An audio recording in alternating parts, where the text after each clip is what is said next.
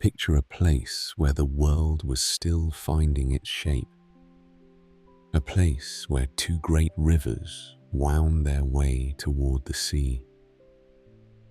They carried with them the rich mud of distant mountains. The land here was not like the land we know today. It was a world of reeds and marshes, of shallow waters that reflected the endless sky.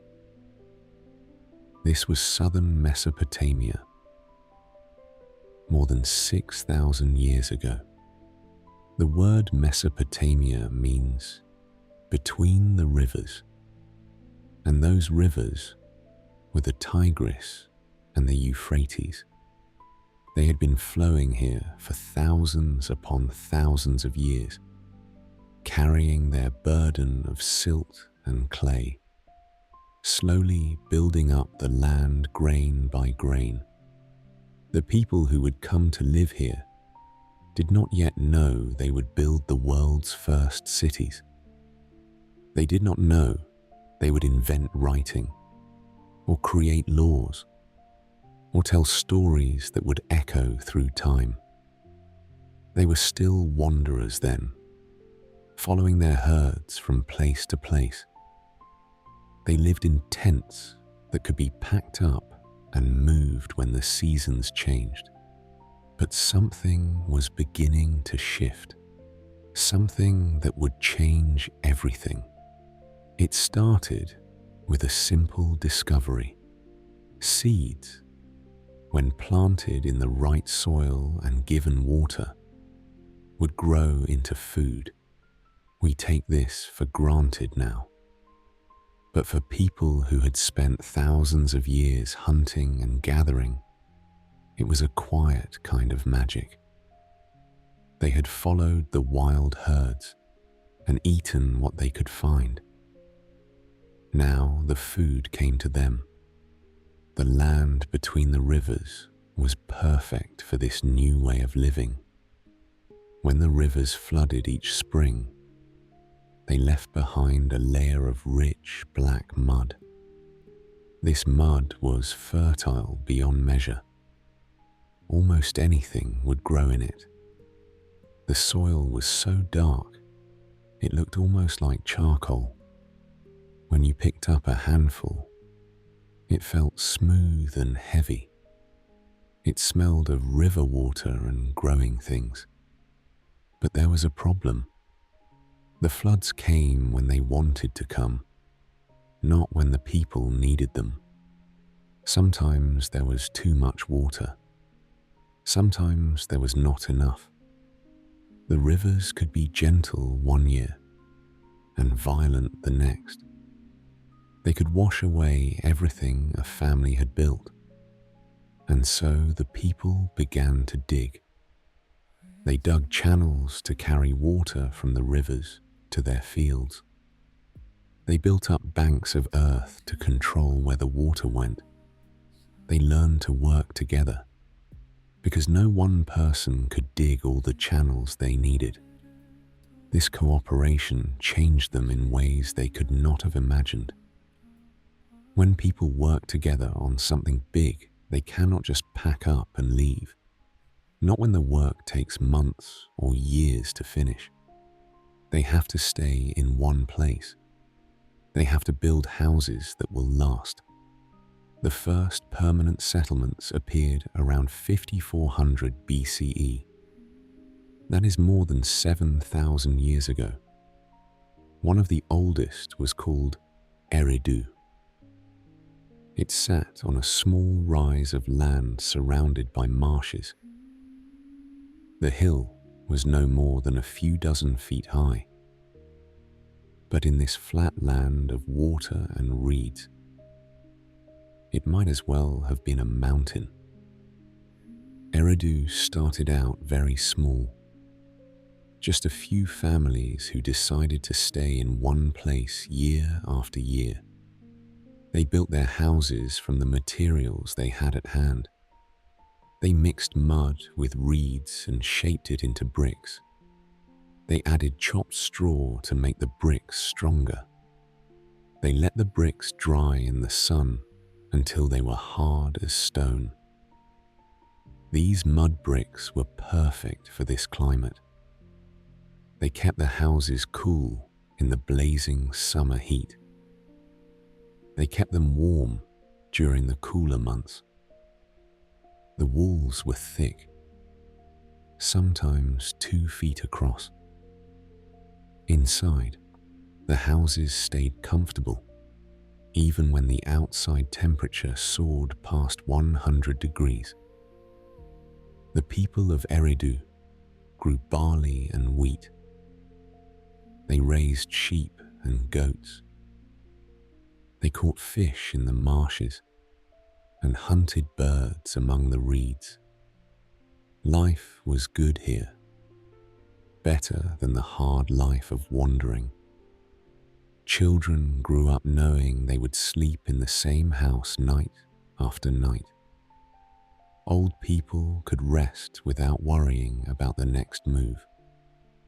Word of this good life spread quickly. More families came to settle near the rivers.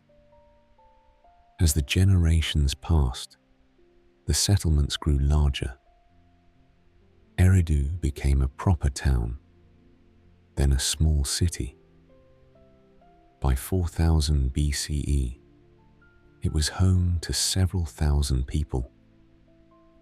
Other cities appeared along the rivers. Ur and Uruk, Lagash and Nippur. Each one was built on a small hill or rise of land. They were safe from the floods, but close enough to the water for farming. The cities were spaced about a day's walk apart, close enough to trade with each other, far enough apart to have their own identity. The people who built these cities called themselves the black-headed people. We call them Sumerians. The name comes from the land of Sumer where they lived. They were not the first farmers in the world.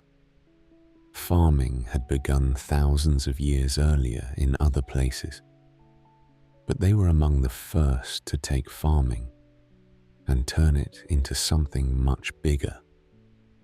They were the first to understand that when you have enough food, some people can stop growing it. Some people can become specialists. They can make pots or weave cloth or work with metal. They can become priests or rulers or soldiers. This specialization was the beginning of civilization as we know it. They learned to make things they had never made before. They discovered that if you heated certain kinds of mud to very high temperatures, it would turn into pottery. These pots could hold water, store grain, cook food. The pottery was often decorated with simple patterns, wavy lines that looked like water, dots that might have been stars. They learned to work with metal. First copper, then bronze. Bronze was made by mixing copper with tin. It was much harder than copper alone. They made tools and weapons that were sharper and stronger than anything made from stone.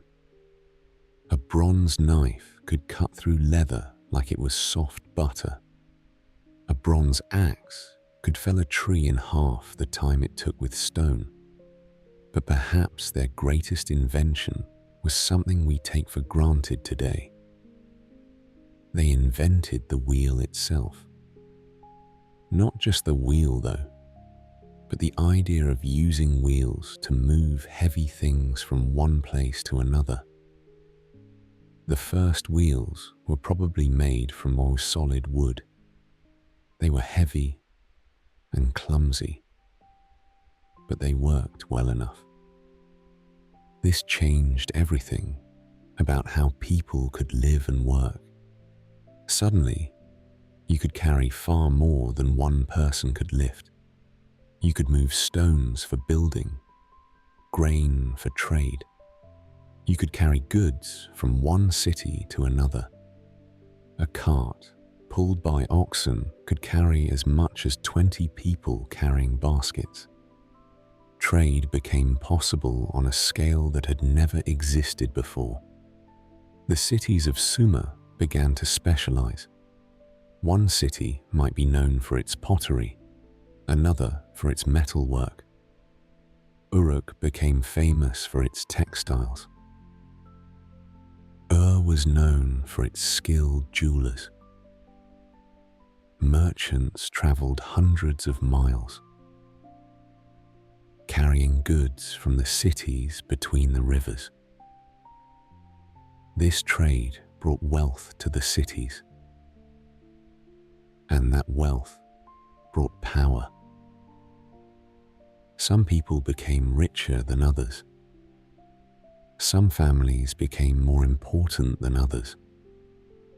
The simple equality of the early farming villages gave way to something more complex. There were now rulers and ruled, rich and poor. These were still the same people who had once wandered with their herds. Their grandparents might have lived in tents and followed the seasons. Now they were building kingdoms. The change happened slowly, over many generations.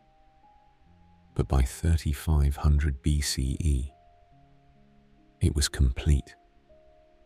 The rulers of these early cities called themselves kings, but they were not kings as we might imagine them. They were more like the most important person in a very large family. They settled disputes between their people. They organized the work of digging and maintaining the irrigation channels. They led their warriors when other cities threatened them. And they built great temples, towering structures that could be seen from miles away. These temples were not just places of worship. They were the heart of each city. The storehouse where grain was kept in times of plenty. The place where scribes kept records of who owned what. The center of everything that mattered. The temples were built in a distinctive style that would become one of the most recognizable features of Mesopotamian civilization. They were called ziggurats, massive stepped temples that rose like artificial mountains from the flatland. Each level was smaller than the one below it. The largest ziggurat rose in great steps toward the sky, some reaching 100 feet or more. Building a ziggurat took years. Sometimes it took decades to finish. Thousands of workers carried millions of mud bricks. They built ramps to carry the bricks to higher levels. The work never seemed to stop. Even at night, by torchlight, the building continued.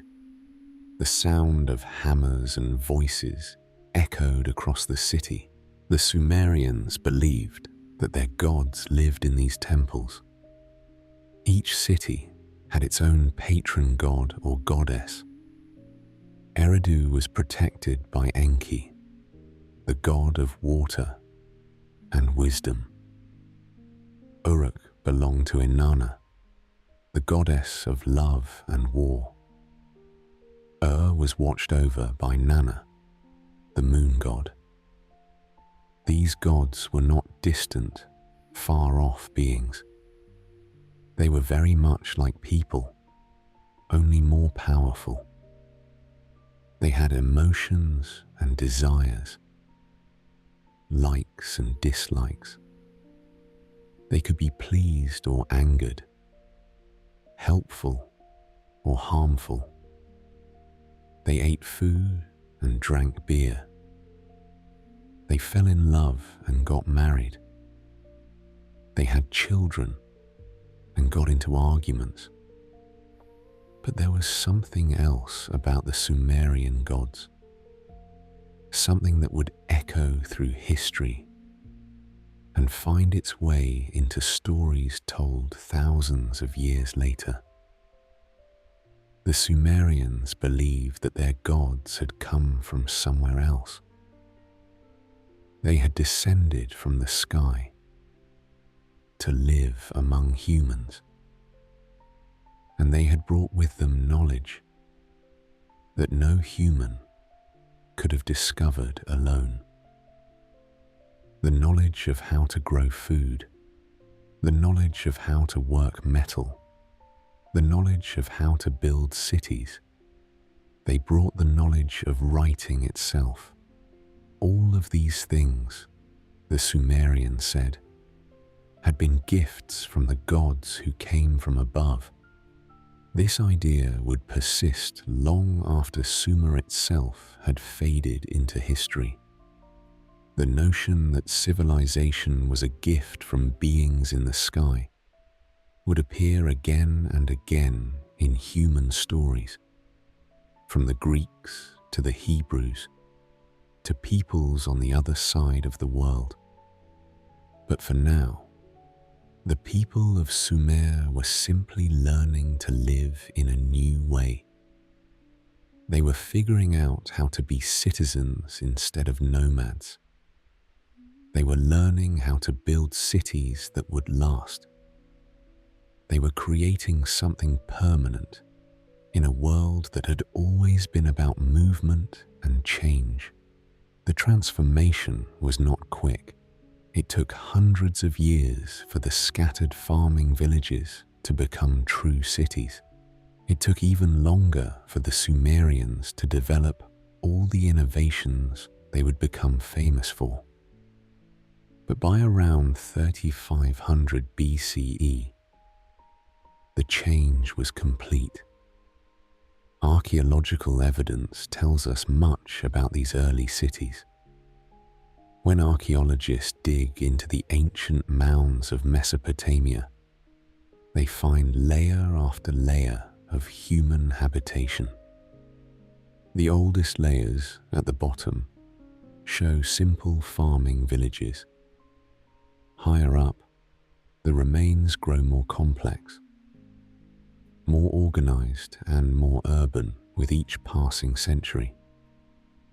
At Eridu, archaeologists have found the remains of temples that were rebuilt 18 times. Each new temple was built on top of the old one. Over the centuries, the temple mound grew higher and higher. The people never forgot their sacred places. They just kept making them grander. The world's first urban civilization had been born. The cities of Sumer were unlike anything that had existed before. They were home to tens of thousands of people. Uruk, the largest, may have had 50,000 residents by 3000 BCE. They had markets and workshops, temples and palaces. The markets were noisy, crowded places. Vendors called out their wares. Fresh fish from the marshes, barley bread, still warm from the oven, fine wool from the highland pastures. The air smelled of baking bread and drying fish. Children ran between the stalls. Dogs waited hopefully for scraps. The workshops were quieter, but no less busy. Potters shaped clay on spinning wheels. Metal workers hammered bronze into tools and weapons. Weavers worked at their looms. creating cloth from wool and flax. Each craft had its own quarter of the city. Each guild had its own traditions and secrets.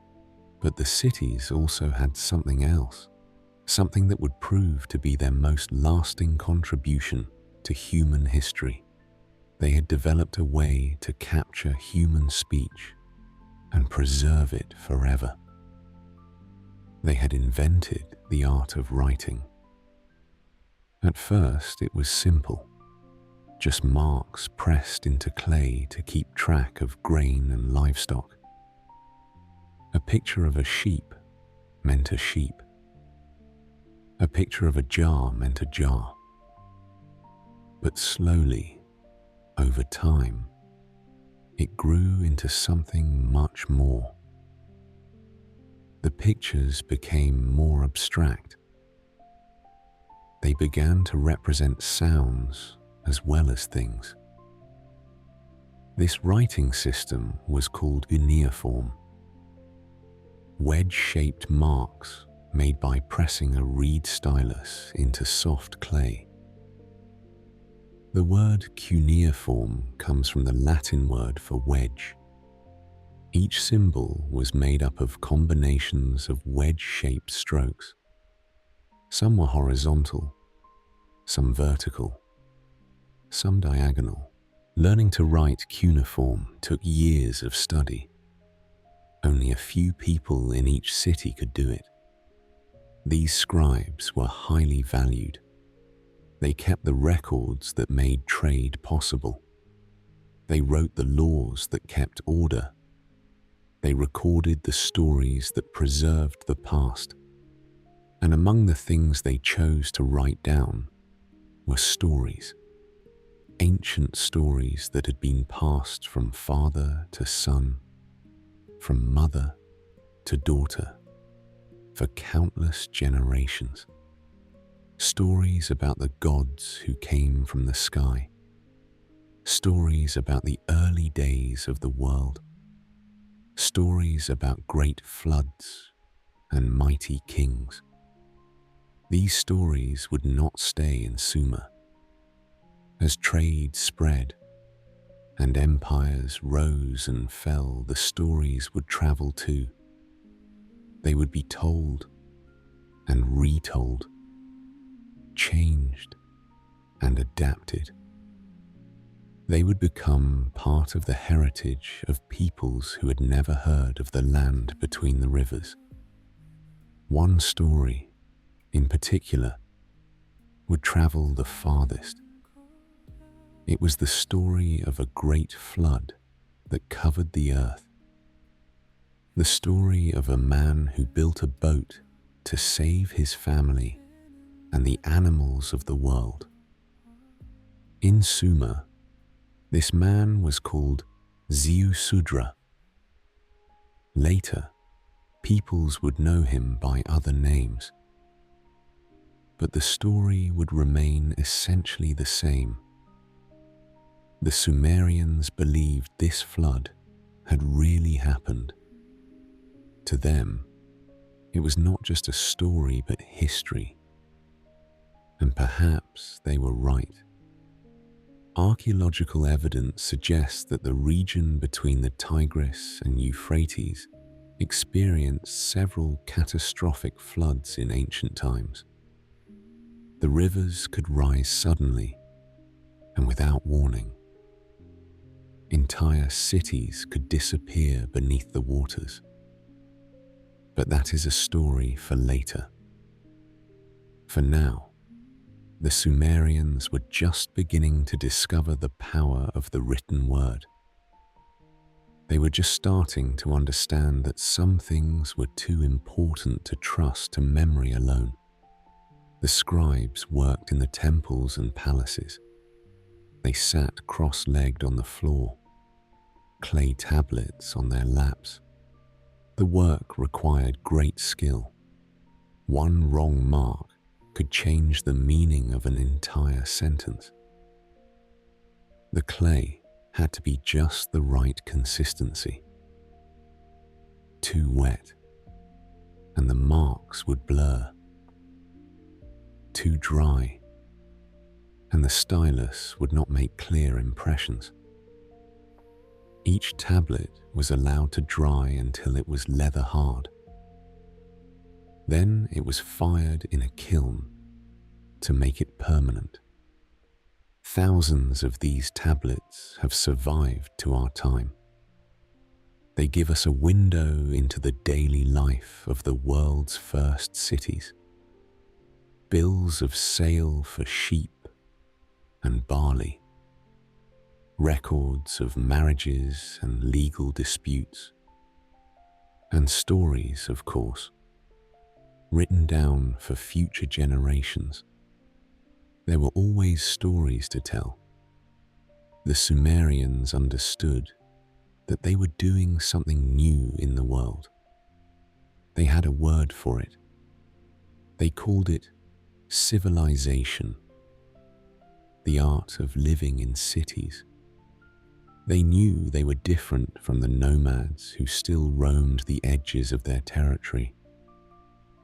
They had given up the freedom of the wandering life for something else, for security and for comfort, for the chance to build something that would last. And among those important things were the old stories about the time before time. Stories about when the gods walked the earth and the world was young. Stories that would one day find their way into the oldest books ever written. Stories that would be told in languages that did not yet exist, by peoples who had not yet been born. The land between two rivers had become the birthplace of civilization. That marshy, fertile place where great streams met the sea.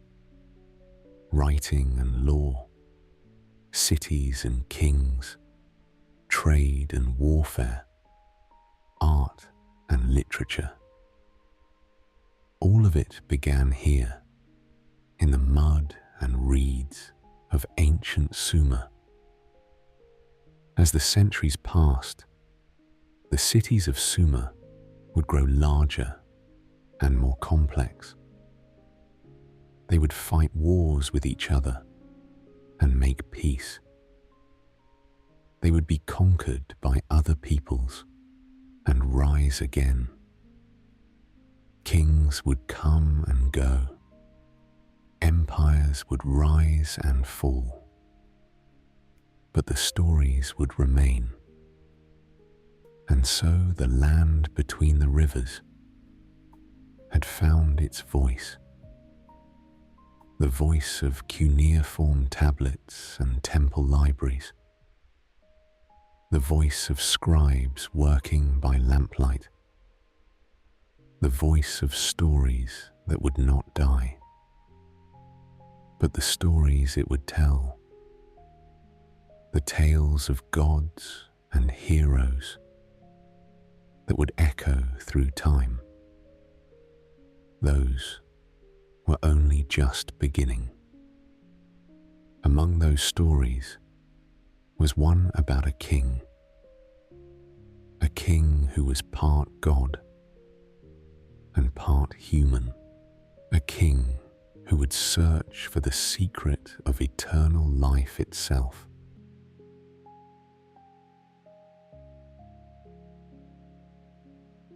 Picture the world 5,000 years ago. The sun rises over a flat land between two rivers. The air is still cool from the night, but you can already feel the heat that will come with the day. In the distance, a city rises from the plain like a mountain made by human hands. Massive walls of mud brick stretch higher than anything the world had ever seen. This was Uruk, one of the first true cities on Earth. The walls stood 40 feet tall, enclosing a vast urban landscape. No enemy had ever built siege engines that could reach such heights. But here was something strange. The people walking through those gates this morning were different from anyone who came before them. They spoke a language unlike any other. They knew things that no one taught them. They built with skills that seemed to have appeared from nowhere. Their pottery wheels spun faster than any craftsman had managed before. Their bronze tools held edges sharper than stone ever could. Nobody could say where they came from. Nobody could explain how they knew so much. The Sumerians were a mystery from the moment they appeared in history. Even today, we still do not know where they came from. More than a century of digging in their ruins has not answered the question. They left no trail behind them, no gradual development from simpler beginnings. They simply appeared in southern Mesopotamia with a fully formed civilization already in their hands. To be fair, the land between the rivers had been slowly developing for over 2,000 years before the Sumerians built their great cities.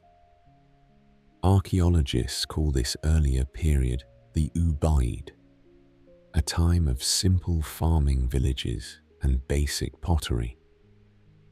But the speed of what happened next, the jump from those farming villages to massive urban centers in just a few centuries, still puzzles archaeologists today. Think about what that meant. Most peoples we know about developed slowly over thousands of years. We can trace their languages back to older forms. We can see how their tools got better, bit by bit. We can watch their art grow more complex over time. But not the Sumerians at all.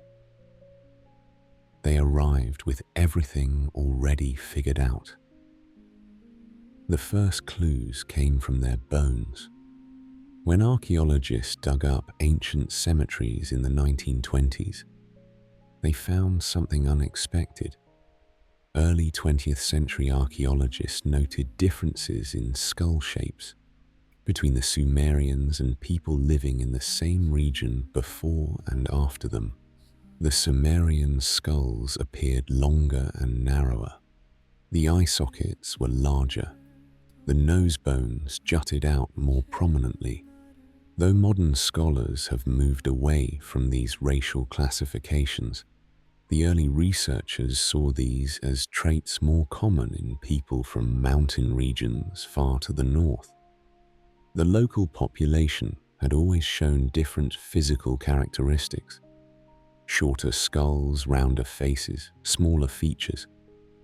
To those early archaeologists, the Sumerians looked like foreigners in their own homeland. Their language was what we call an isolate. That meant it had no relatives. No other language in the world was even remotely similar to Sumerian. Hebrew was related to Arabic. Latin gave birth to Spanish and French and Italian. English shared roots with German and Dutch. But Sumerian stood entirely alone. It was as if it fell from the sky. The first archaeologists to dig in Mesopotamia noticed this right away.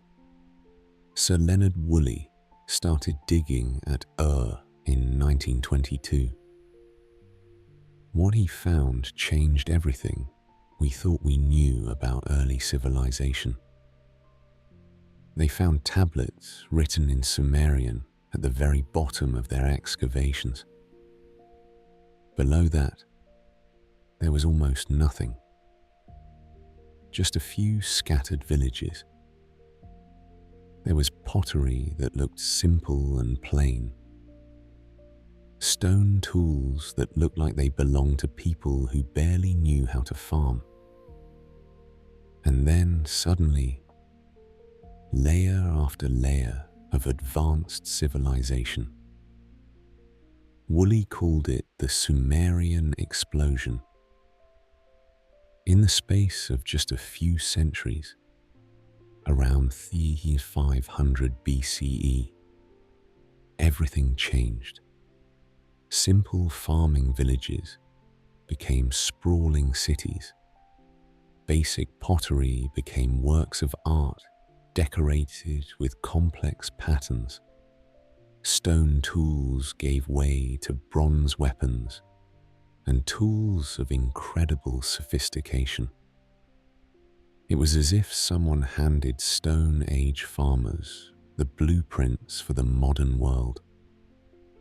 Within a few generations, they were building ziggurats that reached toward the clouds. These were massive stepped temples, some rising over 100 feet into the sky. They were writing epic poems that still move readers today. They were creating laws and keeping detailed records. They had schools where children learned to read and write. They had libraries that stored thousands of clay tablets.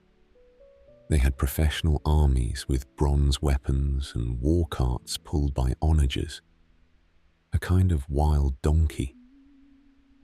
Nobody could explain where all this knowledge came from. The German archaeologist Walter Andre spent decades digging at Asher in the early 1900s. He found evidence of advanced metallurgy that seemed to appear overnight. Bronze tools and weapons that were more sophisticated than anything being made anywhere else in the world at that time. The bronze contained precise mixtures of copper and tin. Getting the proportions right required knowledge that took other civilizations centuries to develop.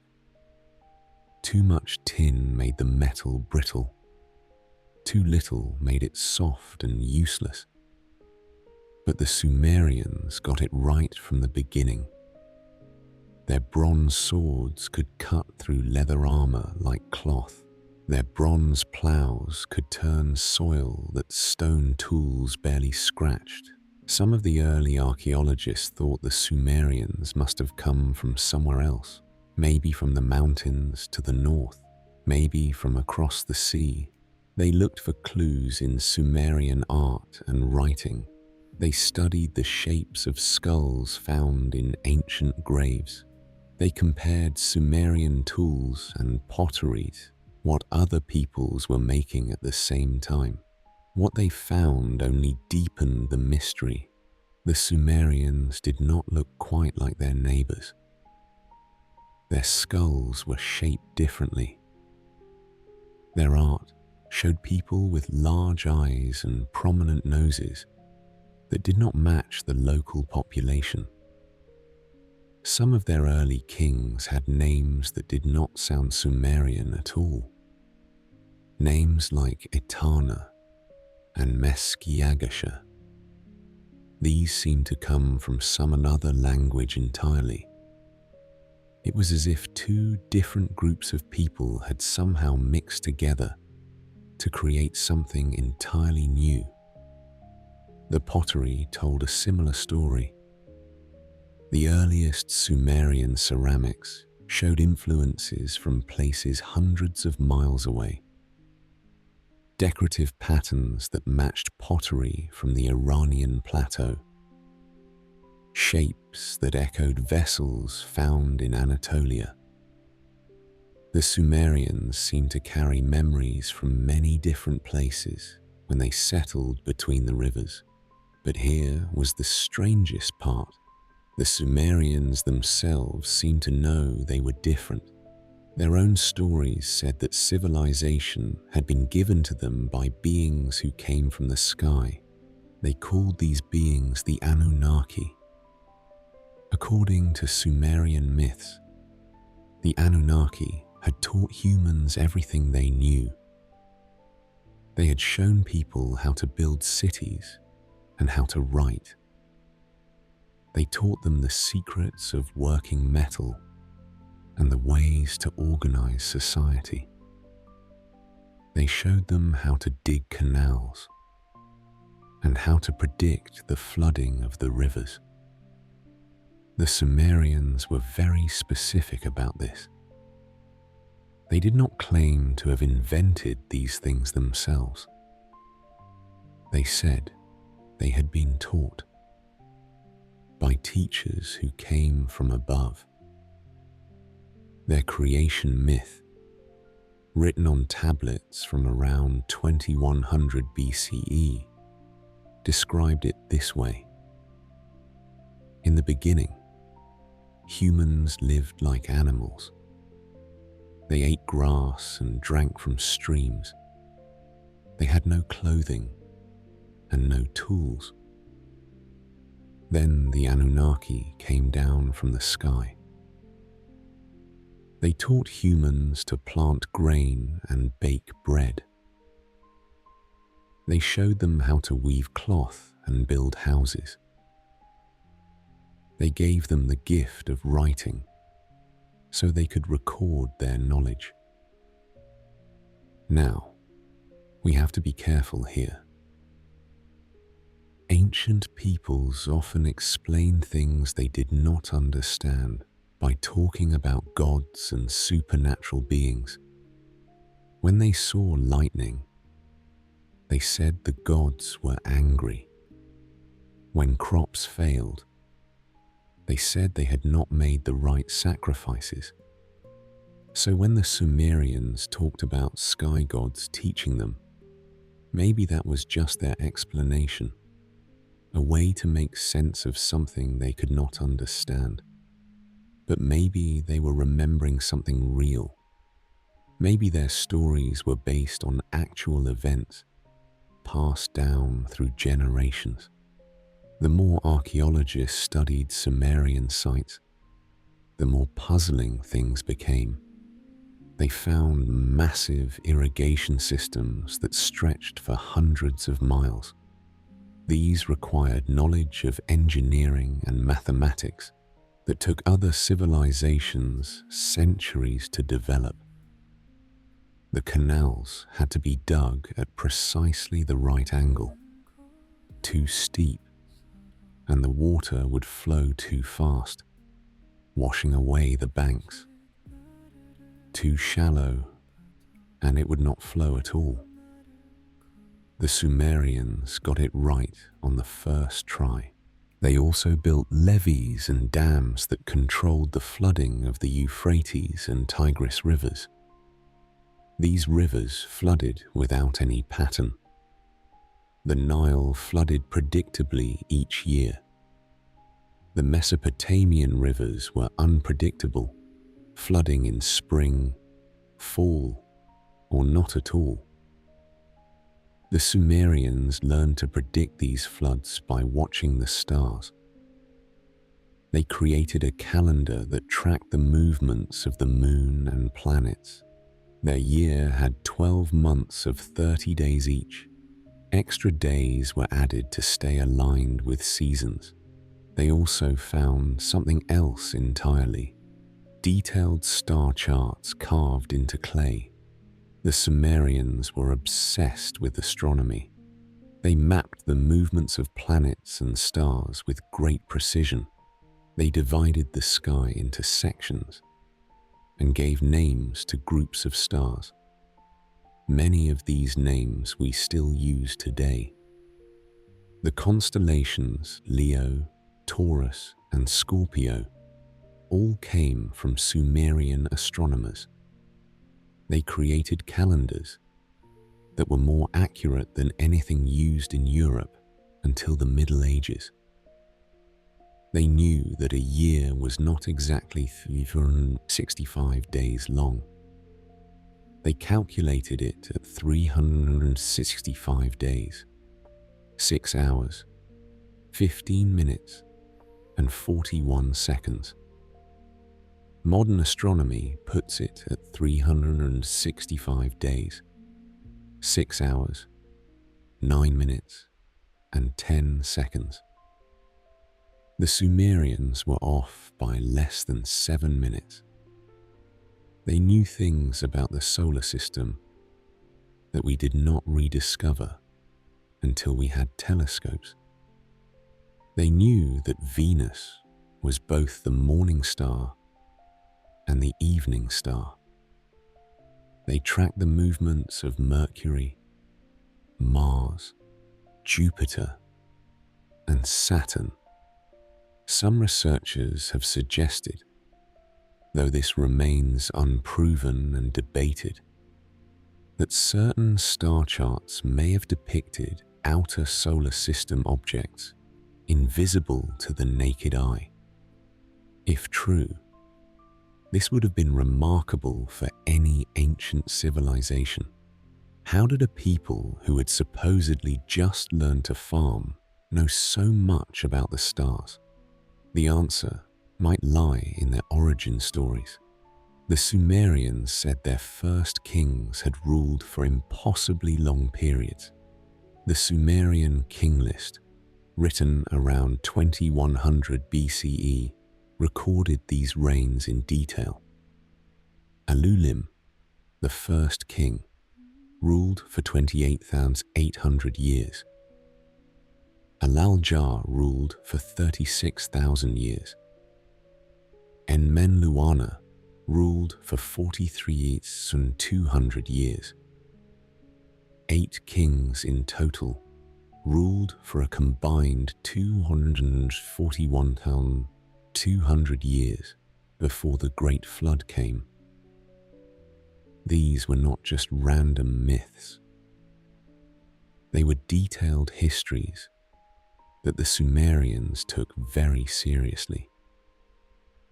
The king list was copied and recopied for over 1,000 years. Scribes treated it as an accurate historical record. After the flood, the kings ruled for more reasonable periods, a few hundred years each, then a few decades, as if something had changed, as if the early kings had been fundamentally different from the later ones. And here was something that made you wonder. Similar stories appeared all over the world. The Egyptians spoke of the Neteru, divine beings who had ruled Egypt in the distant past. Egyptian historian Manetho wrote that the Neteru ruled for over 13,000 years. Then the first human pharaohs took power. Like the Sumerian kings, they had impossibly long lifespans and supernatural abilities. The Hindus wrote about the Devas, sky gods who had given knowledge to humanity.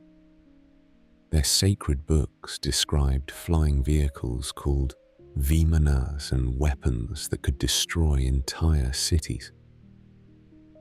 The Greeks told of the Titans, an earlier race of divine beings. The Maya spoke of the feathered serpent, who had brought civilization from across the waters. All of these cultures, separated by thousands of miles and thousands of years, told variations of the same basic story. Advanced beings had once lived among humans and taught them the arts of civilization.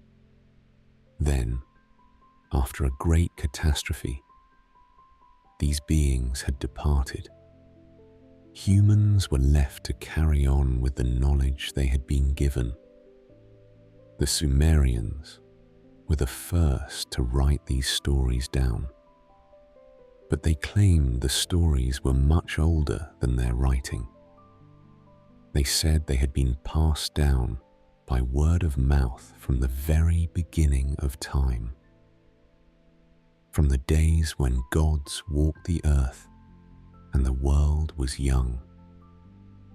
Modern archaeology had found some interesting things that made these stories even more mysterious. In the lowest levels of Sumerian cities, archaeologists found something strange. caches of objects buried beneath important buildings. They called them foundation deposits. Tools, weapons, jewelry, and tablets. But some of these objects were made from materials that did not exist anywhere in Mesopotamia. Gold from Nubia in Africa. Lapis lazuli from the mountains of Afghanistan, over 1,000 miles away. There was silver that came from Anatolia, and tin that came from Britain. Carnelian beads that came from India. Obsidian blades that came from Anatolia. Cedar wood that traveled from Lebanon. These materials had traveled thousands of miles to reach Sumer.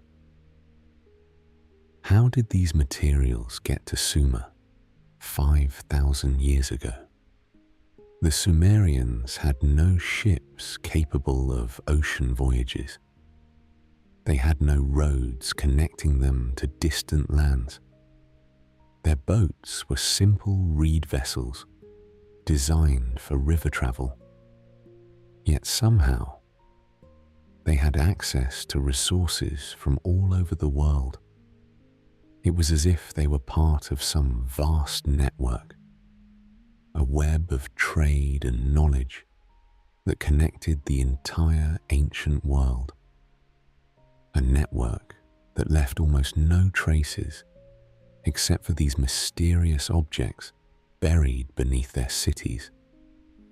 The British archaeologist Max Mallowan found evidence of this network at sites across Mesopotamia in the 1930s. Pottery sherds that matched vessels found in the Indus Valley. Cylinder seals with designs that appeared on artifacts in Iran and Turkey.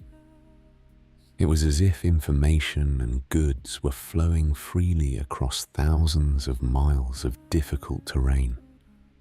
But there was no evidence of the roads, ships, or organized trade routes that such a network would require. The Sumerians themselves offered an explanation. They said the Anunnaki had come from a place called Nibiru, a world beyond the sky that returned to Earth every few thousand years. When Nibiru was close, the Anunnaki could travel between their world and ours. When it was far away, they had to leave, taking their advanced knowledge with them. This sounded like mythology to most people. But astronomers have found that our solar system did have visitors from deep space. Comets and asteroids that followed long elliptical orbits that brought them close to Earth every few thousand years. Some of these objects were large enough to be seen clearly in the night sky when they approached, large enough to inspire stories and legends. Halley's Comet returns every 76 years, but there are others with much longer periods. The comet Hale-Bopp takes over 2,500 years to complete its orbit. Some comets take even longer. Could the Sumerian tales of Nibiru be a distant memory of such an object? A comet or asteroid that appeared in the sky at regular intervals, inspiring stories about visitors from beyond the stars? There was another possibility worth considering. Maybe the Sumerians were remembering actual visitors, not from space, but from some other part of the Earth. A more advanced civilization that had been lost to history. The Sumerian flood story mentioned a place called Dilmun, This was described as a paradise across the water where the gods lived. Some scholars thought Dilmun might have been a real place, perhaps an island civilization that was destroyed by rising sea levels at the end of the last ice age. Around 10,000 BCE, when the ice sheets melted, sea levels rose by over 400 feet. Vast areas of coastal land disappeared beneath the waves. If there had been advanced civilizations in these areas, they would have been completely wiped out. The survivors might have fled to higher ground, carrying their knowledge with them. They might have settled in places like Mesopotamia and Egypt, teaching the local people what they knew.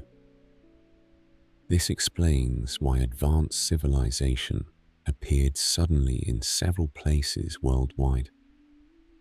It all happened around the same time. The Sumerians in Mesopotamia, the Egyptians along the Nile, the Harappans in the Indus Valley. All of these civilizations emerged around 3,500 to 3,000 BCE. All of them showed signs of advanced knowledge that seemed to come from nowhere. We may never know for certain where the Sumerians came from, but what we did know was this: the Sumerians appeared in history with knowledge far in advance of their time. They built the first cities, created the first writing system, established the first schools, and wrote the first literature.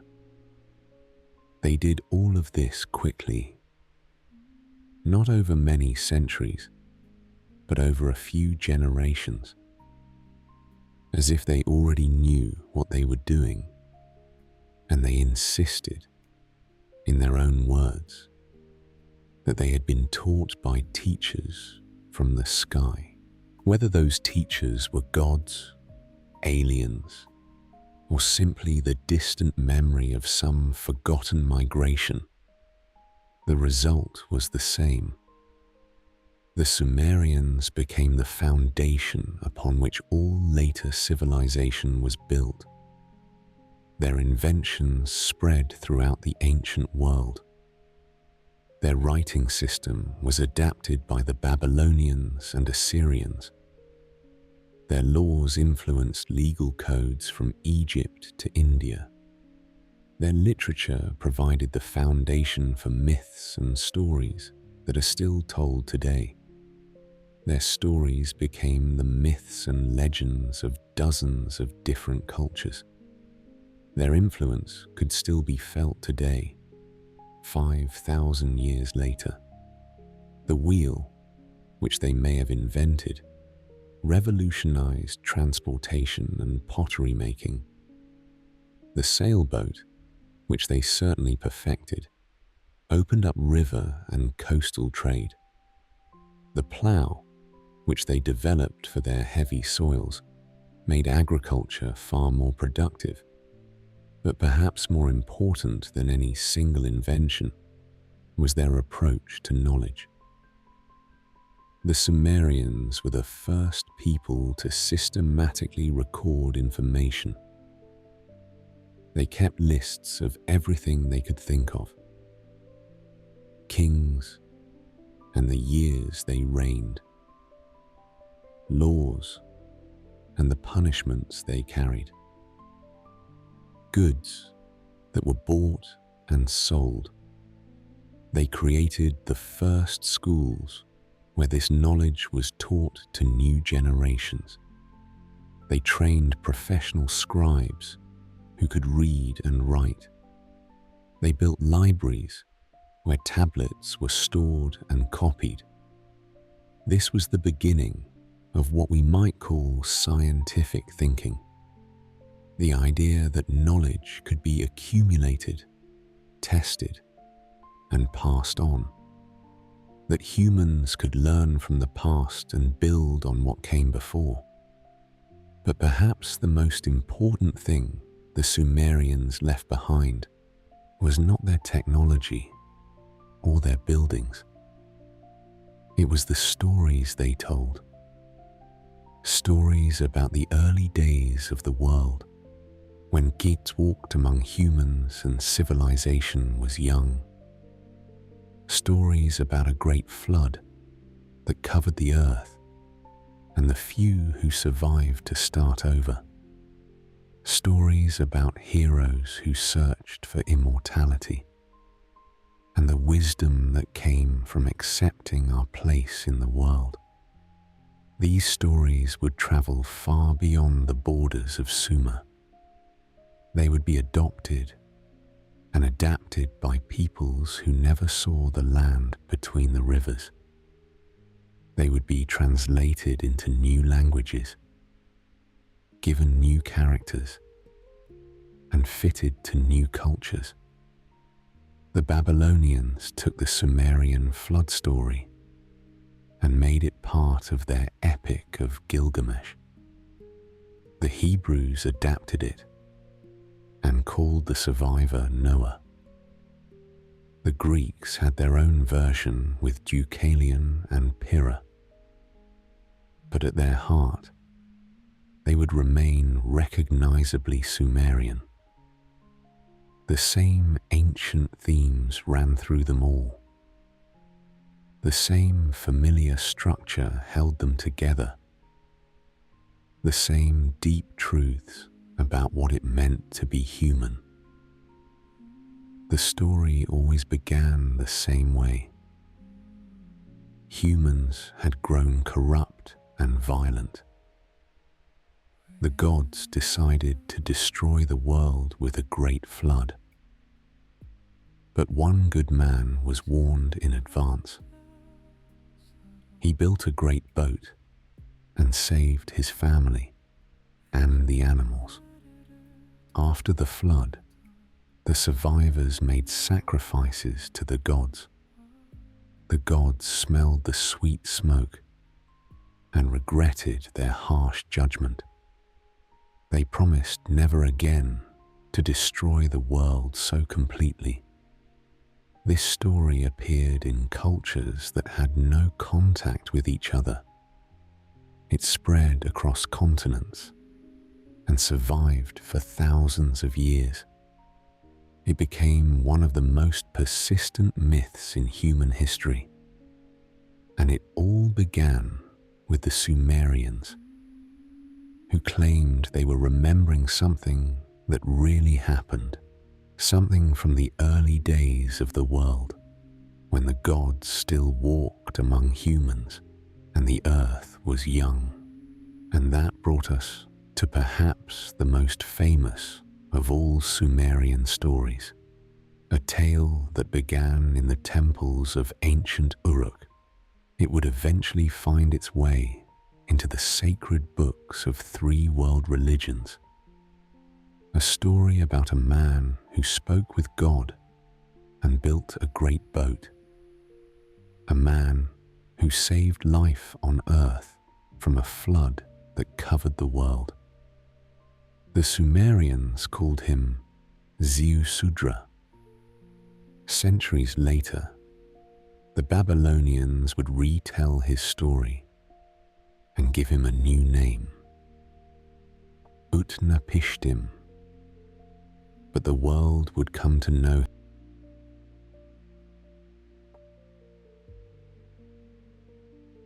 Picture the city of Ur on a morning 5,000 years ago. The sun is just breaking over the flat horizon, and there, rising from the center of the city, like a mountain made by human hands, stands the great ziggurat. 3 great terraces of brick and bitumen, each smaller than the one below. At the very top, a small temple gleams in the early light. This is where the gods live, or at least, this is where they come when they visit the earth. The air is thick with the smell of burning cedar and frankincense. Priests have been climbing these steep steps since before dawn, carrying offerings of bread and beer and honey. Their sandaled feet echo against the ancient stones. Each step brings them closer to the realm of the divine. The Sumerians believed their gods were not distant, invisible forces. They were real beings who walked among people, who ate and drank and argued and fell in love, who descended from the heavens to walk the earth.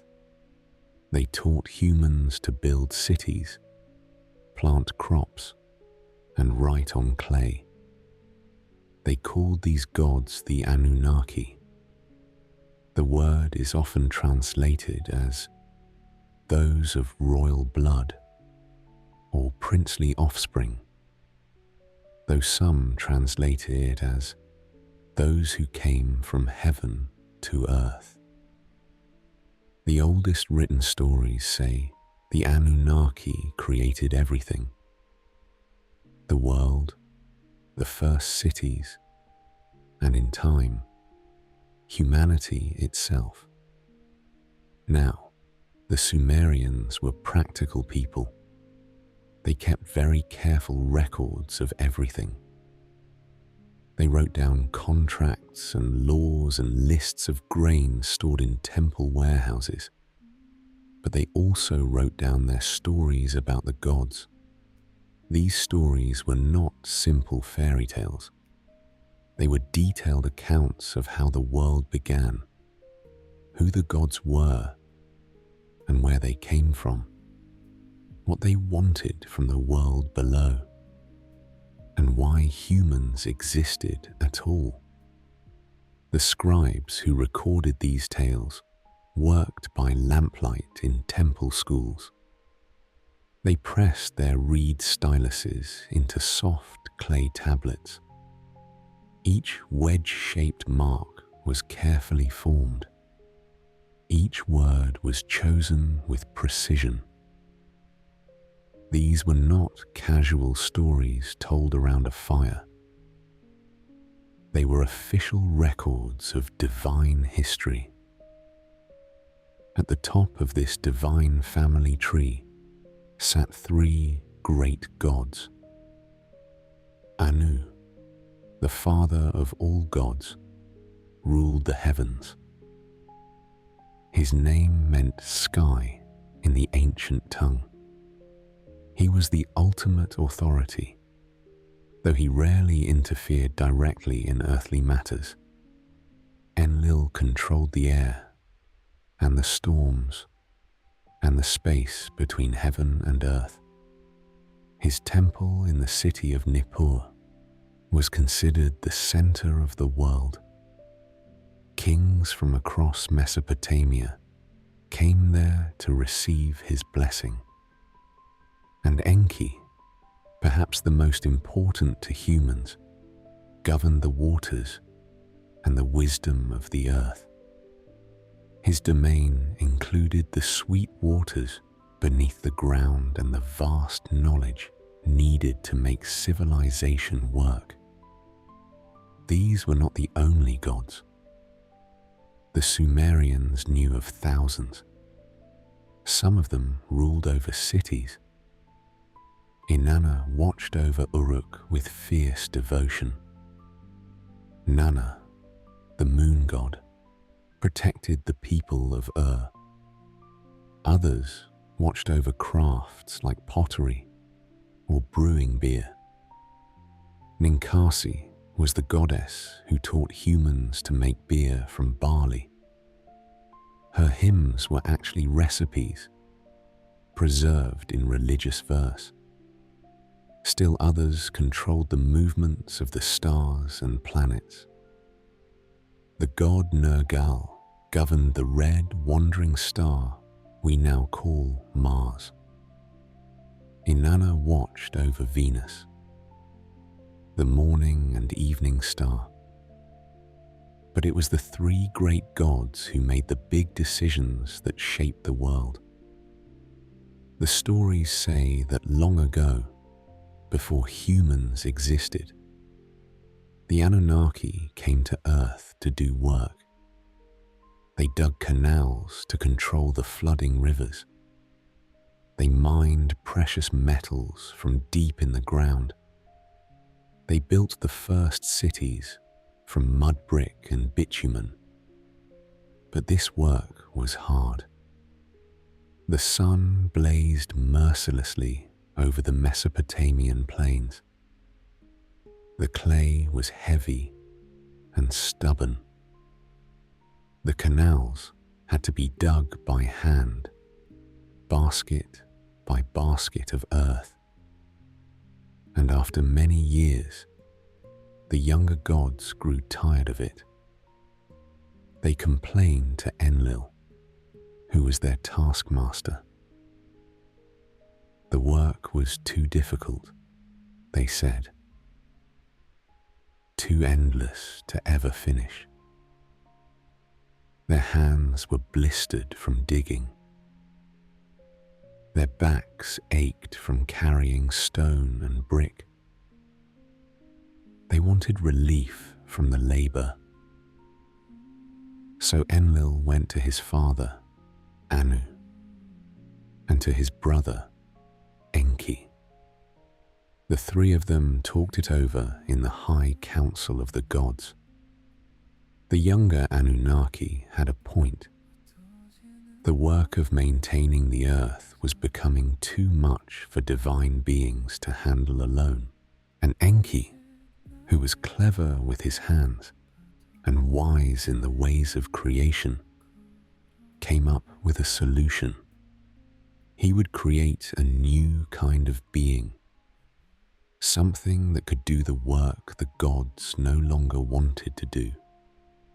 These beings would be strong enough to dig and build and plant, but they would not be gods.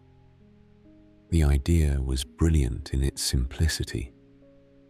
The new creatures would be made partly from the earth itself. They would naturally understand how to work with clay and water and growing things, but they would also have just enough divine spark to be truly intelligent. Enki went down to the riverbank where the Tigris and Euphrates met. He scooped up clay from the water's edge. Rich, dark clay that had been blessed by the sacred rivers. Clay that had been deposited there by countless floods over thousands of years. And with this clay, he began to shape the first human beings. His fingers worked the wet earth like a master potter. He formed arms that could lift and carry, legs that could walk long distances, hands that could grip tools and shape things. But clay alone was not enough. These new creatures needed something more. They needed the spark of consciousness, the ability to think and choose and remember. So Enki mixed his own divine essence into the clay. Some stories say he breathed into it, filling the clay figures with the breath of life. Others say he mixed it with his blood, giving them a share of divine nature. Still others tell of a slain god whose flesh and blood were kneaded into the clay. But the result was the same. The clay figures came alive. They opened their eyes and looked around with wonder. They could walk and talk and think. They could learn and remember and pass knowledge to their children. The gods were pleased with what they saw. These new beings, these humans, could do all the work that needed doing, They could tend the fields and build the temples and keep the cities running smoothly. Their hands were perfectly suited for shaping clay and weaving reed baskets. Their minds could grasp the complex systems needed to manage irrigation and storage. And in return, they would be cared for by the gods, protected and guided, and given the knowledge they needed to survive. This was the deal, according to the Sumerians. Humans would serve the gods, and the gods would make sure humans had everything they needed: food and water, and protection from enemies and floods and diseases. It was not slavery exactly. It was more like a partnership. The gods needed humans to keep the world running. Someone had to plant the barley and maintain the canals. Someone had to offer daily sacrifices and sing the proper hymns. Someone had to copy the sacred texts and preserve the ancient knowledge. And humans needed the gods to keep the world safe and orderly. Without divine protection, the rivers might flood at the wrong time. The rains might fail to come at all. Enemies might overrun the cities. Disease and chaos might destroy everything people had built. But the relationship was not always smooth. The gods, like humans, had their moods. They could be generous and kind. They could also be jealous and angry, and quick to punish. Enlil, in particular, had a temper. He controlled the storms and the winds. When he was displeased, the rains might not come, or they might come too hard, flooding the fields and washing away the crops. Farmers would scan the sky nervously, looking for signs of his mood. Anu, the father god, was more distant. He stayed in the highest heavens most of the time, far above the concerns of mortals. But when he did take notice of what was happening on Earth, his decisions were final. There was no arguing with Anu. But Enki was different from the others. He had created humans, after all. He felt a special responsibility for them. When the other gods were harsh, Enki often found ways to help. He would whisper warnings in dreams. He would teach humans new skills to protect themselves. The city of Eridu, built around 5400 BCE, was said to be Enki's special dwelling place on Earth. Archaeologists have found evidence of continuous habitation there for over 1,000 years. The people of Eridu developed some of the earliest irrigation systems known to history. They credited this knowledge to Enki's direct teaching. Now, a word of caution. Some popular writers have claimed the Anunnaki were ancient astronauts from another planet. These ideas, first made famous in the 1970s, are based on mistranslations of the original texts. They are rejected by every serious scholar of ancient Mesopotamia. The real Sumerian texts are extraordinary enough without embellishment. What the Sumerians actually believed about their gods is far more interesting than any modern invention. The Sumerians told many stories about these three gods and their relationships with each other and with humanity. But there was one story that stood out above all the others. One story that explained how humans were created. It also told how they survived the world's greatest catastrophe.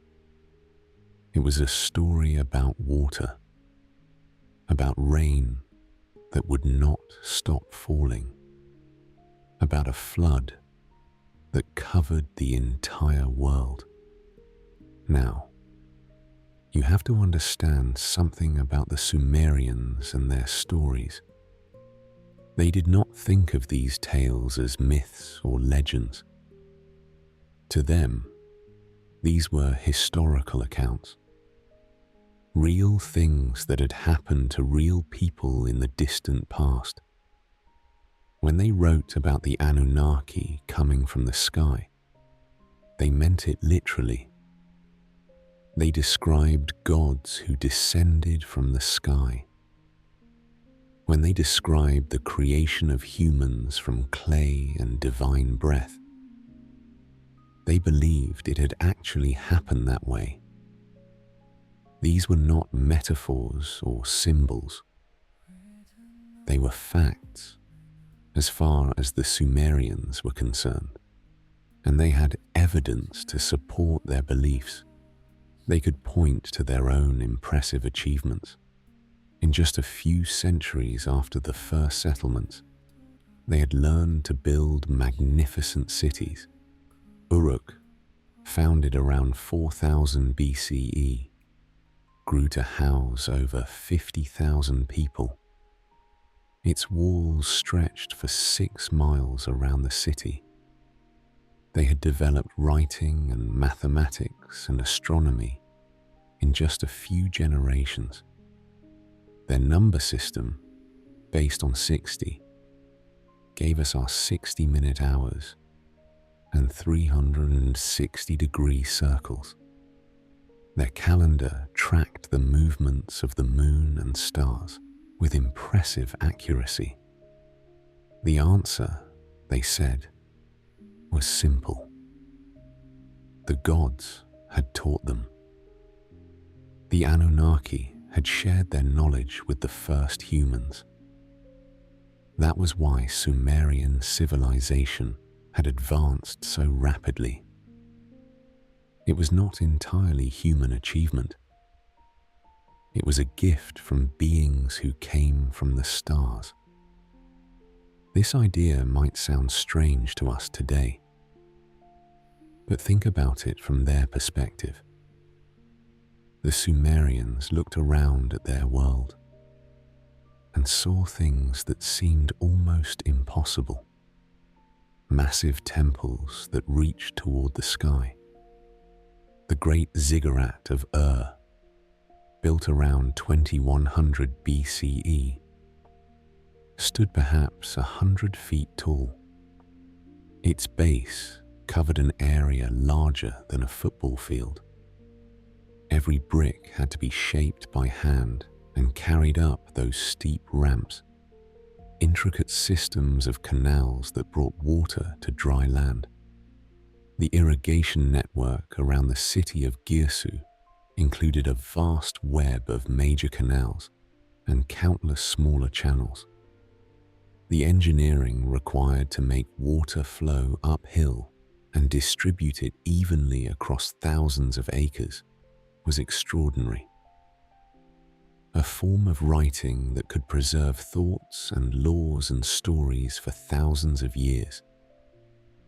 By 3000 BCE, Sumerian scribes were using over 600 different cuneiform signs. They could record everything from business contracts to epic poetry with perfect accuracy. Their ancestors lived in simple reed huts just generations earlier. They could not have figured this out alone. The stories of the Anunnaki provided an answer. humans had not figured it out alone. They had had teachers from the very beginning, divine teachers who knew the secrets of building and farming and writing. They came from a place where these things were already known. The Sumerian creation stories were rich and complex. They told of battles between gods and the birth of the world from the first waters, the dark, endless ocean that existed before anything else was called Abzu. From its depths came the first divine beings. They described the ordering of the cosmos and the assignment of roles to different deities. Utu became the sun god, bringing light and justice to the world. Nana took charge of the moon and the measurement of time. Ereshkigal ruled the underworld, the realm of the dead. But at the heart of all these stories was a simple idea. The gods cared about humanity. They had created humans for a purpose. And despite their flaws and their occasional anger, they wanted humans to succeed and thrive. This was not always easy to believe. Life in ancient Mesopotamia could be harsh.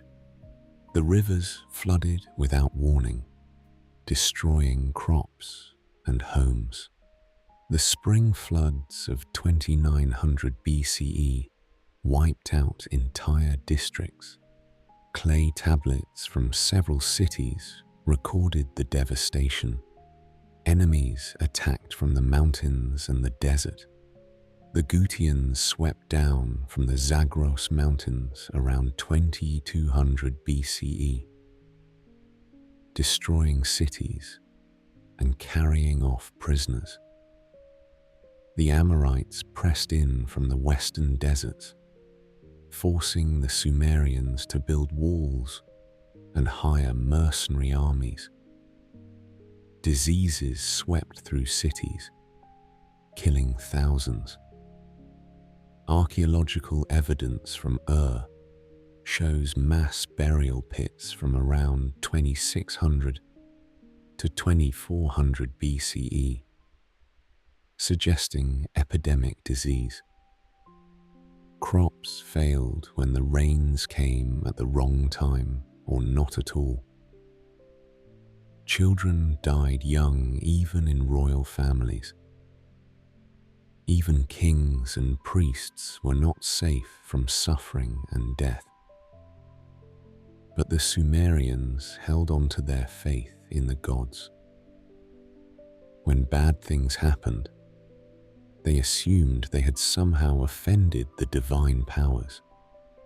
Priests would consult the omens, looking for signs of what had gone wrong. They would prescribe rituals and offerings to restore divine favor. When good things happened, they gave thanks to the Anunnaki who watched over them. Victory in battle was credited to the war god Ninurta. Good harvests were gifts from Ninlil, the grain goddess. The birth of healthy children was blessed by Ninhursag, the mother goddess. They built temples to honor the gods, not just the great ziggurats, but smaller shrines in every neighborhood. Excavations at have uncovered over 30 different temple complexes, each dedicated to a specific deity. They offered food and drink and precious objects. Temple records from Girsu show daily offerings of bread, beer, meat, and fruit. On festival days, the offerings included gold jewelry, fine textiles, and exotic woods imported from distant lands. They performed elaborate rituals and festivals. The New Year festival, called Akitu, lasted for 11 days. It included processions, sacred dramas, and the ritual renewal of the king's divine mandate to rule. They wrote hymns and prayers asking for protection and blessing. The temple libraries contained thousands of religious texts. Some were standardized prayers used in daily worship. Others were personal appeals from individuals seeking help with specific problems. And above all else, they told stories. Thousands of stories about the gods and their adventures and their relationships with humans. Professional storytellers, called Nar, traveled from city to city sharing these tales. They memorized hours of epic poetry and could adapt their stories to any audience. These stories were copied and recopied on clay tablets. The scribal schools in Nippur and trained hundreds of young men in the art of cuneiform writing. Their practice exercises often included copying famous myths and legends. They were recited in temples and schools. Religious festivals featured dramatic performances of the great stories. Actors would dress as gods and heroes, bringing the ancient tales to life for gathered crowds. They were passed down from parents to children for generation after generation. Mothers would tell simplified versions to their young children. Fathers would share the longer, more complex stories with their sons and daughters. As they grew older, many of these stories have been lost. The clay tablets crumbled away over the centuries. Desert sand buried the ancient cities. Languages changed as new peoples conquered the land. The cities were abandoned and covered by time. But some of the stories survived. They were translated into Akkadian when the Babylonians conquered Sumer. They were adapted by the Assyrians and carried to their great libraries in Nineveh. They spread throughout the ancient Middle East, influencing the myths and legends of many cultures. One of these surviving stories would become the most famous flood story in human history. But it did not start out as the story we know today. It began as a Sumerian tale about a man warned by Enki. The other gods were planning to destroy humanity with a great flood. The man's name was Ziusudra.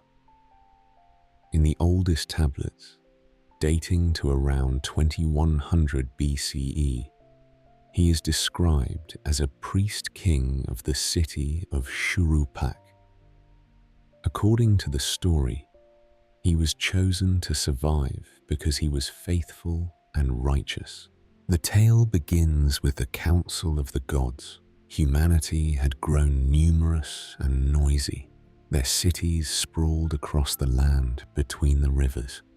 Their festivals and markets created a constant din that disturbed the peace of heaven. Enlil, who valued order and quiet above all things, had grown tired of the chaos. He convinced the other gods that humans had become too numerous and too troublesome. They were consuming too many resources. They were forgetting their proper place in the cosmic order. The only solution, Enlil argued, was to wash them all away and start over. A great flood would cleanse the earth. Then the gods could create a smaller, more manageable human population. The Council of Gods agreed to Enlil's plan. They swore a sacred oath to keep the coming disaster secret. No human would be warned. The flood would come suddenly and completely. But Enki did not want to see his creation destroyed completely. He had put too much of himself into the making of humans. He could not bear to watch them all perish for the crime of being successful. So he found a way to honor his oath while still saving humanity. He could not speak directly to Ziusudra about the flood, but he could speak to the walls of Ziusudra's house. And if Ziusudra happened to overhear what the walls were told, well, that was not Enki's fault.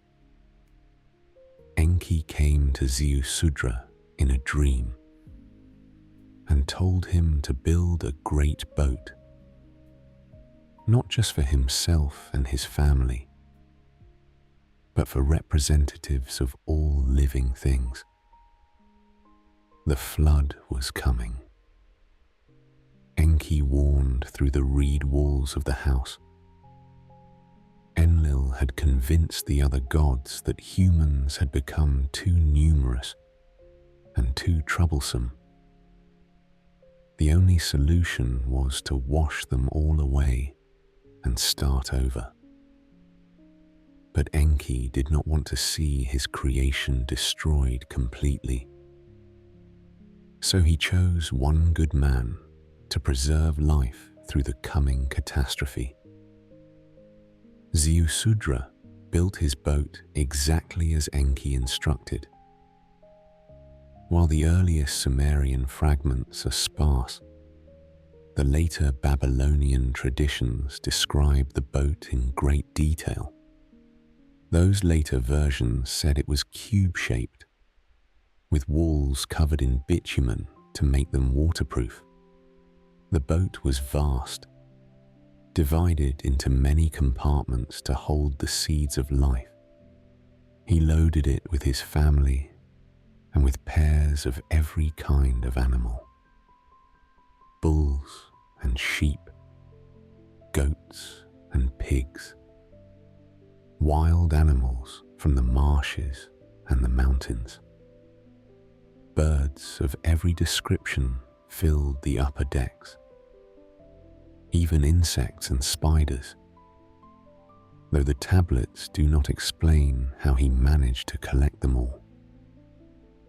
And when the rains began to fall, he sealed the door with pitch and waited.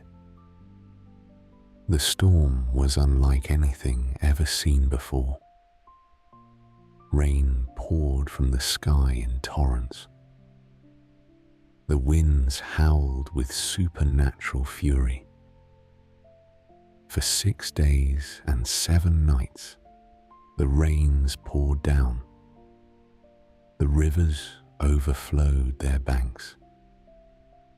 The seas rose higher and higher. Soon, even the highest mountains were covered with water. Every living thing on earth drowned, except for those safe inside Ziusudra's boat. The great cities of Sumer disappeared beneath the waves. Ur and Uruk, Eridu and Nippur, all vanished under the endless water. When the waters finally began to recede, the boat came to rest on a mountain peak. Some versions say it was Mount Nasir in the Zagros range. Others place it on Mount Ararat, far to the north. Ziusudra sent out birds to see if it was safe to leave the boat. First a dove, which returned because it could find no dry land. Then a swallow, which also returned. Finally, a raven, which did not come back because it had found dry ground and food. Ziusudra and his family left the boat and offered sacrifices to the gods. They built an altar of stone and burned offerings of meat and grain. The gods smelled the sweet smoke and realized what they had lost.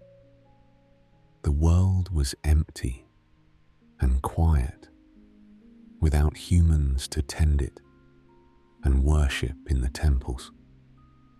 There was no one to maintain the canals or plant the fields, no one to brew beer or bake bread for the daily offerings. The gods began to feel hungry and neglected. Enlil was angry when he discovered that humans had survived his flood. He had intended to wipe them out completely. The survival of even one family meant that humanity would eventually repopulate the earth. But Enki defended his decision to save Ziusudra. The world needed humans, he argued. They were part of the divine plan. Without them, who would maintain the temples and perform the rituals? Who would tell the stories and preserve the ancient wisdom? Destroying them completely would have been a mistake. The other gods, hungry and missing their regular offerings, began to see Enki's point. Perhaps the flood had been too extreme a solution. They blessed Ziusudra and his wife with immortality as a reward for preserving life through the flood. But they also made sure that future generations of humans would not grow too numerous or too proud. They introduced death and disease to keep populations manageable. They scattered people across different lands and gave them different languages. They made sure that no single human civilization would ever again become powerful enough to disturb the peace of heaven. And they made a promise that such a complete destruction would never happen again. There would be local floods and disasters, yes, but never again would the gods attempt to wipe out all of humanity at once. This story, first told in ancient Sumer more than 4,000 years ago, would travel far from its birthplace. The Sumerians called him Ziusudra. Centuries later, the Babylonians would retell his story and give him a new name, Utnapishtim. The Assyrians would include his tale in their great epic of Gilgamesh. The Hebrews would adapt the story for their own sacred writings, calling the hero Noah. But the world would come to know him by yet another name entirely. The story would be included in the Hebrew Bible and become familiar to billions of people around the world. But the original version, with its Anunnaki gods and its hero Ziusudra, captures something that later versions sometimes lose. The idea that the gods are not perfect, that they make mistakes and change their minds, that they can be petty and jealous, as well as wise and loving. The Sumerians understood that their relationship with the divine was complicated. The gods had created them to serve, yes, but they had also given them intelligence and creativity. and the ability to question and learn.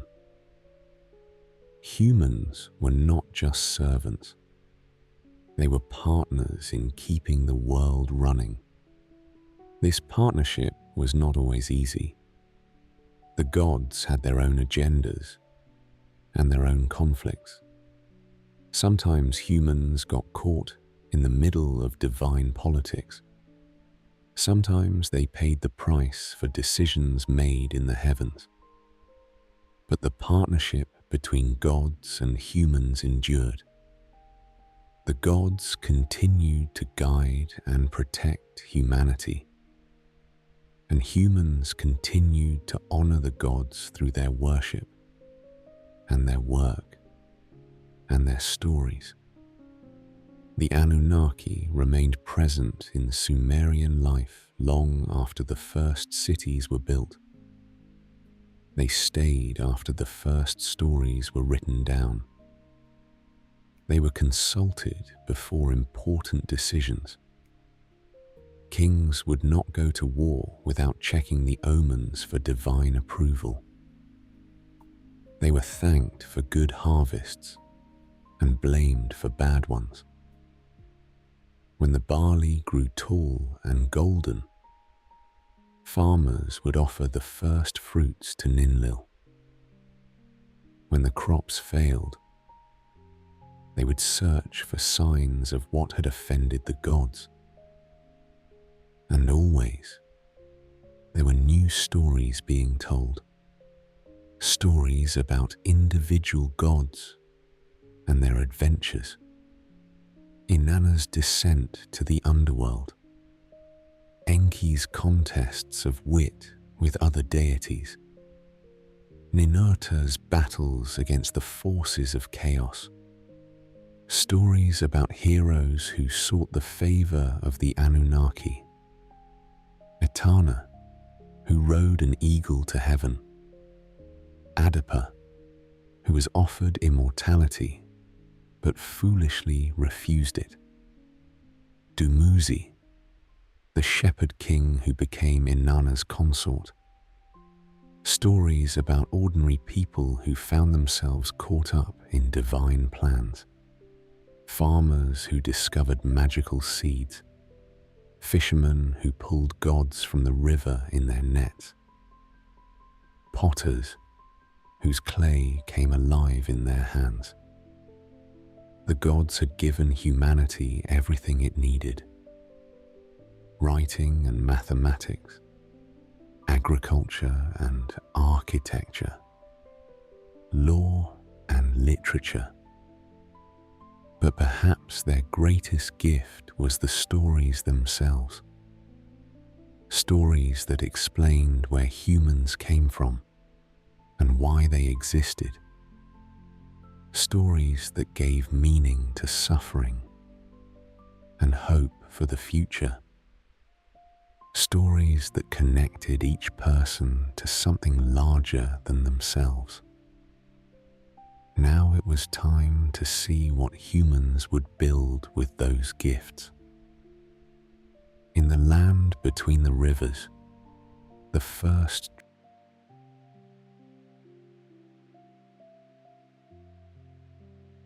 Picture a wall so tall and thick that 10 men could walk side by side along its top.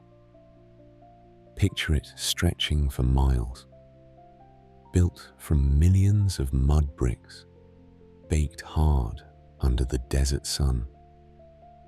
Now picture what lies inside those walls.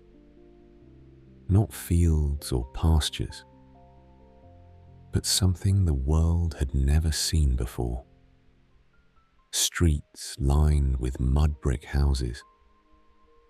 Workshops where craftsmen hammer metal and shape clay. Markets where people trade goods from distant lands. Temples that rise like mountains toward the sky. This was the city of Uruk. And around 3,000 years before the birth of Christ, it may have been the largest city on earth. The Sumerians did not stumble into city life by accident. They planned it all carefully.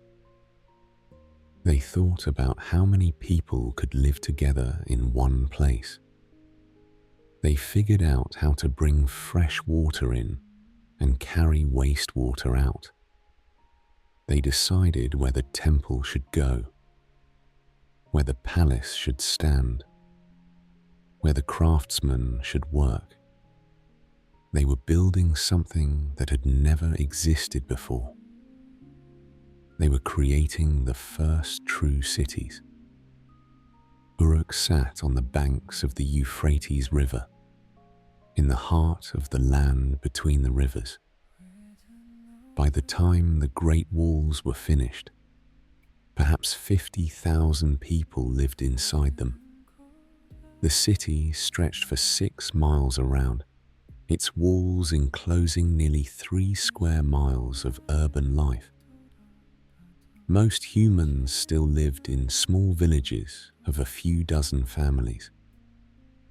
You have to remember this to understand how extraordinary it was. 50,000 people sharing the same walls was unheard of then. It would be like a city on the moon to us today. The walls themselves were a wonder. They stood 40 feet high and were thick enough for a chariot to drive along the top. Guard towers rose even higher, giving watchmen a clear view across the river plain. The walls had several gates, each one guarded day and night. But Uruk was not alone. All across Sumer, cities were rising from the flat river plain. There was Ur, famous for its towering ziggurat and wealthy merchants. Ur reached its peak around 2100 BCE, becoming capital of the entire Sumerian world. There was Lagash, known for its skilled artists and poets. Lagash produced some of the finest sculpture and literature in all of ancient Mesopotamia. There was Eridu, which the Sumerians believed was the very first city ever built by the gods. Each city was independent, ruled by its own king, and protected by its own patron deity. The competition between these cities shaped their growth. Each one tried to build higher walls, grander temples, more impressive palaces. They competed for the best farmland, the most profitable trade routes, the favor of the gods themselves. The heart of every Sumerian city was its ziggurat. These were not tombs like the Egyptian pyramids. They were artificial mountains, built in steps that climbed toward the sky. At the very top sat a small temple where the city's god was believed to live. The ziggurat of Uruk was dedicated to Anu, the sky god who ruled over all the other deities. It rose more than 100 feet above the surrounding buildings, visible for miles across the flat countryside. The structure was built from millions of mud bricks, each one shaped by hand and dried in the desert sun.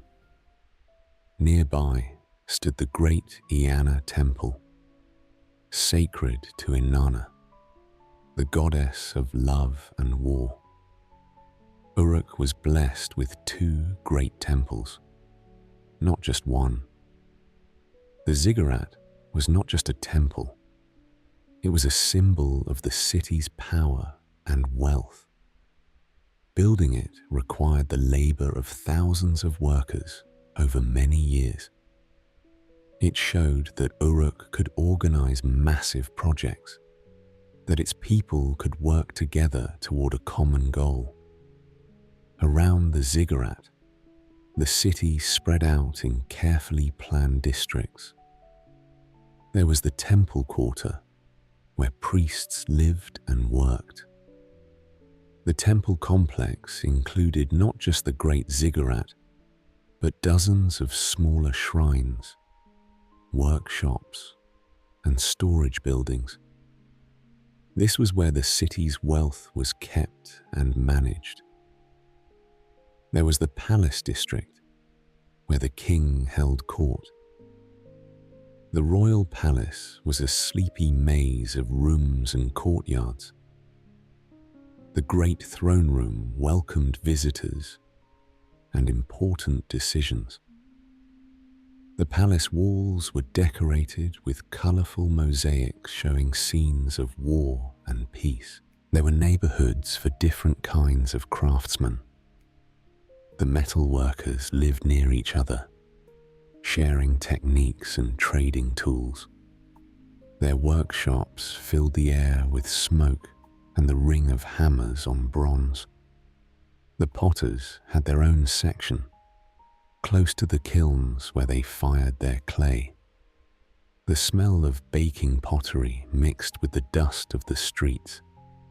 The merchants lived near the gates, ready to welcome traders from other cities. Their houses doubled as warehouses, with large rooms for storing goods that came from distant lands. Precious stones from India, silver from Turkey, cedar wood from Lebanon. Most of the houses were built from mud brick, the same material used for the Great Walls. The bricks were made by mixing river mud with straw and chopped reeds. They pressed the mixture into wooden molds and dried them in the sun. When the rains came, the walls needed constant repair. But mud brick was cheap and easy to work with. A man could build his own house with his own hands.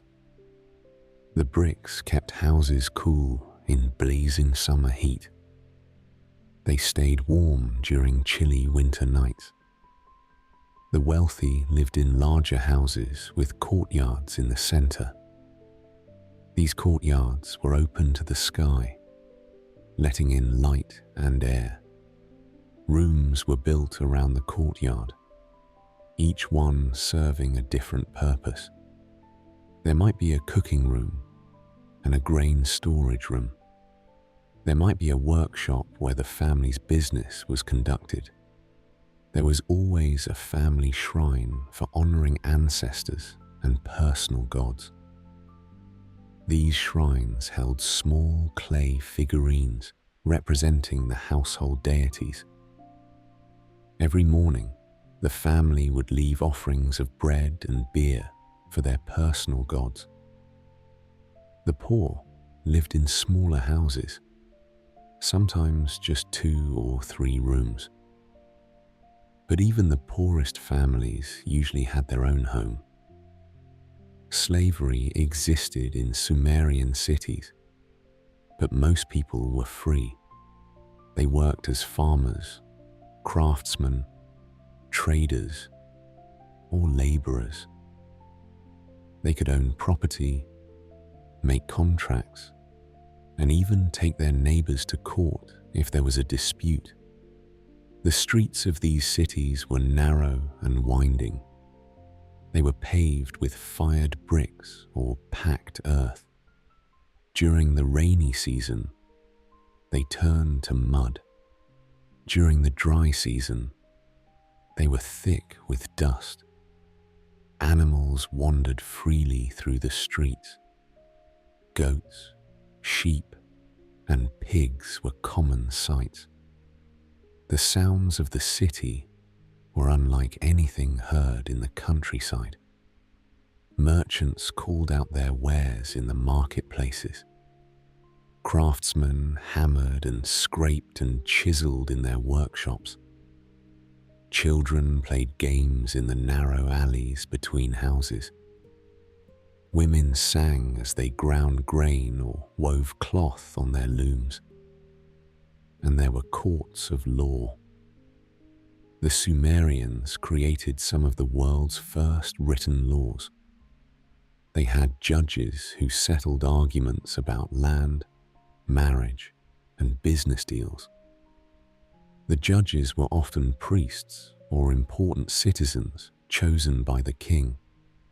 They kept records of everything, writing it all down on clay tablets in their wedge-shaped script. Thousands of these tablets have survived, giving us a window into daily life in the world's first cities. We can read contracts for the sale of houses, records of marriage agreements, and even complaints about shoddy workmanship. Women in Sumerian cities had more freedom than women in many later civilizations. They could own businesses, buy and sell property, and serve as priestesses in the temples. Some women became powerful figures in their own right. There were queens who ruled when their husbands died. There were high priestesses who controlled vast temple estates. One famous woman was Enheduanna, who lived around 2285 BCE. She was both a high priestess and a poet. She wrote hymns to the goddess Inanna that were still being copied and recited 1,000 years later. She may have been the world's first known author whose name we know. Children went to school if their families could afford it. The schools were usually attached to temples, and the teachers were priests or scribes. Students learned to read and write cuneiform by copying the same texts over and over. They practiced on clay tablets, which could be smoothed flat and used again. They studied mathematics, learning to add and subtract and work with fractions. Sumerians used a number system based on 60. That's why we have 60 minutes and 60 seconds today. They memorized stories about the gods and heroes of their people. Most children, though, learned by watching their parents work. A potter's son would learn to shape clay by helping in his father's workshop. A merchant's daughter would learn to calculate prices and judge the quality of goods by accompanying her mother to market. A farmer's children would learn when to plant and when to harvest, even though they lived inside the city walls. For the Sumerians understood something important about cities. They knew that cities needed the countryside to survive. Every day, farmers brought grain and vegetables through the city gates. They loaded their produce onto donkey carts or carried it in baskets on their backs. Shepherds drove flocks of sheep and goats to market. The animals filled the streets with their bleating and the dit of their hooves. Fishermen carried their catch from the rivers and marshes. The fish were kept alive in clay pots filled with water, or dried and salted for longer storage. The city fed the countryside with goods that could not be made in small villages. Metal tools and weapons forged by skilled smiths. Fine pottery decorated with intricate patterns. Beautiful ornaments and precious things that sparkled in the sunlight. This trade was what made the cities possible. A village could make its own simple pots and tools, but a city could support specialists. A man could spend his whole life learning to work bronze. He would become more skilled than any village blacksmith. A woman could dedicate herself to weaving, creating cloth so fine that people would travel for days to buy it. The temples played a huge role in this trade. They were not just places of worship. They were banks, warehouses, and business centers. The priests kept track of who owed what to whom. They stored grain against times of famine. They organized the great festivals that brought people from all over the region to trade and celebrate. The temple storehouses were massive buildings with thick walls and few windows. Inside, clay jars as tall as a man held grain, oil, and other goods. The priests kept careful records of everything that came in and went out. They used a complex system of seals and tokens to track transactions. The most important festival was the New Year celebration, which lasted for several days. This festival took place in the spring, when the floods began to recede and farmers prepared to plant their crops. People came from villages and other cities to honor the gods and renew their loyalty to the king. There were processions through the streets, with statues of the gods carried on the shoulders of priests. The statues were made of precious materials and dressed in fine cloth. They were believed to be the actual dwelling places of the gods, not just representations. There were feasts and music and dancing. Professional musicians played harps and flutes. Singers performed epic poems about the adventures of gods and heroes. There were contests of strength and skill.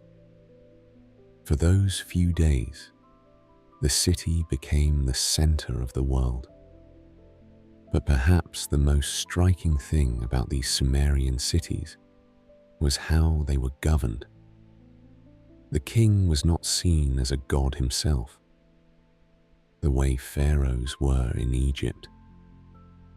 He was a man chosen by the gods to rule in their name. And if he ruled badly, the gods might choose someone else. This meant that Sumerian kings had to listen to their people more than rulers in other lands. There were councils of elders who advised the king. These were usually wealthy merchants, landowners, and retired military commanders. There were assemblies where free men could voice their opinions about important decisions. The king was powerful, but he was not absolute. He had to balance the wishes of the priests, the merchants, the craftsmen, and the farmers. If he ignored any of these groups, he might find himself facing rebellion or divine punishment. Different cities developed different ways of choosing their kings. Some were hereditary, passed from father to son. Others were elected by councils or assemblies. Some kings ruled for life. Others served for fixed terms. The Sumerians experimented with different forms of government. They tried to find the best way to organize large groups living together. In Uruk, the king was called Lugal, meaning big man. Another ruler, the Ensi, was like a governor or mayor. The Ensi was responsible for the day-to-day running of the city. The Lugal was more concerned with war and relations with other cities, and these experiments mattered because the cities were growing. Uruk reached its peak around 2900 BCE, when it may have housed as many as 80,000 people. That made it larger than most cities in medieval Europe. 3,000 years later, the walls had to be expanded again and again to hold all the people who wanted to live there. Other cities grew as well over time. Ur became famous throughout the ancient world for its wealth and learning. Archaeologists discovered Ur's royal cemetery in the 1920s.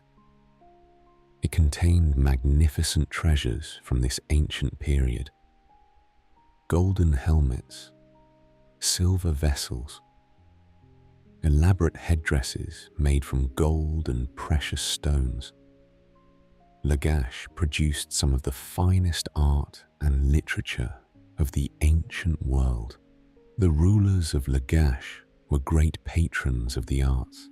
They commissioned statues, poems, and buildings that were admired throughout Mesopotamia.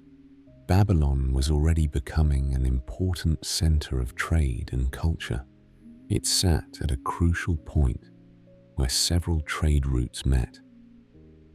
Merchants from the north and south, east and west, all passed through Babylon. It would not reach its greatest glory for many centuries, but its importance was already growing. But success brought new problems. As the cities grew richer, they began to compete with each other more fiercely. They fought over water rights, over trade routes, over the best farmland. What had once been a collection of friendly city-states slowly became a region of rivals and enemies. The first recorded war between Sumerian cities took place around 2500 BCE. It was fought between Lagash and Umma over a disputed border region. The war lasted for generations, with each side claiming victory and then suffering defeat. The armies of these cities were unlike anything the world had seen before. They were not just groups of farmers called up for a few weeks of fighting. They were professional soldiers, trained and equipped by the city's wealth. They had bronze weapons and armor. They had onager-drawn war carts built for battle. They had siege engines that could break down the walls of enemy cities. The soldiers wore bronze helmets and carried bronze-tipped spears. Their shields were made of wood, covered with leather. The wealthiest warriors had bronze armor that covered their chests. They looked magnificent and terrifying as they marched out through the city gates. War became more organized, more deadly, and more frequent. The old days when disputes could be settled by a single combat between champions were ending. Now armies of thousands clashed on the plains between the rivers. They fought for control of cities holding tens of thousands of people. Yet even in these times of conflict, the cities continued to grow and prosper. Trade routes stretched across the known world. Sumerian merchants traveled to the mountains of Turkey to buy metals. They crossed dangerous passes and negotiated with fierce mountain tribes. They sailed down the Persian Gulf to trade with the people of India. These sea voyages were perilous. The merchants had to navigate by the stars and deal with storms and pirates. But the profits were enormous. They crossed the desert to reach Egypt and the lands beyond. Caravans of donkeys carried goods across hundreds of miles of sand and rock. The merchants brought water in leather bags and navigated by landmarks that only they knew. The cities became melting pots where people from many different cultures lived and worked together. You could walk through the markets of and hear a dozen different languages: Akkadian, Elamite, the languages of the mountain peoples, and the desert nomads. You could see goods from lands so distant that most people thought they were myths. Ivory from Africa, carved into beautiful ornaments. Lapis lazuli from Afghanistan, a blue stone more precious than gold. Precious cedar wood came all the way from Lebanon. The cedar trees grew in the mountains near the Mediterranean Sea. Traders crossed mountains and deserts to bring it to the river cities. The wood was used to build the most important buildings and to make the finest furniture. This mixing of peoples and ideas made the cities even more creative and dynamic. New technologies spread quickly from city to city. A better way to make bronze, a new design for a plough, a more efficient method of irrigation.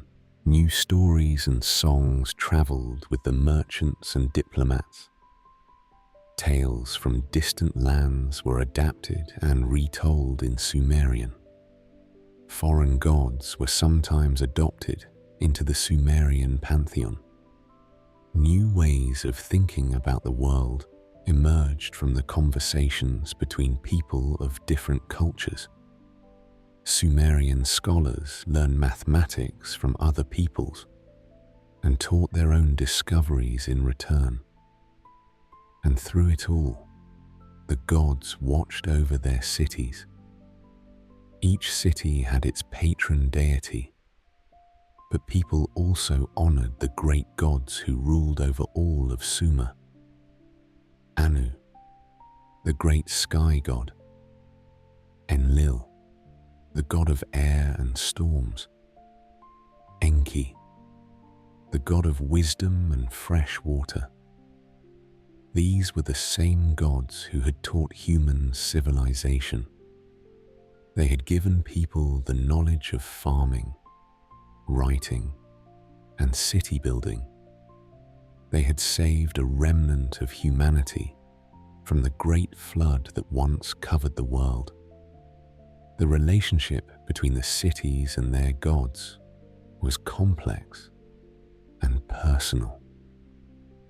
People did not just worship the gods from a distance. They believed the gods lived among them.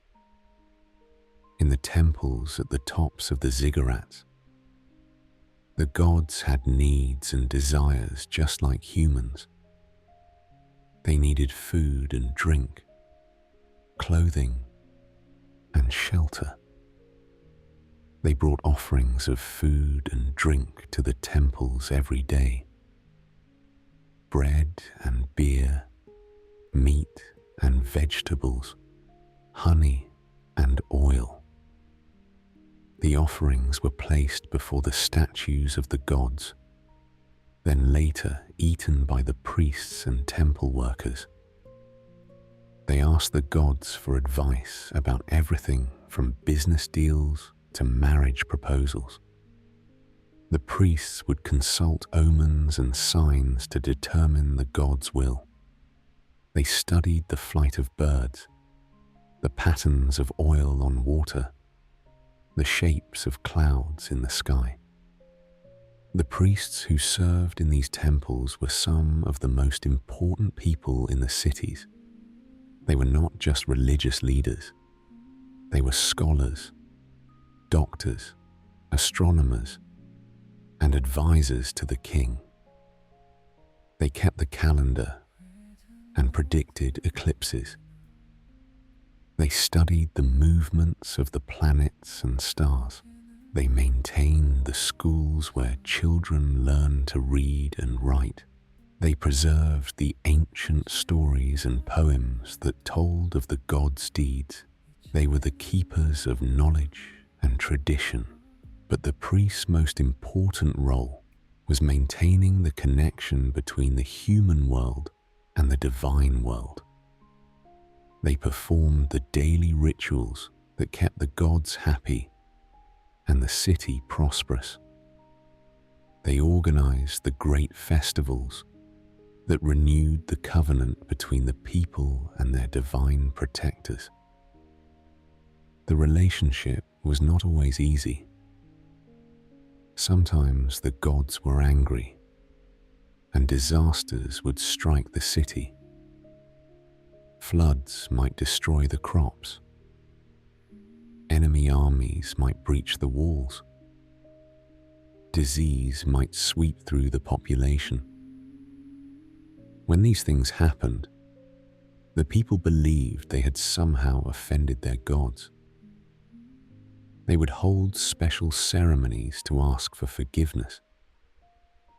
They would offer extra sacrifices and promise to build new temples. Sometimes they would blame their king for failing to keep the gods happy.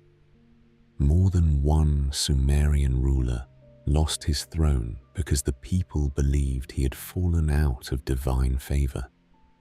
As the centuries passed, these cities of clay and wonder became the foundation for everything that followed. The ideas first tried out in places like Uruk and spread across the ancient world. The concept of the city became the model for urban life everywhere.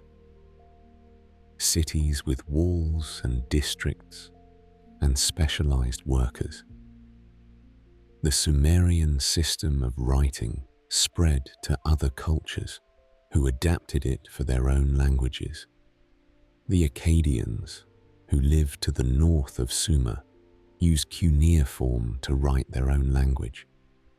From them it spread to the Babylonians, the Assyrians, and many other peoples. Sumerian laws influenced the legal codes of later civilizations. The famous Code of Hammurabi, created in Babylon around 1750 BCE, was based on earlier Sumerian legal traditions. The idea that laws should be written down and applied equally to all people was a Sumerian innovation. Sumerian stories about gods and heroes were retold by other peoples. They were reshaped and adapted by those who had never seen the land between the rivers. The story of the Great Flood, first told in Sumerian, became part of many different cultures' mythology. But perhaps most importantly, the Sumerians showed that large numbers of people could live together peacefully and productively. They proved that civilization was possible.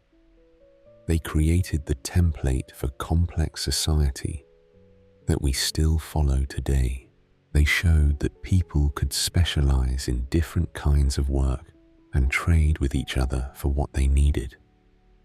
They demonstrated that knowledge could be preserved and passed down through writing.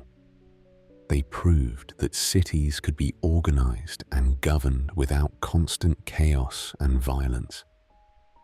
In Great Uruk, with its mighty walls, a king ruled. His story would outlive all others.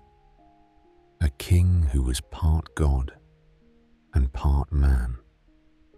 He was said to be 2/3 divine and 1/3 human, blessed with strength and wisdom, beyond ordinary mortals. This king built the great walls that protected his people. He dug the wells that gave them fresh water. He established the laws that governed their lives.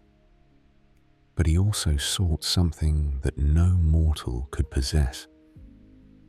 He sought eternal life and learned the deepest truths about being human. His name was Gilgamesh, and his tale would carry the wisdom of Sumer to every corner of the ancient world. In his story, all the hopes and fears of the first city dwellers would find their voice. The questions that troubled people in those first cities still trouble us today. What does it mean to be human? How should we live together? What happens when we die? The cities of clay and wonder had given birth to more than just urban life. They had created the first great literature, the first attempts to understand the human condition through story and song. In Gilgamesh's tale, the greatest Sumerian king's story unfolds. These timeless themes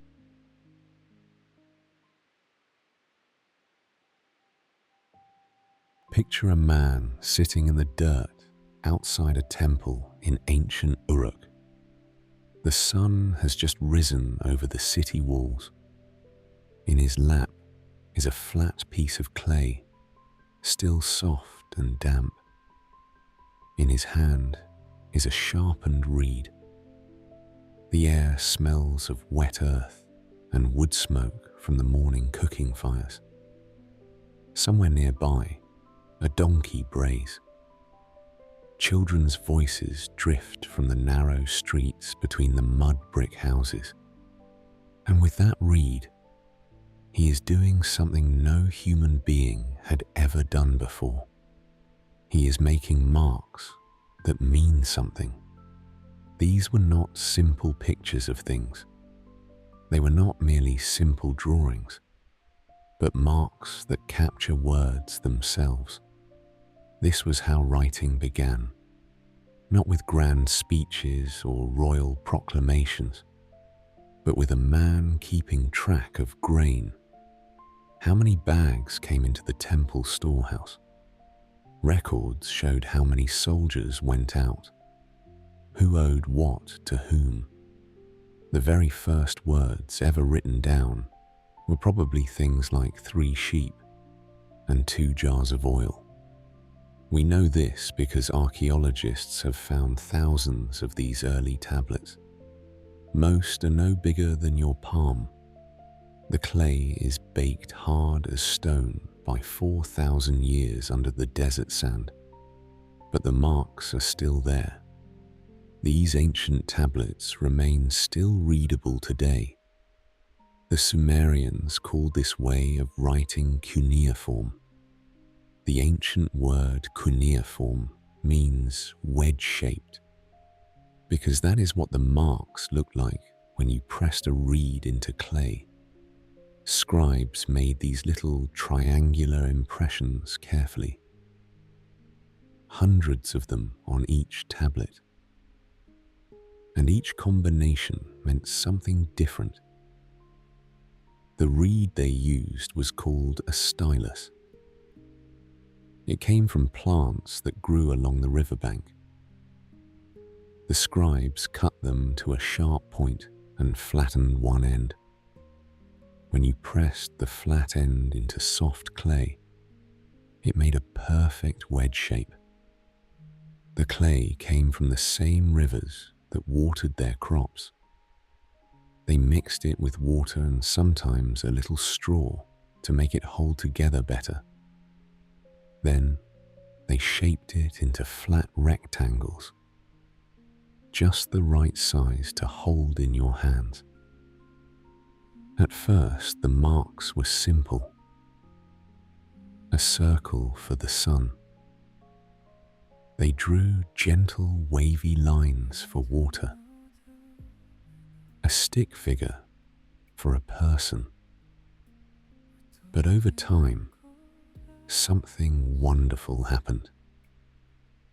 The scribes realized they could use these marks to capture not just things, but sounds. The mark for sun could also mean anything that sounded like the word for sun. Suddenly, they could write down any word they could speak. This breakthrough happened around 3200 BCE. We can date it because the tablets change. The early ones show only simple pictures. The later ones show the complex combinations of wedges that could capture any human thought. This was not just useful. This writing system was truly revolutionary then. For the first time in human history, knowledge could outlive the person who possessed it. A farmer could write down when to plant barley. A priest could record the movements of the stars. A mother could write a letter to her son in a distant city. The thoughts in one person's head could travel across space and time. The scribes who learned this art became the most important people in Sumerian society. They sat beside kings and advised priests. They managed the vast temple estates and recorded the laws of the land. Learning to write took years. A young scribe started by copying simple signs over and over. His fingers had to learn the exact pressure needed to make clean wedges. Too light, and the marks would be shallow. Too hard, and the clay would crack. He memorized hundreds of different signs. Some of these symbols stood for objects. Others cleverly stood for different sounds instead. Some stood for ideas like big, or good, or many. He knew over 600 combinations after training. The finished tablets were left to dry in the sun. Then they were baked in ovens until they were hard as stone. This is why so many have survived. Clay tablets do not rot like paper or fade like ink. They can last forever if kept dry. But writing was just the beginning. The Sumerians seemed to invent everything at once, as if someone had given them a handbook for civilization, and they were working through it page by page. Consider now the invention of the wheel. Now, you might think the wheel was invented for transportation. It was used for carts and chariots, but that is not how it happened. The first wheels the Sumerians made were for pottery. They discovered that clay on a spinning disc was much easier to shape. You could make pots that were perfectly round, bowls that were exactly the same size. This happened around 3500 BCE in cities like We know because archaeologists have found the remains of these early potters' wheels. They were made of stone or baked clay, heavy enough to keep spinning smoothly, light enough for one person to turn by hand. The potter sat cross-legged beside his wheel. He placed a lump of wet clay in the center and began to spin. As the wheel turned, he shaped the clay with his hands. The spinning motion helped him create perfect circles and smooth curves. Before the wheel, every pot was shaped by hand. No two were exactly alike. With the wheel, potters could make dozens of identical vessels. This was important for trade. Merchants needed containers that were all the same size. Only later did someone look at that spinning disc and think, what if we made it bigger and used it to move heavy things? The first wheeled vehicles appeared around 3500 BCE. These early wheels were certainly not elegant, just wooden platforms with solid wooden wheels. They had no spokes at all. There were no sturdy iron rims either, just thick discs of wood held together with bronze bands. These early wheels were cut from tree trunks. Each one had to be perfectly round or the cart would wobble. The axles were made of wood too. They squeaked and groaned as they turned. You could hear a Sumerian cart coming from half a mile away. And so the wheel went from the potter's workshop to the street. Suddenly, you did not need to carry everything on your back or drag it on a sled. You could load it onto a cart and let the wheel do the work. Long-distance trade gradually became much easier. With better transport, cities could grow larger. People could live farther from their fields and still bring in the harvest. The Sumerians also learned to use the wheel for war. They built the first war chariots around 2500 BCE. These were heavy four-wheeled vehicles, pulled by donkeys or wild onagers, a kind of wild donkey native to the region. The driver stood in front. Behind him stood a warrior with a spear. These chariots were slow and clumsy compared to the swift two-wheeled chariots that would come later. But they were the first time humans had used wheels to carry them into battle. The Sumerians also figured out how to work with bronze. This was harder than it sounds. Bronze is not a metal you can dig out of the ground.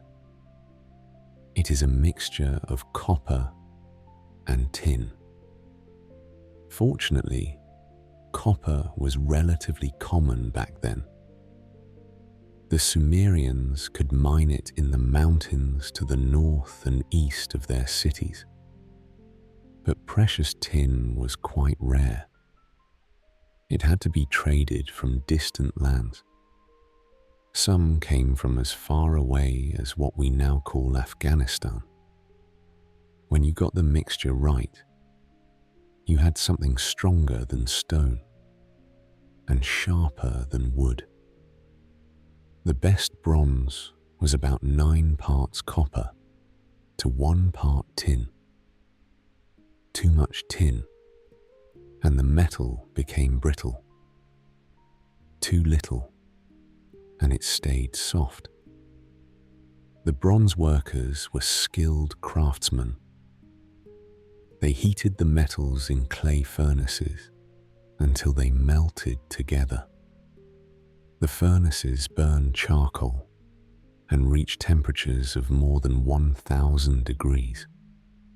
Hot enough to melt copper, but not hot enough to burn it away. They poured the molten bronze into stone molds.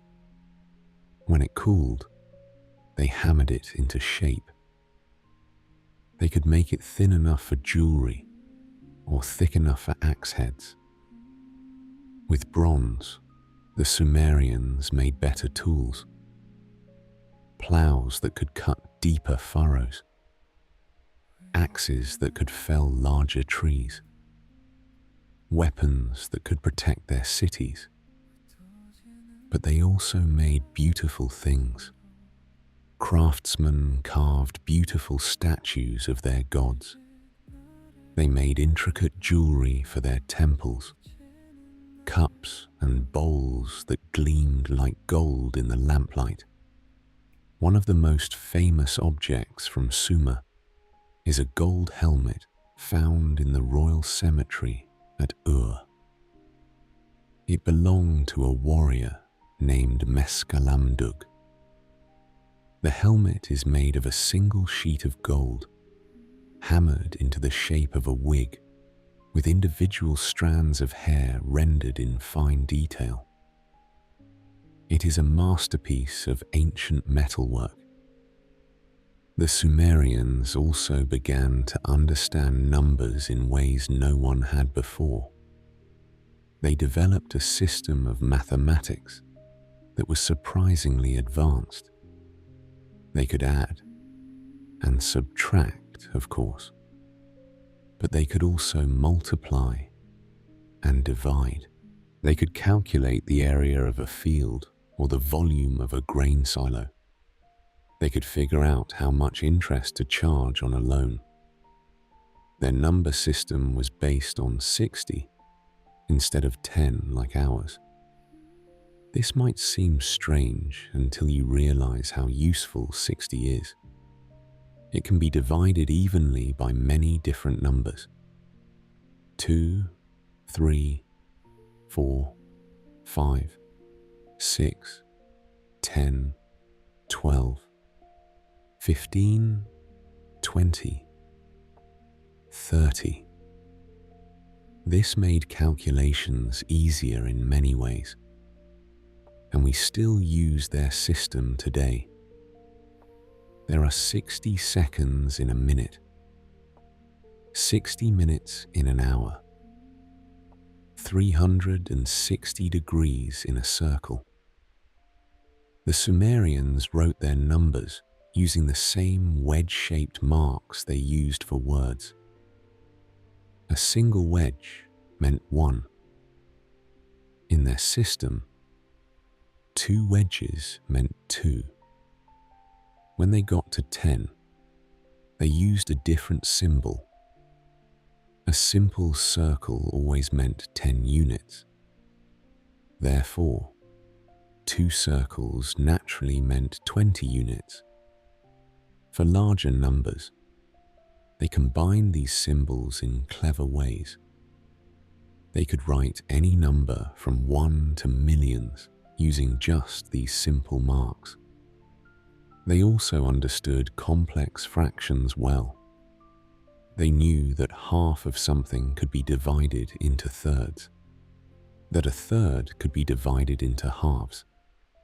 They had symbols for common fractions like 1/2, 1/3, and 1/6.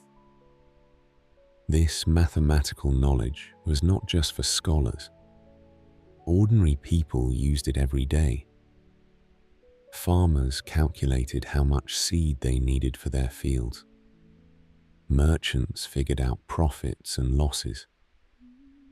Temple officials managed complex accounts. The Sumerians also watched the sky with careful attention. Not because they thought the stars were pretty, though they might have. The sun, moon, and stars told them when to plant crops and expect floods. They built tall towers called ziggurats, partly to get a better view of the heavens. From the top of a ziggurat, you could see the horizon in every direction. You could watch the sun rise and set. You could track the movements of the moon and planets. They mapped the constellations and gave them names. Many of the star patterns we recognize today were first identified by Sumerian astronomers 5,000 years ago. They told of the mighty bull of heaven. Stories featured the fierce celestial lion constellation. Ancient tales spoke of the deadly scorpion. These names have come down to us almost unchanged. We still call them Taurus, Leo, and Scorpio. The Sumerians noticed that some stars moved while others stayed in the same place. The moving ones were planets, though they did not understand what planets were. They called them wandering stars and watched their paths carefully.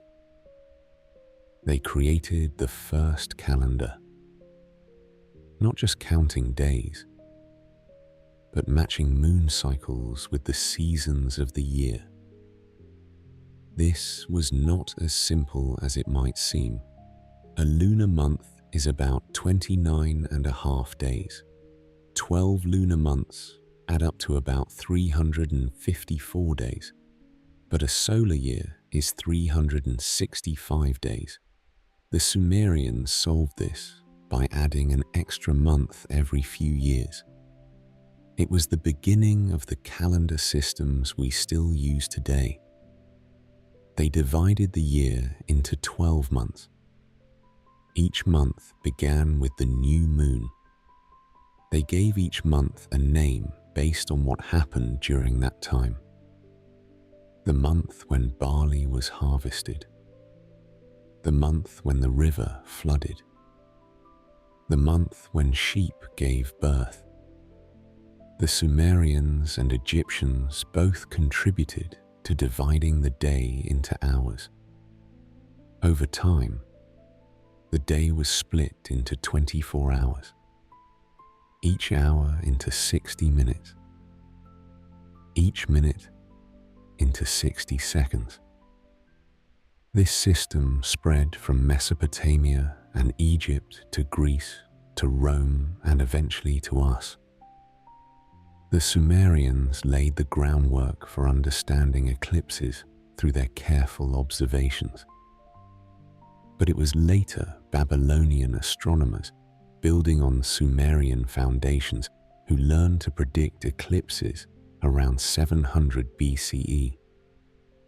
They discovered that eclipses followed patterns, repeating every 18 years and 11 days.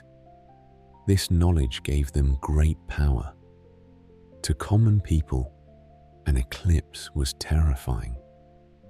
To the astronomers, it was just mathematics. All of this knowledge had to be preserved and passed down. And so the Sumerians created the world's first schools. They called them tablet houses, because that is where students learn to write on clay tablets. These were not schools as we might imagine them. There were no desks or blackboards. Students sat on the floor with tablets in their laps. They practiced making the wedge-shaped marks over and over until their fingers knew the movements by heart. The schools were usually attached to temples. The priests needed educated assistants to manage their vast estates. Temple lands had to be surveyed. Crops had to be counted. Workers had to be paid. Most students were boys from wealthy families. Their fathers were merchants or government officials. Men who needed sons who could read and write and calculate. In those days, education was quite expensive. Only the rich could afford it. The school day began before dawn. Students arrived carrying their own clay tablets and reed styluses. The teacher sat at the front of the room. Behind him was a large tablet with the day's lesson written in perfect cuneiform. They memorized lists of words. They copied out mathematical problems. They learned the names of the gods and the stories of creation. The first thing a student learned was how to make proper wedges. The stylus had to be held at exactly the right angle. The pressure had to be just right. A careless hand left marks that were unreadable, and pressing with too much force ruined the tablet entirely. Students practiced the same signs hundreds of times. First, they copied them from the teacher's tablet. Then, they wrote them from memory. Then, they combined them into words and sentences. The temple teachers were notoriously very strict. We know this because some of the oldest pieces of writing we have are student complaints about their instructors. One old tablet reads, "The teacher said my tablet was bad and hit me." Another student wrote, "My teacher does not explain things clearly. When I make a mistake, he shouts at me. I wish I could go home." But the students also learned surprising things. They studied literature and poetry. They learned to calculate compound interest and solve geometric problems. They memorized the movements of the planets and the proper rituals for each god. A typical lesson might begin with copying a list of words. All the words for different kinds of birds, or all the words for parts of the human body, or all the words for tools used by carpenters. Then the students would practice arithmetic. Students began with rather simple problems at first. If you have 7 sheep and buy 3 more, how many do you have? Later, the problems became more complex. If you lend someone silver at 20% interest, how much will they owe you after 2 years? In the afternoon, they might study literature. They copied out famous poems and stories. They learned about the adventures of Gilgamesh. They memorized hymns to the gods. By the time they graduated, they could read and write fluently. They could manage a business or serve in a temple. They were the educated class that kept Sumerian civilization running. The best students might become scribes themselves. They would join the ranks of the men who sat beside kings and recorded the laws of the land. They would help manage the great temple estates and keep track of the kingdom's wealth. Some of these schools had libraries, rooms filled with thousands of clay tablets, organized by subject. There were tablets about medicine and tablets about law. The tablets were stored on wooden shelves built into the walls. Each shelf was labeled with cuneiform signs that told you what kind of tablets were stored there. They studied the fundamentals of ancient mathematics. Young scribes also learned their people's history. Students memorized all the important religious rituals. They practiced writing detailed business contracts carefully. The librarians were usually priests or senior scribes. They knew where every tablet was kept. They could find any piece of information quickly. If a king wanted to know about an old treaty, the librarian could produce the tablet within minutes. Tablets with mathematical formulas and tablets with epic poems. Tablets that recorded the reigns of kings and tablets that predicted eclipses. These libraries were not just storage rooms. They were learning centers where scholars compared stories and checked mathematical calculations. They were places where knowledge accumulated over generations. Scholars would come from distant cities to consult the tablets. They would copy important texts to take back to their own libraries. This is how knowledge spread throughout the ancient world. The most famous of these libraries would come later, in the city of Nineveh. But the idea began with the Sumerians. They understood that knowledge was precious, that it needed to be collected, organized, and protected. That the wisdom of one generation should not die with them but should be passed on to the next. The library at Nippur was one of the largest in ancient Sumer. It contained tens of thousands of tablets. Some were as old as the city itself. Others were copies of even older texts that had crumbled to dust. The tablets covered every subject the Sumerians knew about. There were medical texts that described how to set broken bones and treat fevers. Legal texts that explained how to divide an inheritance or settle a dispute over land. There were mathematical texts with tables of multiplication and division.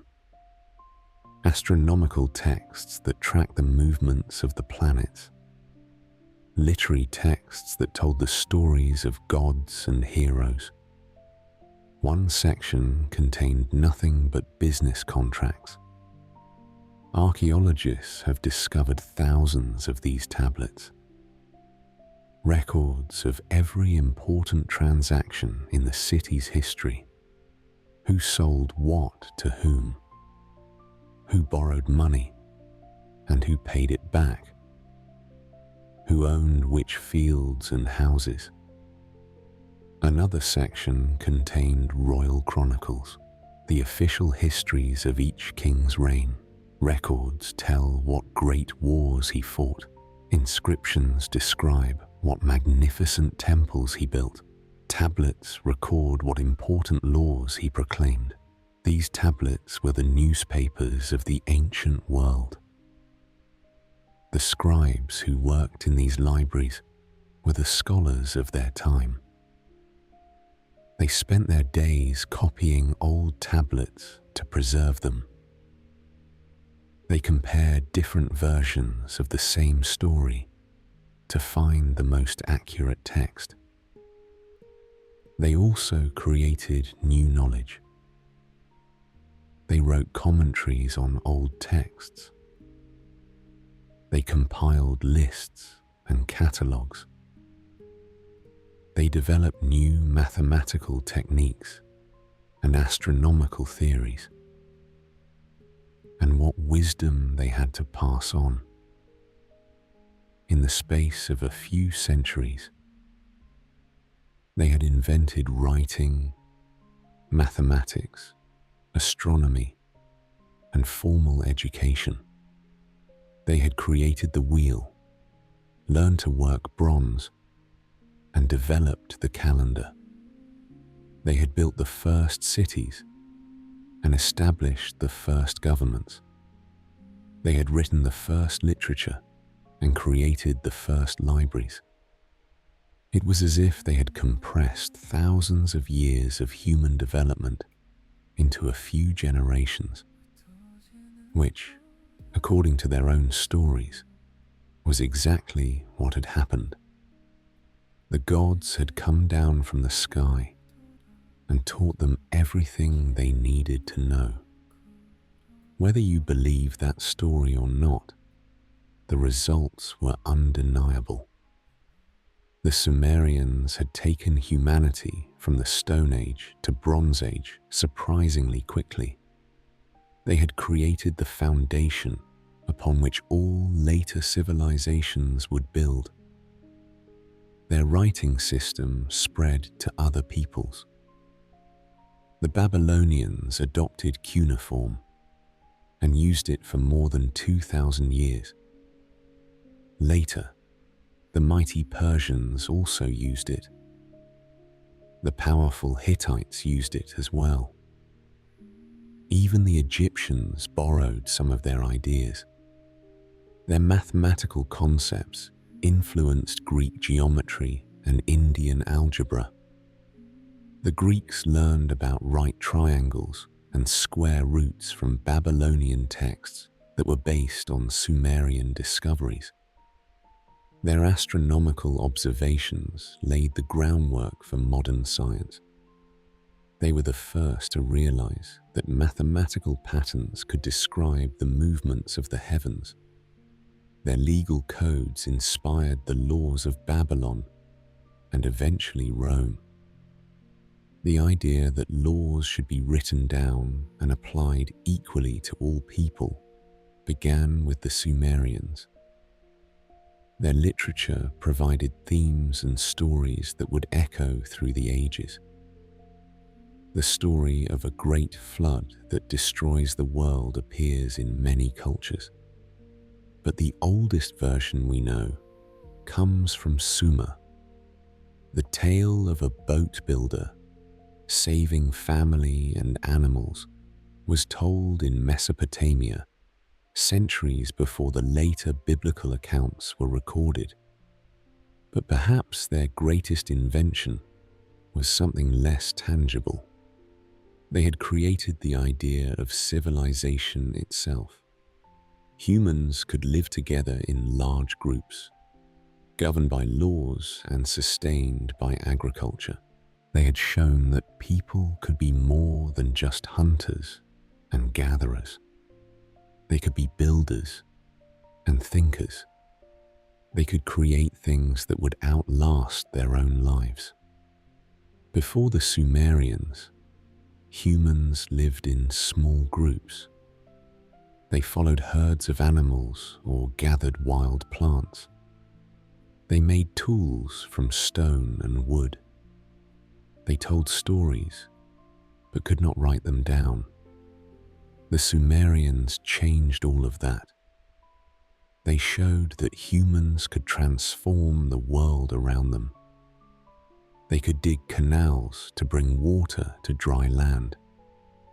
They could build cities that housed thousands of people. They could create systems of government and law. But perhaps the most visible symbol of what the Sumerians had achieved was not the wheel or the written word. It was something you could see from miles away. Great towers of brick and bitumen, rising from the flat land like mountains made by human hands. And it was in these towers that the Sumerians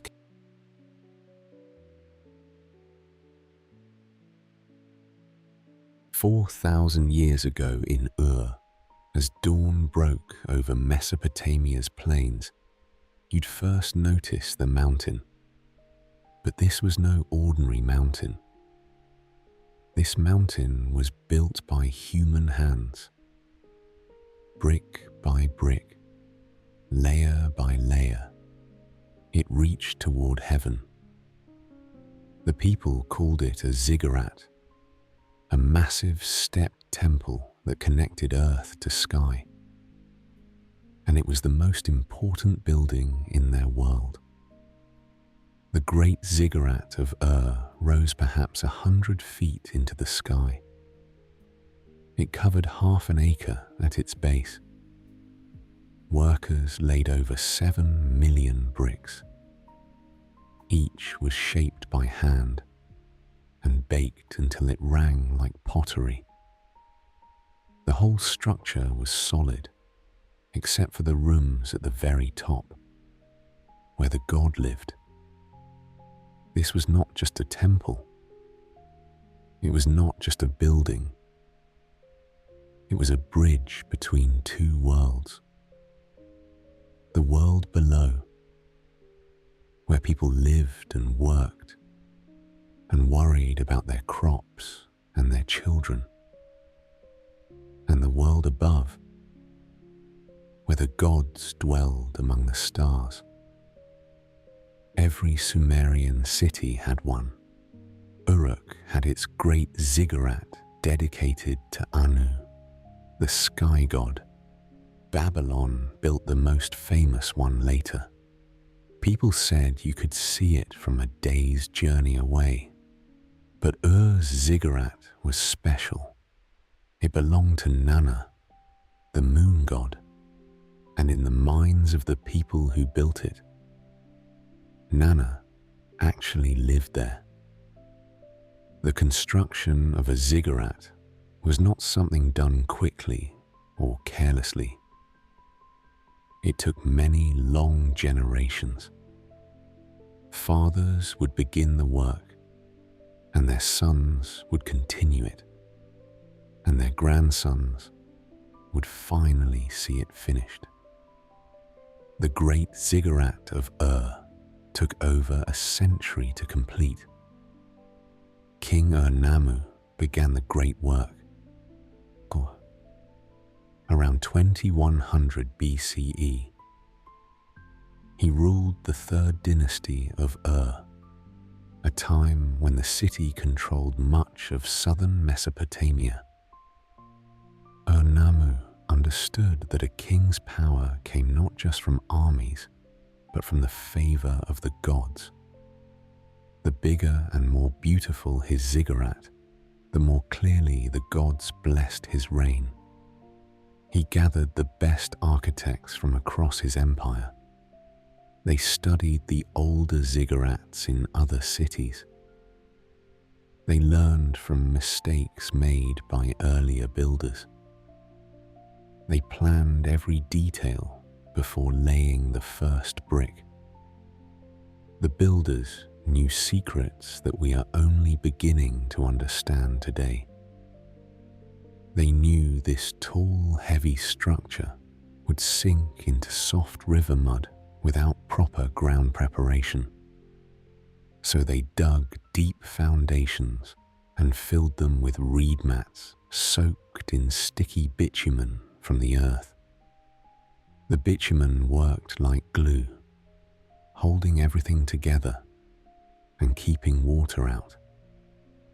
They also knew that the sun and the rain would crack their bricks unless they protected them. So they covered the entire outer surface with a shell of fired bricks set in bitumen mortar, a thick, tar-like paste that held the bricks together. These outer bricks were harder and smoother than the inner ones. Some were even glazed in bright colors that caught the light and made the whole structure gleam. Blue bricks represented the heavens. Gold ones showed the sun's path. Red ones marked the sacred spaces where only priests could walk. But the most clever thing they did was to build the ziggurat in steps. Each level was smaller than the one below it, creating a series of terraces that rose up like a pyramid. This was not just for looks. It made the building very stable. The weight was distributed evenly, and even if the ground shifted a little, the ziggurat would not fall. Modern engineers who study these buildings are amazed by how well the Sumerians understood the physics of large structures. They built drainage systems inside the walls to prevent water damage. They left expansion joints to handle temperature changes. They angled the walls slightly inward to resist wind pressure. Each level had a purpose. The bottom level was where the priests lived and worked. They had rooms for storing grain and oil and other offerings that people brought to the god. the smell of incense mixed with roasted barley and sesame oil. The sound of chanting echoed through corridors lit by oil lamps. They had workshops where craftsmen made beautiful objects for the temple ceremonies. Goldsmiths hammered thin sheets of precious metal into cups and bowls. Carvers shaped ivory into figures of gods and animals. Weavers created cloth so fine it felt like silk between your fingers. They had kitchens where they prepared the daily meals for the god. Yes, the god ate meals. Every single day they worked. Twice a day, in fact. The Sumerians believed their gods were very much like people, only more powerful. They often got quite hungry. They frequently got very thirsty. They liked music and pretty things. They even got lonely sometimes. So the priests made sure to take good care of them. The second level housed the temple treasury. Here, in rooms with walls 3 feet thick, the city kept its most precious possessions. Gold from trade with distant lands. Silver mined in the mountains far to the north. Gems that merchants brought from places whose names were whispered like magic spells. But the treasury held more than wealth. It contained the city's memory. Clay tablets recorded every important event. Ancient treaties with distant other cities. Lists of kings and their great deeds. Maps of trade routes that stretched from the Persian Gulf to the mountains of Anatolia, the land we now call Turkey. The third level was where the serious religious work happened. Here, priests studied the ancient texts. They memorized the proper words for ceremonies. They learned to read the signs that the gods sent through dreams and omens, and the movement of stars. Young men who wanted to become priests spent years on this level. They copied out old texts by hand, learning every curve of the cuneiform script. They practiced the ritual dances that honored different gods. They studied the calendar, learning when to plant and harvest, when to war and make peace. Every morning, just after sunrise, a group of priests would climb the long stairway to the top of the ziggurat. They carried trays of food, fresh bread still warm from the ovens, roasted meat that filled the air with savory smoke. They brought beer and wine, along with the best fruits and vegetables the city had to offer. The climb was not easy. The stairs were steep and narrow. In summer, the stone burned under the desert sun. In winter, they could be slippery with morning dew. But the priests made this journey twice every day without fail. At the top of the ziggurat was a small temple room. Inside this room stood a statue of the god. The statue was made of precious materials like gold and silver and rare stones.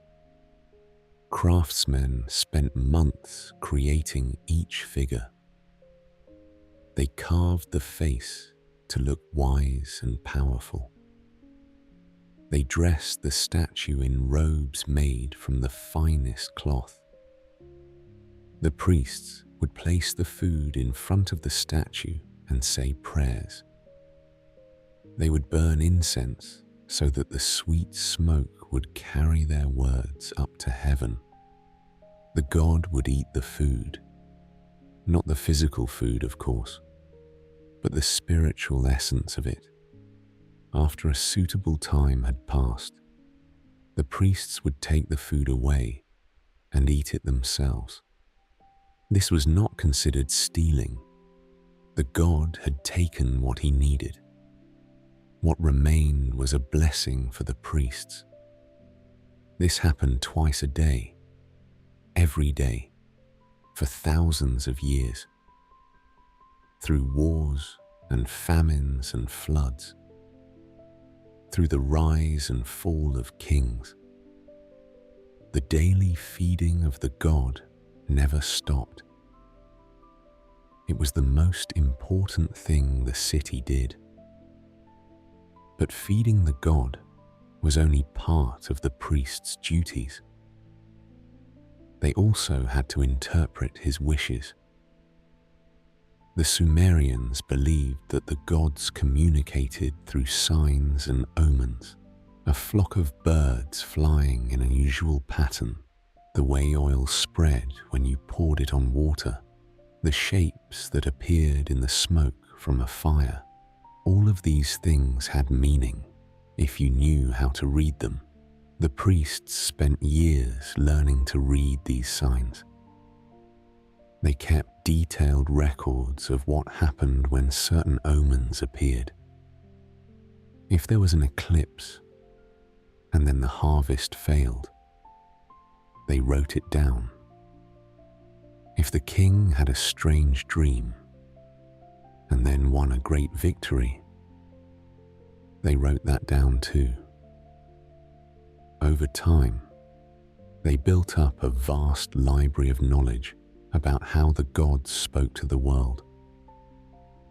These records were kept on clay tablets, stored in special rooms within the ziggurat. Some tablets were small enough to hold in your palm. Others were large as dinner plates and covered with tiny writing. The priests developed a whole science around reading omens. They knew that thunder from the east meant one thing, thunder from the west meant another. They studied the flight patterns of different birds.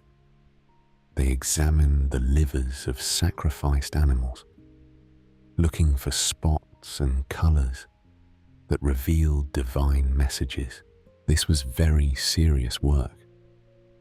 Kings made important decisions based on what the priests told them. Should they attack an enemy city this year, or wait until next year? Should they build new canals, or repair old ones? Should they make peace with a rival, or prepare for war? The ziggurats were also centers of learning. The priests were among the few people who could read and write. They ran schools where the sons of wealthy families learned these skills. Boys as young as 7 would climb the ziggurat steps each morning, carrying their clay tablets and reed styluses. The old lessons were quite hard. Learning to write cuneiform took years of practice. Each symbol had to be pressed into the clay at exactly the right angle, too shallow, and the mark would not show clearly, too deep, and you might crack the tablet. The boys' fingers would be sore from gripping the stylus. Their backs would ache from bending over their work. But they also studied mathematics and astronomy. They learned to add and subtract, multiply and divide. They worked with fractions and square roots. They solved problems about building projects and trade agreements. The same base 60 number system they used for mathematics also shaped how they measured time and the movements of the stars. They tracked stars and planets, believing these heavenly bodies were gods traveling across the sky. The Sumerians were the first people to divide the year into 12 months. They helped develop the concept of dividing the day into 24 hours, though the Egyptians also played a role in shaping that tradition. They helped develop the concept of dividing time into 7-day periods, though this tradition reached its final form under the later Babylonians. All of this knowledge came from watching the sky from the tops of their ziggurats. They also created the first maps of the stars. They gently named the bright constellations. They figured out that some of the bright points of light in the sky were different from the others. These moved against the background of fixed stars in predictable patterns. We now call them wandering planets.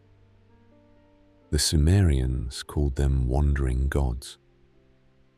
The planet we call Venus, they called Inanna.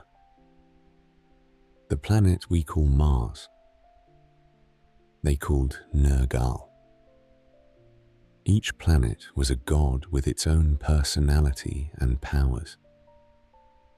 When planets moved close together, it meant the gods were meeting to discuss important matters. When a planet appeared especially bright, it meant that God was paying special attention to events on Earth. All of this watching and recording and interpreting took place on the ziggurats. The flat roof of the top temple was perfect for observing the night sky. There were no electric lights to interfere. The air was clear and dry, and the height of the building lifted the observers above the dust and smoke of the city below. The priests kept careful records of what they saw. They noted when each star appeared and disappeared. They tracked the phases of the moon. They predicted eclipses years in advance. This knowledge made them powerful. People believed that those who could predict the movements of the gods could also predict the future. Now, remember that these were the same Sumerians who had invented writing and the wheel. They were the people who built the first cities and created the first laws. The ziggurats were another example of their genius for solving problems and creating lasting institutions. The most important thing about ziggurats was what they meant to people who saw them daily. In flatland with endless horizons, the ziggurat was a landmark visible for miles. It told you where you were. It told you where home was. More than that, it was a sign that the gods had not forgotten this place. Every city that could build and maintain a ziggurat was under divine protection. The bigger and more beautiful the ziggurat, the more powerful the city's god, and the greater the people's safety. When armies approached a city, the first thing they would see was the ziggurat. Tall, well-maintained ziggurats with bright glazed bricks meant facing a wealthy and powerful enemy. If it was crumbling and dark, they knew the city was weak and its god had turned away. Wise kings slowly understood this truth. They spent enormous amounts of money keeping their ziggurats in perfect condition. They hired the best craftsmen to repair any damage. They added new decorations and improvements. They wanted their ziggurat to be the most impressive one in the region. Centuries later, long after Sumer itself had faded, King Nebuchadnezzar of Babylon would rebuild its ziggurat, following the old Sumerian methods. People called it the Tower of Babel. It was so high that you could see the entire city and countryside stretching to the horizon. Travelers could see it from miles away as they approached the city. But the ziggurats were not just symbols of power. They were also symbols of hope. Sumerians believed your spirit traveled a long, difficult path to reach the afterlife after death. If you lived well and served the gods faithfully, your city's ziggurat would guide you safely home. The priests taught that the gods themselves used the ziggurats as resting places when they traveled between heaven and earth. The stairways were not just for humans. They were for divine beings who might walk among mortals before returning to heaven. This belief shaped how the ziggurats were designed. The stairs were built wide enough for a god to walk comfortably. The doors were tall enough for divine visitors. The rooms at the top were furnished as if someone actually lived there. Comfortable beds with wonderfully soft mattresses, tables set with golden dishes, wardrobes filled with beautiful clothes. Every detail was planned to make the gods feel welcome. There were practical reasons for building tall as well. The higher you built, the more you could see. From the top of a ziggurat, watchmen could spot enemy armies while they were still days away. They could see floodwaters rising in distant parts of the river valley. They could observe trade caravans and inform merchants about goods coming to market. The ziggurats also served as safe storage for the city's most valuable possessions. The thick walls and limited access made them perfect treasuries. Gold and silver were kept in rooms deep within the structure. Important documents were stored there. Seeds for planting were preserved in cool, dry chambers, where they would remain able to sprout for years. During times of war or natural disaster, the ziggurat became a fortress and a shelter. The people could retreat inside its walls and hold out until help arrived or the danger passed. The building was designed to be self-sufficient for weeks at a time. There were wells for water, storage rooms full of food, and workshops where weapons could be made and repaired. The ziggurat complex at Ur included more than just the main temple. Around its base stood smaller buildings that housed the priests and their families. There were schools and workshops and libraries. There were gardens where flowers grew for the temple ceremonies. There were pens where animals waited to be sacrificed. It was like a small city within the city. Hundreds of people lived and worked there.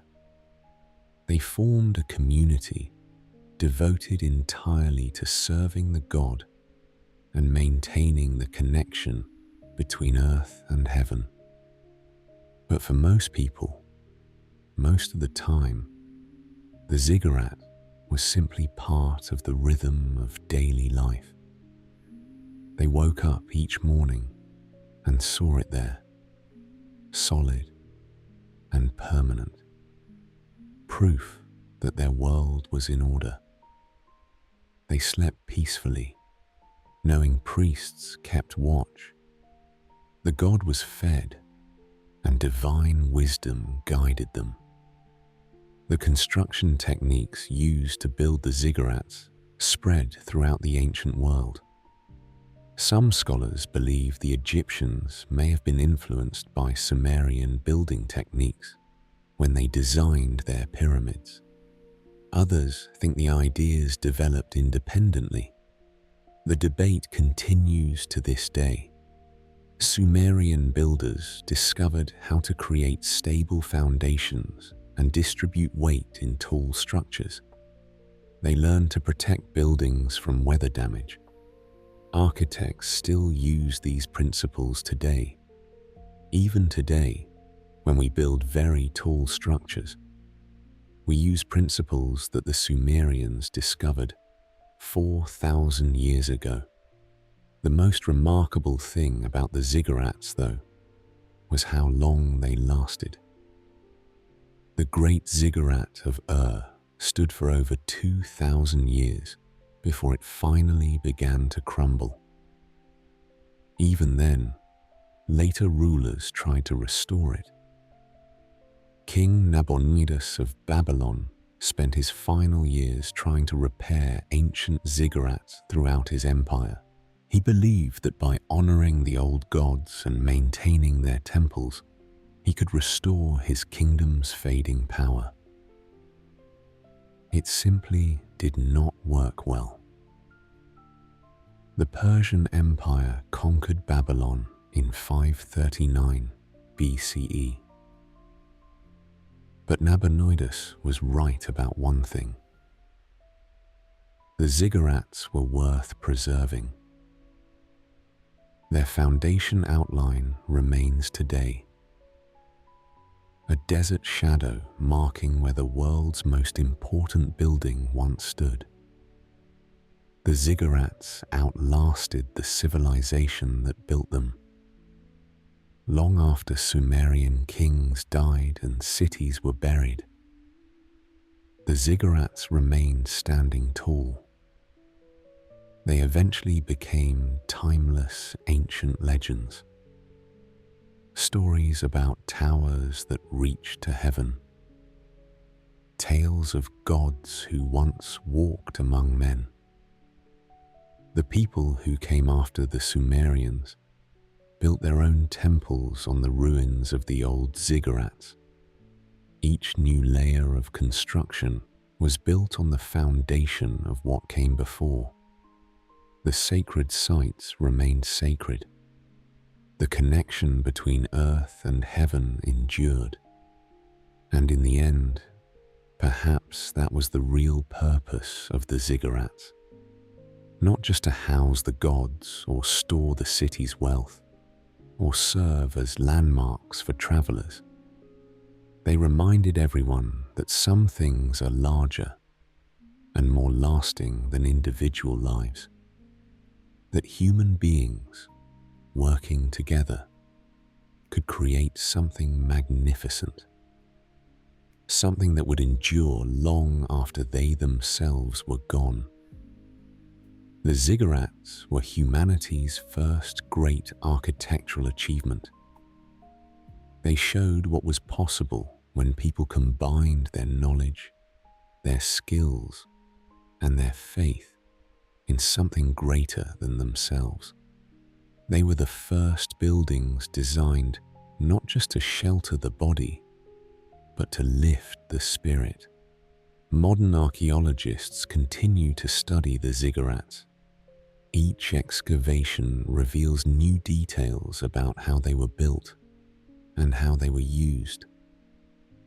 In the 1920s, British archaeologist Leonard Woolley spent 12 years carefully uncovering the Great Ziggurat of He found evidence of the original construction methods.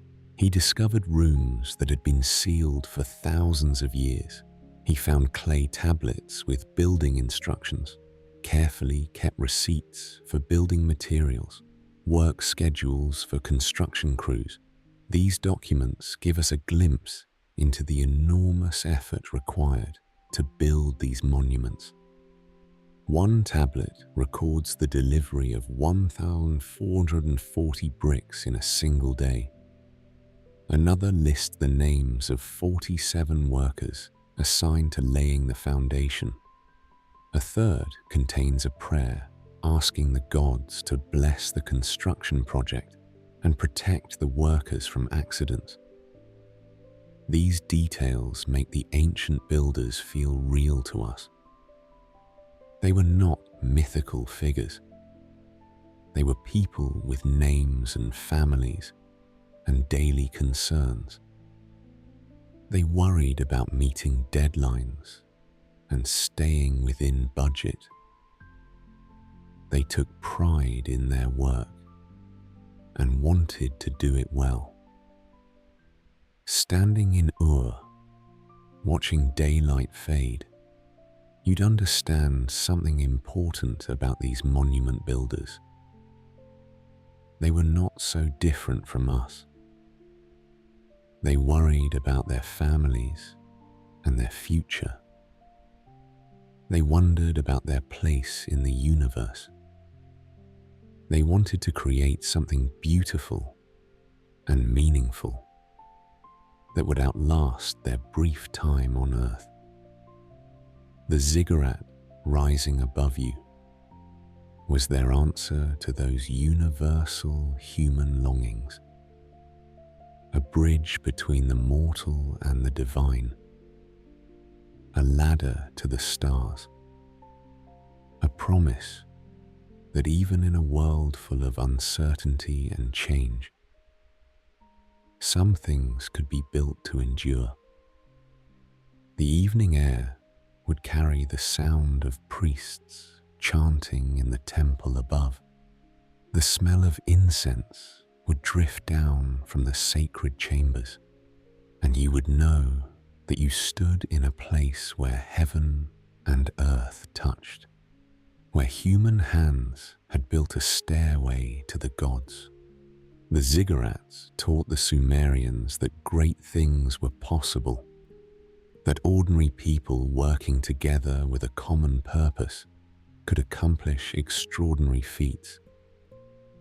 This lesson would shape their entire civilization. It would inspire them to attempt other great projects, to peacefully explore fascinating new ideas, to push the boundaries of what human beings could achieve. But the Sumerians were not content to simply build monuments to their gods. They also told stories about them. Their greatest story told of a king, part god and part man, questing to the world's edge. His name was Gilgamesh.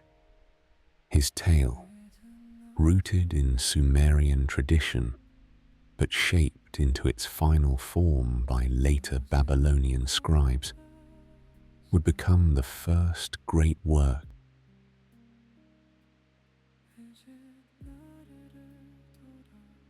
Picture the greatest city the world had ever seen. Uruk stretched along the banks of the Euphrates River, its walls so massive they could be seen from miles away. Inside those walls lived perhaps 50,000 people. That was big for the time, bigger than any settlement the world had ever seen. Most places were just villages of a few hundred souls. This was around 2,700 years before Christ was born. The pyramids of Egypt were still centuries in the future. Stonehenge was nothing but an empty field. But here in Uruk, people had already been living in cities for almost 1,000 years. The morning air would have carried the sounds of 1,000 workshops. Potters spinning their wheels in steady rhythm. Weavers calling out the quality of their cloth. Metal workers hammering bronze into tools and weapons. The smell of bread baking mixed with the scent of incense from the temples. Children ran through narrow streets between houses made of sun-dried brick. Merchants from distant lands haggled in the great marketplace. Their camels carried goods from faraway places. The king of this great city was a man named Gilgamesh, and if you have heard his name before, there is good reason. His story was rooted in ancient Sumerian poems. Babylonian scribes shaped it into its final form centuries later. It became the first great work of literature ever written down. But Gilgamesh was not just a character in a story. He was a real person, a king who actually walked those streets and ruled from that palace. The Sumerians kept careful records, and his name appears in their king lists. They said he ruled for 126 years, which tells us they thought very highly of him. Archaeological evidence suggests he lived sometime between 2700 and 2500 before Christ. His father was named Lugalbanda, who was also a king. His mother was said to be the goddess Ninsun, which meant the people believed their king had divine blood. The walls of Uruk that surrounded the city were said to be his greatest achievement. These were not simple barriers. They stretched for 6 miles around the entire city. They were built of fired brick, which was much stronger than the sun-dried brick most people used. The stories say Gilgamesh was 2/3 god and 1/3 human. His mother was the goddess Ninsun. His father was a mortal king. This made him stronger and wiser than ordinary men, but it also made him restless in ways that ordinary men could never understand. You see, being part god meant Gilgamesh could see how small and brief human life really was. He had divine blood in his veins, but he was still mortal. He would still grow old. He would still eventually face death. And this knowledge ate at him like a slow poison. The epic poem tells us that young Gilgamesh was not a good king at first. He was too strong, too proud, too demanding. He worked his people too hard, building walls and temples. The text says he would take any young man for forced labor and any young woman for his pleasure. The people of Uruk prayed to the gods for relief from their king. Their prayers rose like smoke from 100 household shrines. In the evening, families gathered for simple meals. They whispered complaints to whatever gods might listen. The great god Anu heard their cries from his temple high above the city. So the gods created someone to challenge him. They made a wild man named Enkidu. He lived with the animals in the forest. He was covered in hair like a beast. He had never seen a city, or tasted bread, or worn clothes. But he was as strong as Gilgamesh, and just as proud. The goddess Aruru formed him from clay, just as she had once helped form the first humans. Enkidu drank from streams with the gazelles. He ran with the gazelles across the open steppe. He knew the language of every bird and beast. He could track a leopard by its scent alone. He could wrestle a lion and win. But Enkidu was not meant to stay wild forever. The epic tells us that a trapper found him by a watering hole and was terrified by what he saw. This creature was protecting the animals from human hunters. He was filling in the pits they dug. He was breaking their snares. The trapper went to Uruk and told Gilgamesh about the wild man. The mighty king was deeply intrigued. He sent a temple woman named Shamhat to find Enkidu and civilize him. Shamhat was wise in the ways of both gods and men. She found Enkidu by the waters, where the animals came to drink. For 6 days and 7 nights, she taught him about human love and human ways. When it was over, the animals no longer recognized him. He had become something new. Shamhat gave him bread to eat and beer to drink. She taught him to wear clothes and oil his hair. She told him about the great city of Uruk and its king. Enkidu listened to these stories with growing anger. How dare this Gilgamesh oppress his people so cruelly? The two men fought when they first met. They wrestled through the streets of Uruk, crashing through doorways, shaking the very foundations of houses. The sound of their battle echoed off the walls like thunder. People ran to their rooftops to watch these two giants struggle. Neither could defeat the other. They were perfectly matched in strength and will. And in that moment of perfect balance, something beautiful happened. They slowly became the closest friends. Not just friends, but something deeper than that. Each had finally found someone who understood what it was like to be so strong, so different from everyone else. In all the world, there was no one else like them. But now there were two. Enkidu showed Gilgamesh how to be gentler with his people. Gilgamesh showed Enkidu the wonders of civilization. Together, they went on great adventures.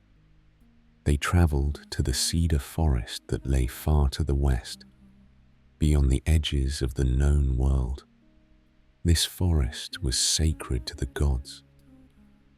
It was guarded by a monster named Humbaba, whose voice was like a flood and whose breath was like fire.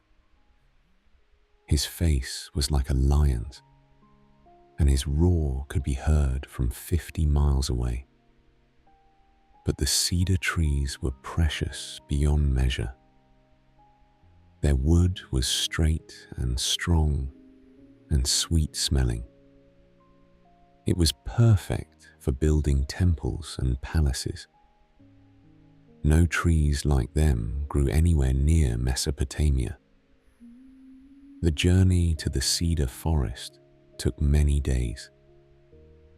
Gilgamesh and Enkidu traveled with 50 companions, all young men of Uruk, chosen for their courage. They carried weapons of bronze and leather armor, hardened with metal studs. At night, they would make camp, and Gilgamesh would have strange dreams.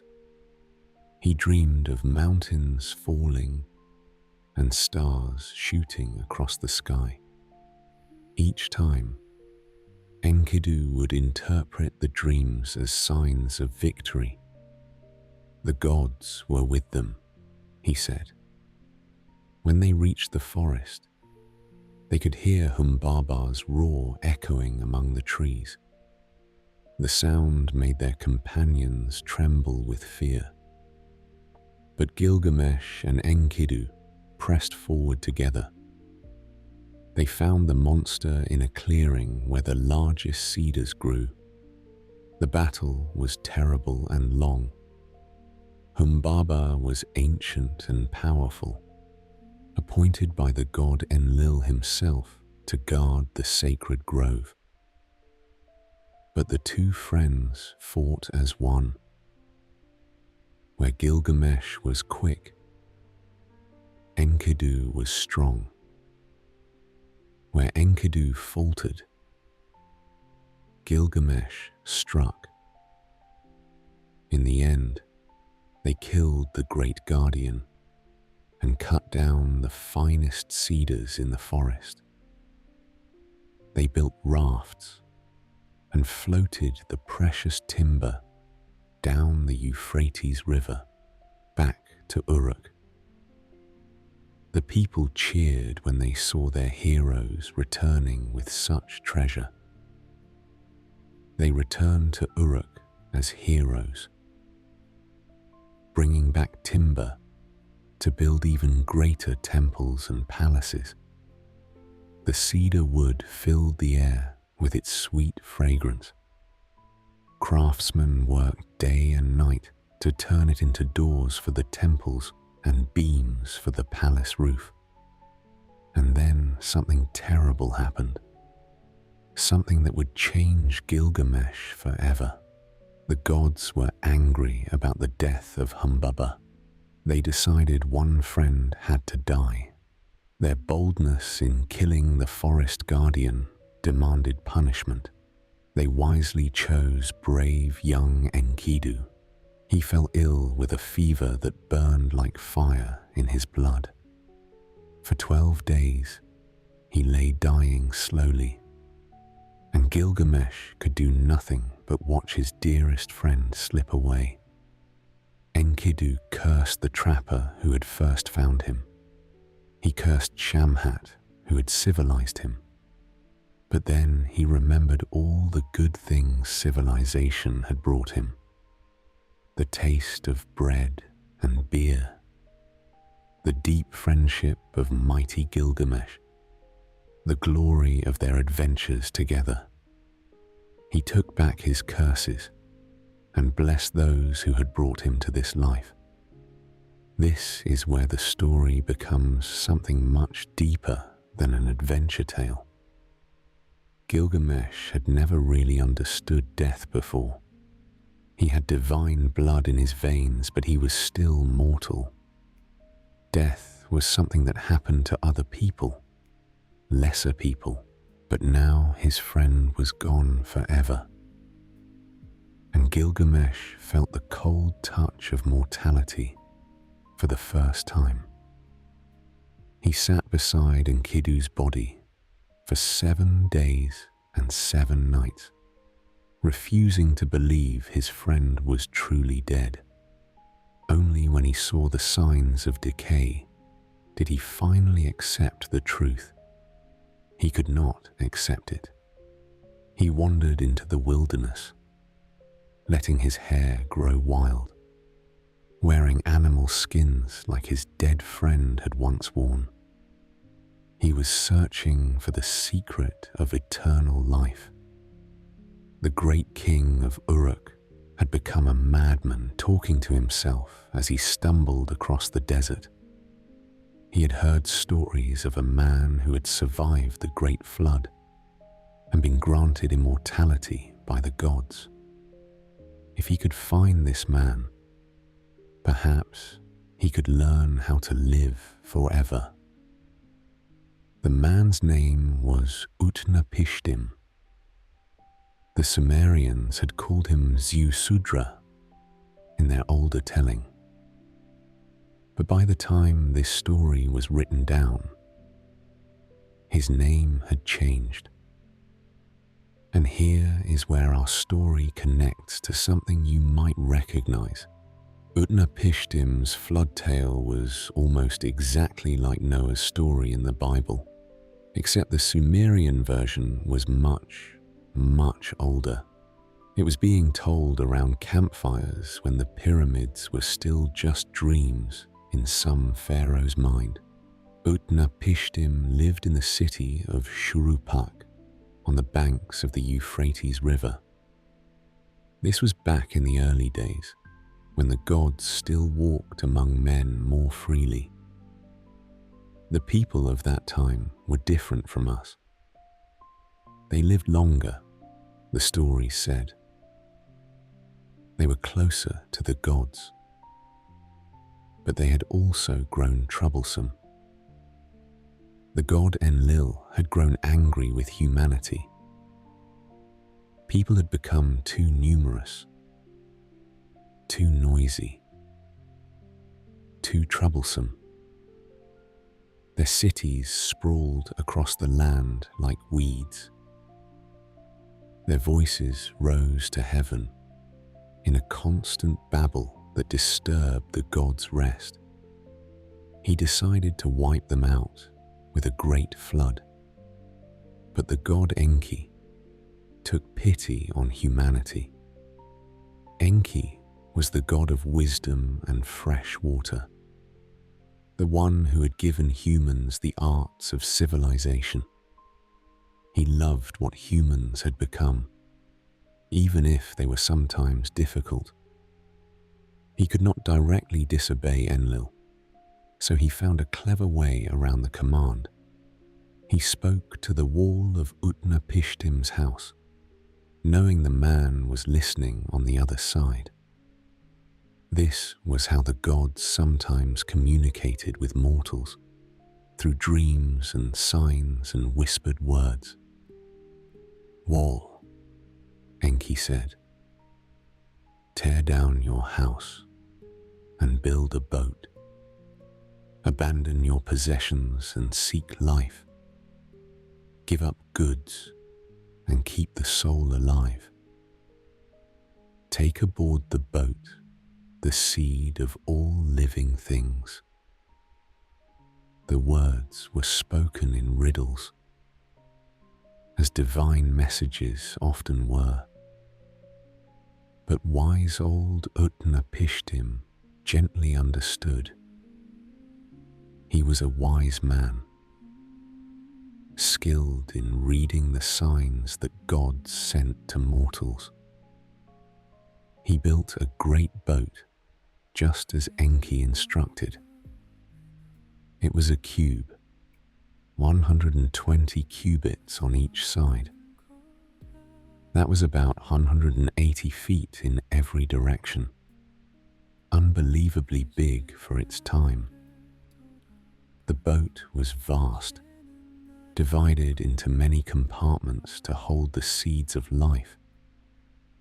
It was covered with bitumen inside and out to make it waterproof. Building such a vessel in secret was no easy task. Utnapishtim told his neighbors he was building it because Enlil was angry with him personally. He was going to sail away to live with Enki in the realm of fresh water. They believed this story and even helped him with the work. He loaded it with his family, his servants, craftsmen of every trade, and pairs of every animal. The craftsmen were important because they carried the knowledge needed to rebuild civilization. The goldsmith knew how to work precious metals. The carpenter knew how to join wood without nails. The potter knew the secrets of clay and fire. The weaver knew how to turn plant fibers into cloth. All of these skills would be needed when the flood was over, and the world had to begin again. The flood came exactly as Enki had warned. For 6 days and 7 nights, the waters rose. The storm was so fierce that even the gods were frightened by what they had unleashed. They huddled together like frightened children, amazed by the power they had set loose. The rain fell like arrows shot from the sky. The wind howled like a living thing that wanted to devour the earth. Lightning split the darkness with blinding white fire. Thunder crashed so loud it shook the foundations of heaven itself. But inside the boat, the water lapped gently against the hull, and Utnapishtim held his family close. Everything that was not on the boat was swept away. Entire cities vanished beneath the waves. Mountains were covered to their peaks. The fish swam where once great temples had stood. On the seventh day, the storm stopped. The silence that followed was deeper than any silence that had ever been. Utnapishtim opened a window and looked out. The world had become an endless sea. There was no land anywhere. Even the gods were weeping for what they had destroyed. They had not realized how much they would miss the prayers and offerings of humanity.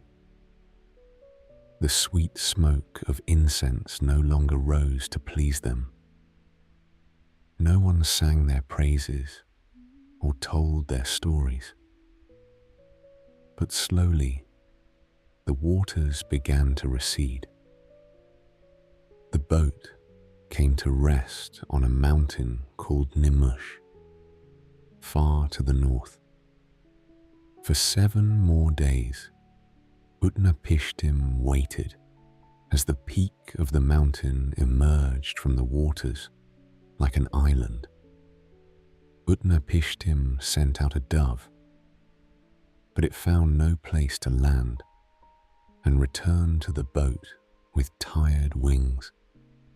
He sent out a swallow, but it too came back, circling the boat 3 times before settling on the roof. Finally, he sent out a raven.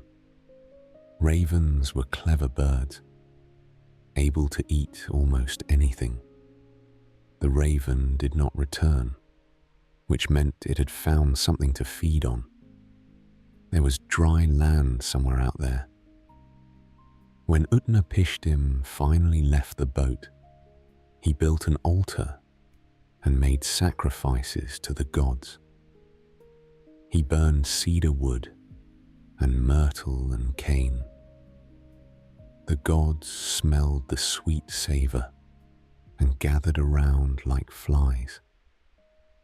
The story says they had missed the offerings of humanity more than they expected. Smoke rose straight up in still air. It carried survivors' prayers to the gods above. It was the first prayer offered since the flood began, and it was precious beyond measure.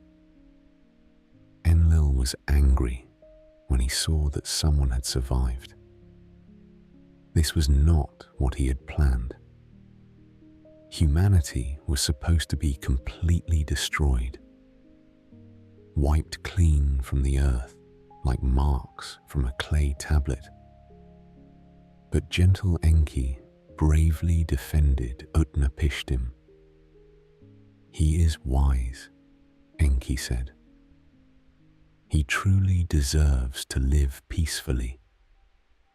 Besides, you should have sent lions or wolves or famine to reduce their numbers.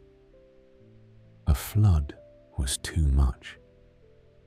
The other ancient gods slowly agreed. They had seen the results of Enlil's anger, and it frightened them. The world was empty and silent, without humanity to fill it with life and noise and purpose. And so the gods granted Utnapishtim and his wife immortality. They were taken to live at the mouth of the rivers, in a place beyond the reach of ordinary mortals. There, they would dwell forever, neither aging nor dying, guardians of the memory of the world that was. This was the man Gilgamesh sought. The journey to find Utnapishtim was long and dangerous. First, Gilgamesh had to cross the desert where lions hunted in packs. Then he passed through the tunnel of the sun. Shamash traveled there each night from west to east. The tunnel was 12 leagues long and completely dark. No mortal had ever survived the journey through it. But Gilgamesh pressed on, guided only by the wind that the sun god left in his wake. At the end of the tunnel, he found a garden where the trees bore jewels instead of fruit. Emeralds hung heavy like ripe apples. Rubies clustered thick like sweet grapes. Diamonds sparkled like drops of morning dew. Beyond the garden lived Siduri, the tavern keeper at the edge of the world. She was frightened when she saw the wild man approaching. His hair was matted. His clothes were rags. His eyes burned with desperate hunger. But when she heard his story, her heart was moved to pity. She told him how to find Urshanabi, the ferryman. He could take him across death's waters. After many trials and adventures, he finally found Utnapishtim in that distant place. The immortal man was not what Gilgamesh had expected. He looked like any other person, neither young nor old, neither tall nor short. Only his eyes showed the weight of endless years. But the immortal man had disappointing news for the grieving king. There is no permanence, Utnapishtim told him. Do we build a house to stand forever? Do we seal a contract to hold for all time? Nothing in this world is permanent. Death is part of life, just as sleep is part of each day. The gods decided your fate when you were born. They set aside days for life and days for death, but they did not reveal which was which. But Utnapishtim took pity on Gilgamesh. He told him of a plant that grew at the bottom of the sea. This plant could restore youth, though not grant true immortality. It was called the old man becomes a young man. To reach it, Gilgamesh would have to dive deeper than any mortal had ever gone. He would have to hold his breath longer than seemed possible. He would have to fight the crushing pressure of the deep waters. Gilgamesh tied heavy stones to his feet and plunged into the sea. Down he went through blue and green water. He passed silver fish and bright coral creatures. His lungs burned for air. His ears ached from the pressure. But still he dove deeper. At last, on the sandy bottom where no light reached, he found the plant. It was small and thorny, glowing with its own pale light. He grasped it carefully, cutting his hands on its sharp spines. He cut the stones from his feet. He shot upward, chest ready to burst from holding breath. On his way home to Uruk, Gilgamesh stopped to bathe in a cool spring. The journey had been long and hard. Salt and sand covered him from his sea dive.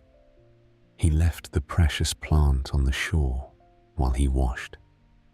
But a serpent smelled the plant's sweet fragrance and ate it. The snake had been old and slow, its scales dull with age. Gilgamesh watched in horror as the serpent shed its skin. It slithered away, renewed and young. This was why snakes could shed their skins and seem to be reborn, the story explained. They had stolen the gift that was meant for humanity. Every time a snake molted, it was using the power that Gilgamesh had lost. Gilgamesh wept bitter tears of sorrow. All his struggles had been for nothing. He had traveled to the ends of the earth. He had faced monsters and crossed impossible barriers. He had dove to the bottom of the sea itself. And now the gift he had won was gone, stolen by a common snake. But then, as he sat by that spring, something changed in his heart. He looked around at the world with new eyes. The water was cool and clear. The sun was warm on his shoulders. Birds sang in the trees. Palm fronds rustled in the gentle breeze. Somewhere nearby, a cricket chirped its simple song. The air smelled of growing things, of flowers and grass, and the rich earth that gave them life. He was still breathing and alive. Right now, in this moment, he was alive. And perhaps that was enough. Perhaps the secret was not to live forever, but to really live while you could. Gilgamesh returned to Uruk empty-handed, but somehow wiser. He looked at his city with fresh understanding. The walls he had built would outlast him. The people he ruled would remember him. The stories they told would carry his name into the future. He became a better king, ruling with justice and compassion. He stopped taking young men for forced labor and young women for his pleasure. He listened to the complaints of his people and tried to make their lives better. He built great works that would outlast his mortal body. He dug wells so people would have fresh water. He built granaries so they would not starve in bad years. He established laws so they would be treated fairly. He wrote down the laws and stories of his people. He made sure that even though he would die, something of what he had learned would continue. The scribes worked by lamplight in the palace, carefully pressing their wedge-shaped marks into soft clay. And in a way, he did achieve immortality. Not the kind he had sought, but a different kind altogether. His ancient story gently lived on. It was copied and recopied, told and retold. The epic spread from Sumer to Babylon to Assyria. Each culture added its own touches to the tale, but the heart of it remained the same. It was translated into Hittite and Hurrian and other languages that are now forgotten. It quietly influenced many other stories. The tale of Utnapishtim's flood became the story of Noah. The friendship between Gilgamesh and Enkidu became the model for countless stories about loyalty and loss. The epic's themes about life, death, and meaning echoed through literature for thousands of years. You can hear echoes of it in the Iliad and the Odyssey. You can see its influence in the stories of King Arthur and his knights. Scholars today call the Epic of Gilgamesh the world's first great work of literature. The version we know was compiled by a Babylonian scribe named Sinleki Unini around 1200 BCE. He drew on Sumerian poems already 1,000 years old. It was the first story to grapple with what it meant to be human, what it meant to love someone and lose them, what it meant to face your own mortality and find a way to live with that knowledge. The poem was written on 12 clay tablets in the old cuneiform script. Cuneiform was the wedge-shaped writing that the Sumerians had invented. Each mark was made by pressing a reed stylus into soft clay at different angles.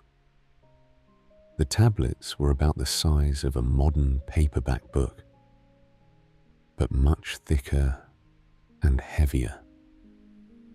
A skilled scribe could write 200 lines per tablet. They worked carefully for clear, even marks.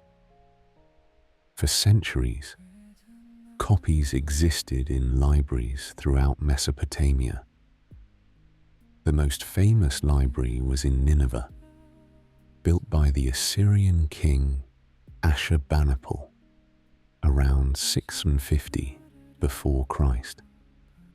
He collected over 30,000 tablets, including the most complete version of the Gilgamesh epic we have today. Then the cities fell, the libraries crumbled, and the story was forgotten. The mighty Persians eventually conquered Babylon. The Greeks conquered the Persians. The Romans conquered the Greeks. Each new empire cared less about the old stories than the one before. For over 2,000 years, no one remembered Gilgamesh. The tablets lay buried under tons of sand and rubble. The cities where his story had been told became mounds of earth that shepherds used as lookout points. But in the 1800s, archaeologists digging in the ruins of ancient Nineveh found the tablets again. Men like Austin Henry Layard and Hormuzd Rassam carefully excavated the remains of Ashurbanipal's great library. They shipped thousands of tablets back to the British Museum in London. There, scholars like George Smith worked for years to decipher the old cuneiform script and piece together the broken fragments. In 1872, George Smith announced to the world that he had found an ancient version of the flood story. The news caused a sensation. Here was proof that the biblical flood was based on much older traditions. They painstakingly translated the old script and brought Gilgamesh back to life. The first great story was told once more, after sleeping in the earth for more than 2,000 years. Word of this discovery spread quickly through the scholarly world. What strikes people most about the epic was how modern it felt. Gilgamesh struggled with the same questions we all face. How do you deal with loss? How do you find meaning in a life that you know will end? The story asked how to be a good person when the world was full of suffering. It wrestled with the balance between personal desires and duties to others. It faced the hard truth that everything we build will someday crumble. The answers the story offered were gentle ones. Love your friends while you have them. Do good work that will outlast you. Accept that some things are beyond your control. Find joy in simple pleasures. Be kind to others who are struggling with the same questions you are. Build something that will matter to the people who come after you. Remember that wisdom earned through suffering should be shared. These were not dramatic answers. They would not make headlines or sell books, but they had the ring of truth. The kind of wisdom that came from really living and really paying attention. The flood story within the epic was particularly fascinating because it showed up everywhere, not just in the Bible, but in the stories of cultures all around the world. Almost every people had some memory of a great deluge that destroyed the old world. The Greeks had Deucalion and Pyrrha. They survived Zeus's flood and repopulated Earth with stones. The Indians had Manu, who was warned by a fish that turned out to be the god Vishnu in disguise. The Chinese had Gun Yu, who controlled the great floods that threatened to drown all of China. The Aztecs told of 4 previous worlds, each destroyed by a different catastrophe, including one that ended in flood. Almost every culture remembered a great flood that destroyed the world, and a hero who saved everyone. Some remembered it as divine punishment. Others saw it as a natural disaster. But they all told the same basic story. Some scholars think this might be a memory of real floods that happened when the Ice Age ended. About 15,000 years ago, the great glaciers began to melt. Sea levels rose dramatically over the course of several thousand years. Coastlines that had been home to millions of people disappeared under the waves. River valleys that had supported thriving communities were drowned. The survivors would have passed down stories of those terrible times. Others think the flood story spoke to something deeper in human psychology. The idea of a fresh start, a clean slate, a chance to begin again. Every culture needed this story of hope that renewal was always possible, no matter how bad things got. The flood represented both destruction and cleansing. It washed away the old mistakes and made room for new growth. Like a forest fire that clears out the dead wood and lets new trees take root. But whether the flood was real or symbolic, the story it told about human nature rang true. We are capable of great evil, but also great good. We can be saved, but we have to choose to save each other. The gods, fate, or chance might help, but we had to build the ark ourselves. We had to choose what to save and what to let go. We had to work together to survive the storm. The Sumerian version of the flood story was older than the biblical version by at least 1,000 years. This did not necessarily mean one copied from the other. Both stories likely came from ancient oral traditions passed down for generations before writing existed. What mattered was not which version came first, but what the story taught. It was about the value of life, all life. It was about the importance of preparation and wisdom. It was about the power of hope, even in the darkest times. And it was about the responsibility that came with survival. Utnapishtim did not just save himself and his family. He saved the knowledge and skills that would allow civilization to rebuild. He carried the seed of the future through the dark waters of the past. The craftsman on his boat represented all the arts that made life worth living. Without them, the survivors would have been little better than animals. This theme ran through all of Sumerian literature. The idea that knowledge was precious and must be preserved, that wisdom earned through suffering should be shared, that each generation had a duty to pass on what it had learned to the next. The Sumerians understood that civilization was fragile. Even great cities could eventually fall. Even precious libraries could sadly burn. Even ancient languages could be forgotten. If people did not take care to preserve what they had learned, it could all disappear in a single generation.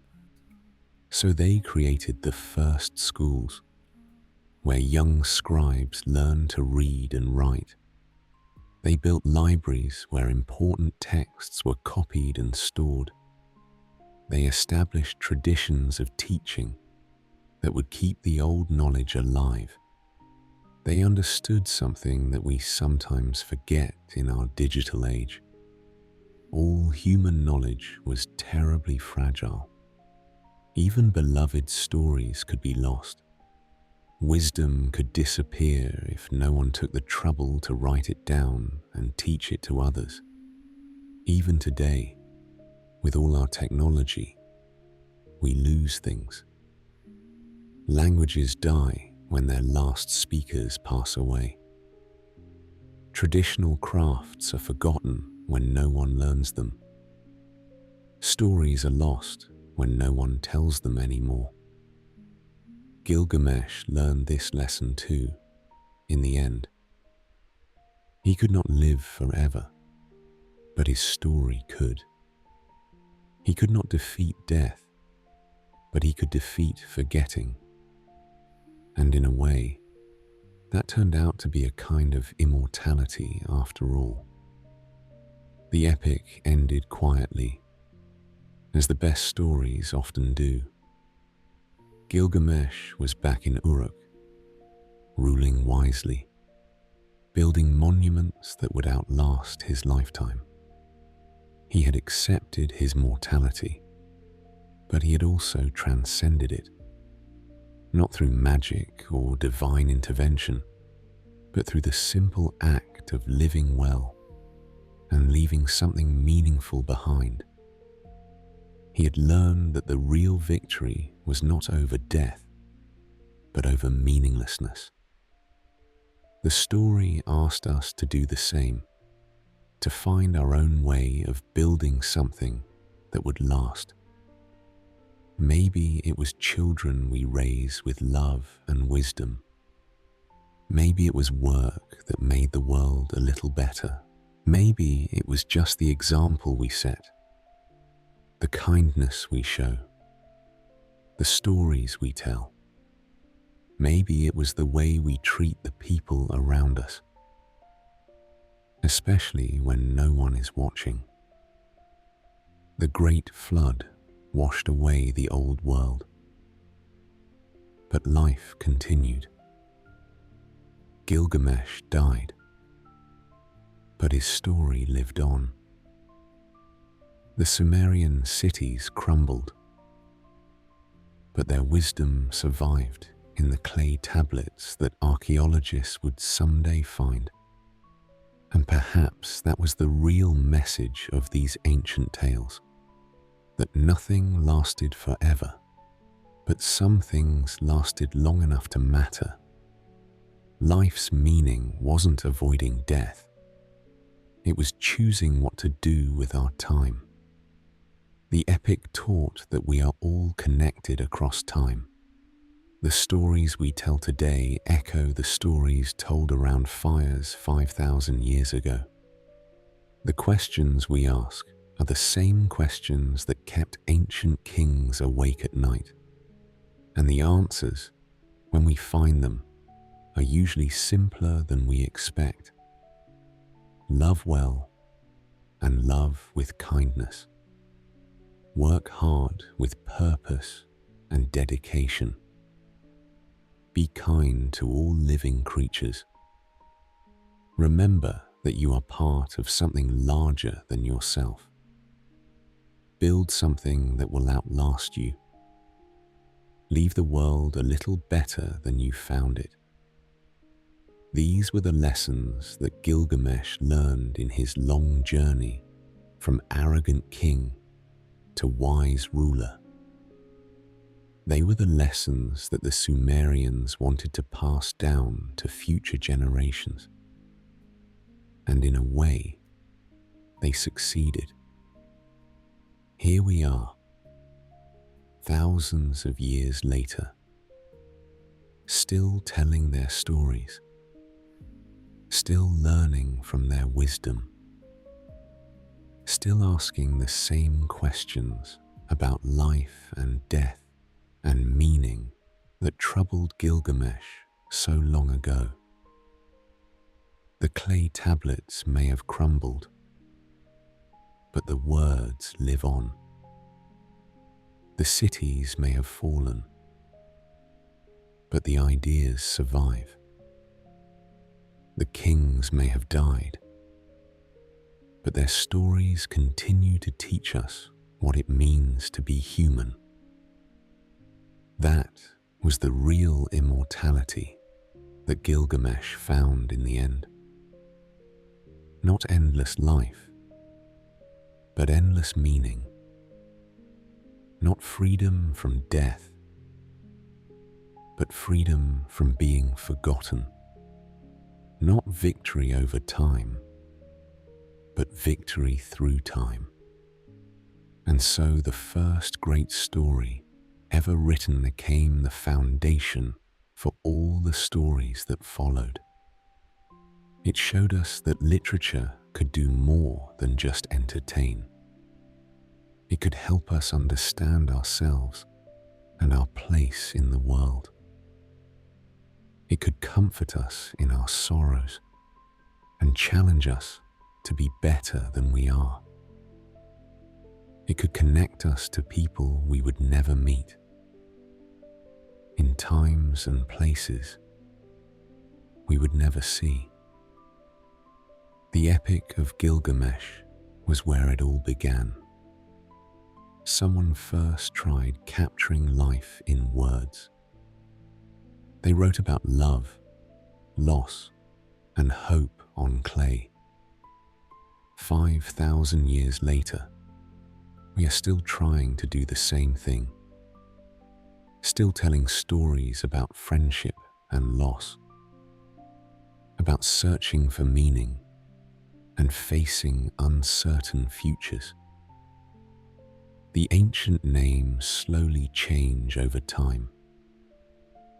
The distant settings change through centuries, but the heart of the story remains the same. We are all Gilgamesh, in our way. We all face the loss of those we love. We all struggle with our own mortality, and we all have to decide what kind of legacy we want to leave behind. The Sumerians chose to leave us their stories, and in doing so, they achieved something that even the gods might envy. They became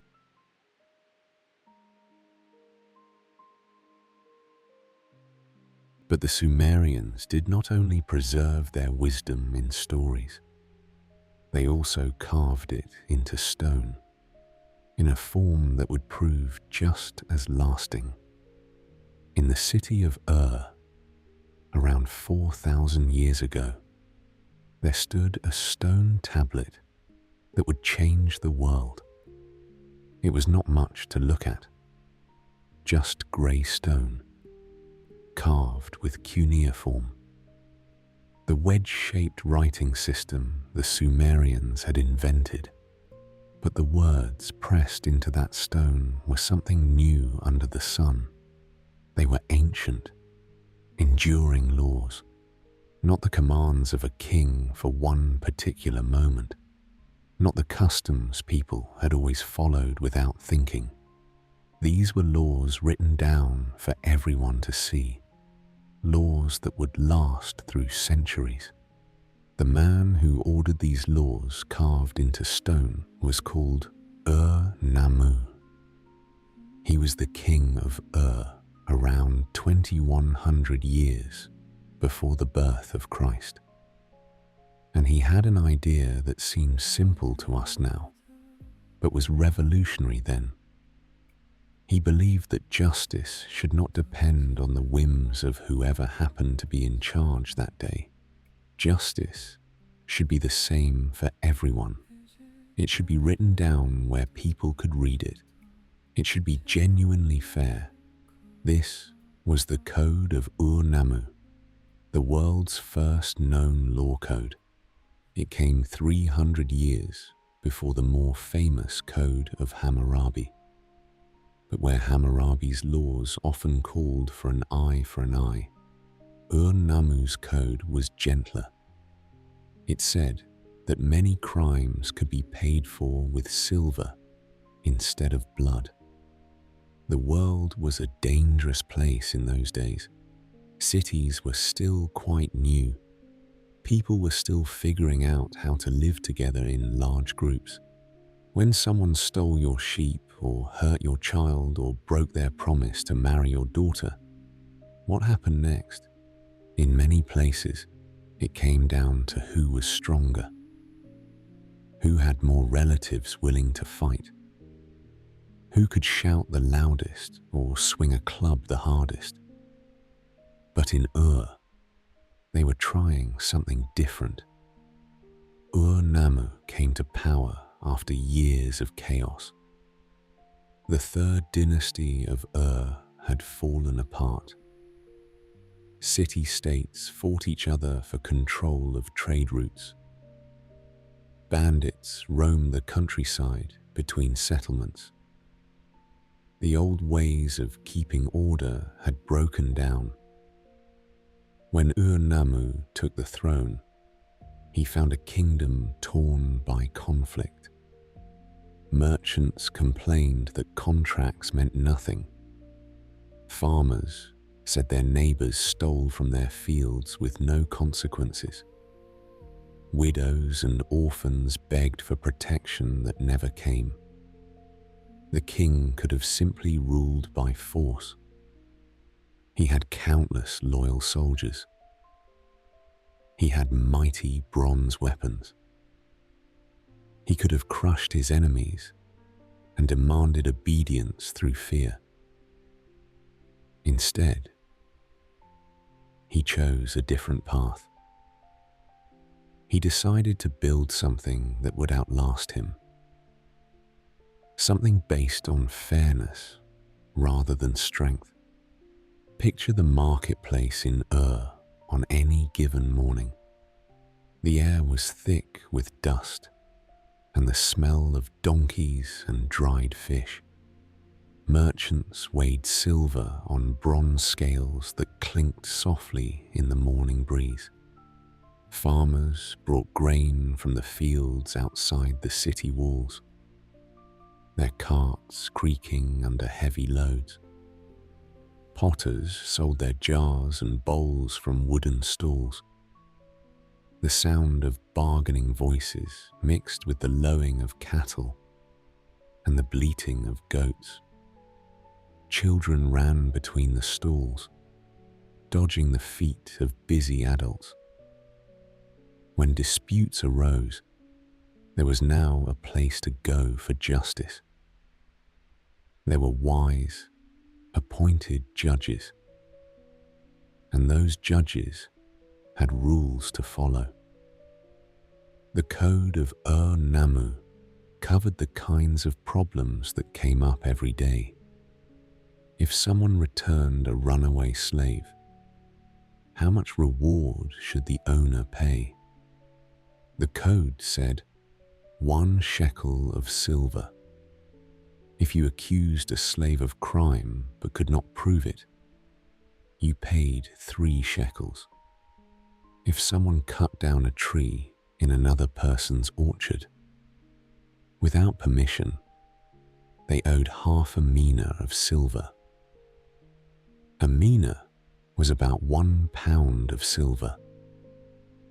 A shekel was much smaller, about 1/3 of an ounce, roughly the weight of a modern coin. These were serious amounts of money for ordinary people. The code made sure that false accusations and petty theft carried real consequences. These might seem like small things, but they were the building blocks of something larger.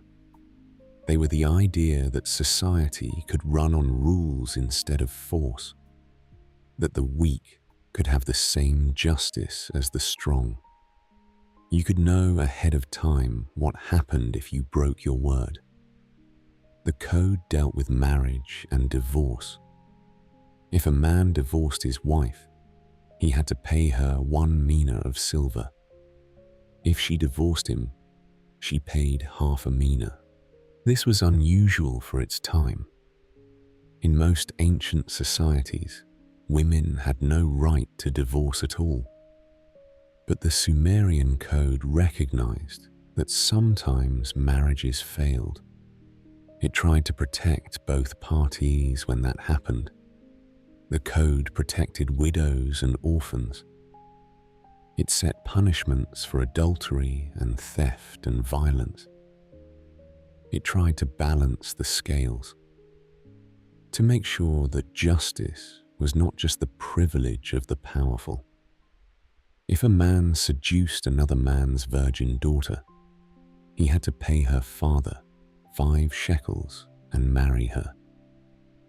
If he refused to marry her, he still owed the money. The code tried to protect young women from men who might take advantage of them. If someone's ox gored a person to death, the owner paid half a mina of silver to the victim's family. If the ox had gored someone before and the owner knew it was dangerous, he paid a full mina. The code held people responsible for the harm their property caused. When people had disputes, they came before judges. These judges were not kings or priests. Though they served the king and honored the gods, they were men chosen for their wisdom and their knowledge of the law. They listened to both sides of every story. They carefully examined all evidence.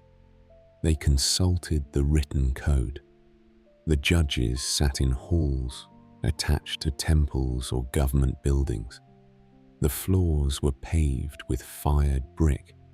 Reed mats covered the benches where people waited their turn.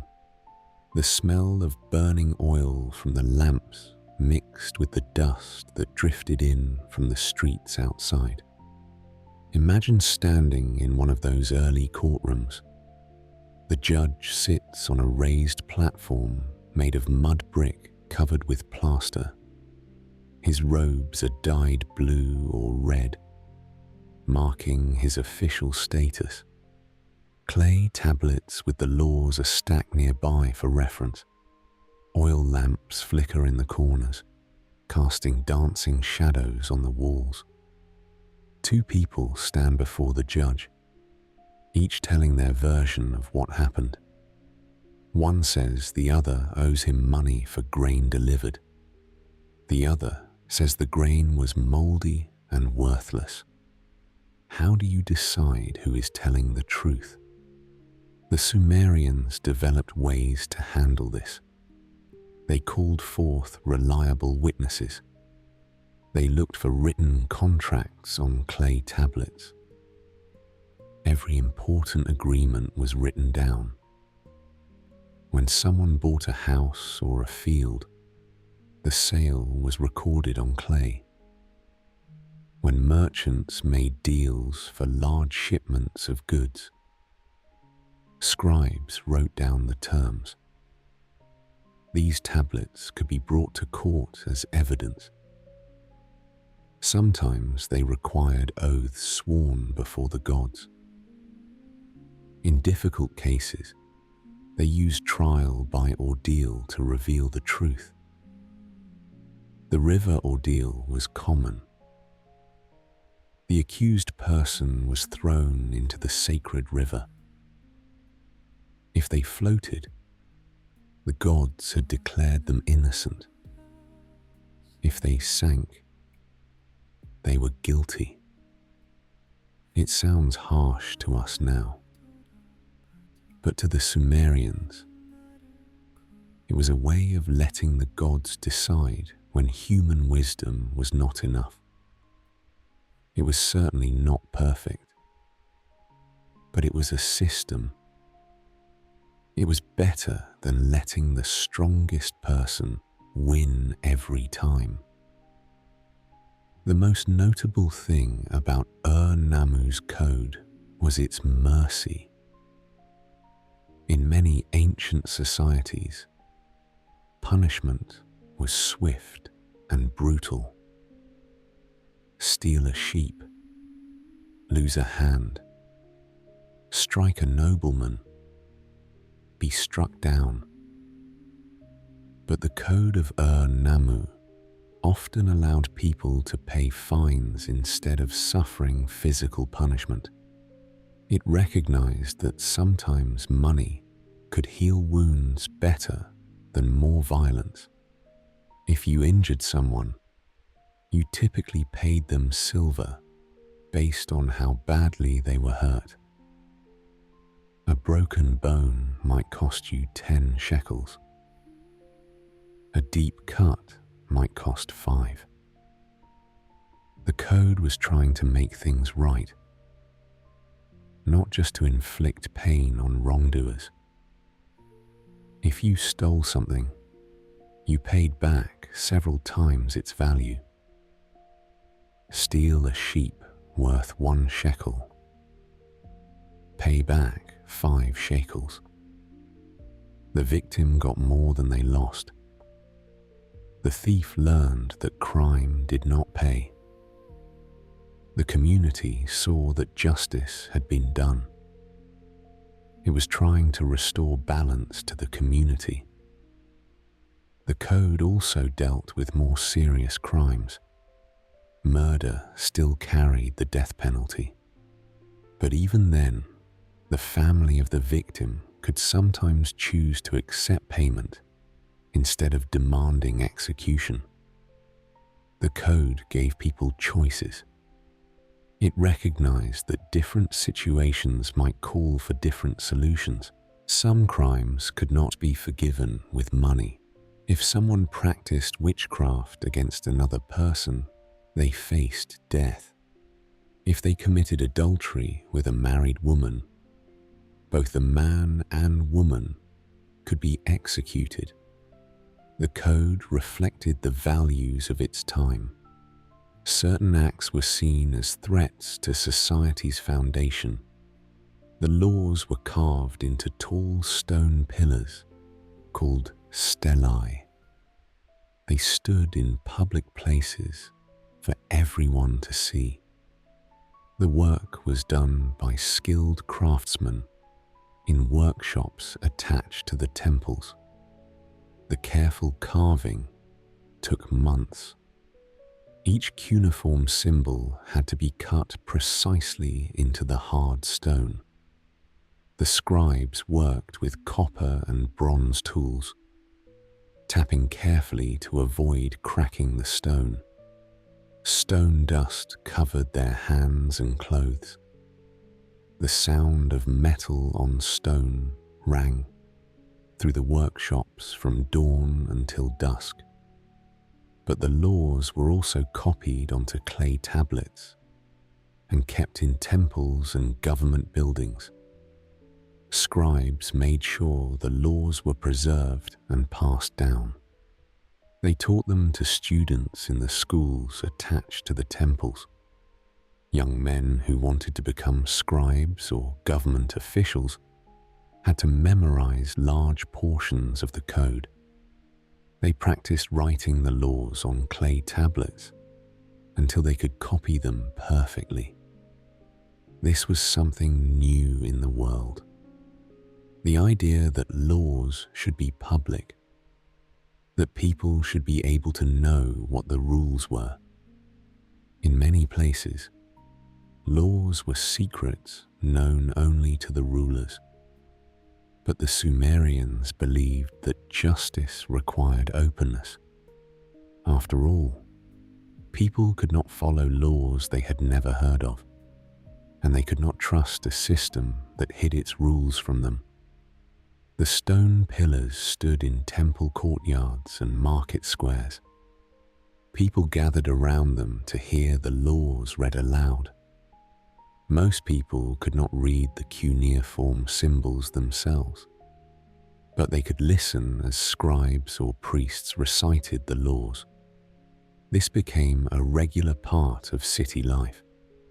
On market days and festival days, someone would stand beside the law stones and read portions of the code. Children learned about justice by listening to these recitations. Merchants learned what rules governed their trades. As word spread throughout the ancient world, other rulers took notice. Here was a kingdom where disputes were settled by law instead of by force, where even the king followed written rules, where justice was not just the privilege of the wealthy and powerful. The influence of these early law codes spread far beyond Sumer. The code of Ur-Nammu inspired later lawgivers like Hammurabi of Babylon. Hammurabi's code, carved into a tall black stone pillar, became famous throughout the ancient world, but it built on the foundation that Ur-Nammu had laid. Hammurabi ruled Babylon about 300 years after Ur-Nammu. He conquered much of the old Sumerian homeland. When he created his own law code, he borrowed many ideas from the earlier Sumerian laws. Hammurabi's code was longer and more detailed than Ur-Nammu's. It covered nearly 300 different situations, but the basic principle was the same. Laws should be written down. Justice should be the same for everyone. People should know what to expect when they broke the rules. From Babylon, the idea of written laws spread to other civilizations. The Hittites had law codes. So did the mighty Assyrians. The ancient Hebrews developed their own legal traditions, influenced by the legal thinking that had begun in Sumer. The laws of Moses, given on Mount Sinai, shared many features with the earlier Mesopotamian codes. They emphasized justice for the poor and protection for the weak.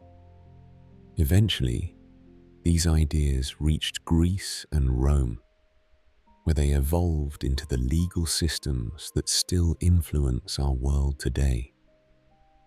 The Romans created the most sophisticated legal system the ancient world had ever seen, but they built on ideas that traced back to that first stone tablet in Ur. But it all started with that stone tablet in Ur, with a king who believed that justice should be the same for everyone, with the radical idea that laws should be written down where people could read them. The judges who enforced Ur-Nammu's code were chosen carefully.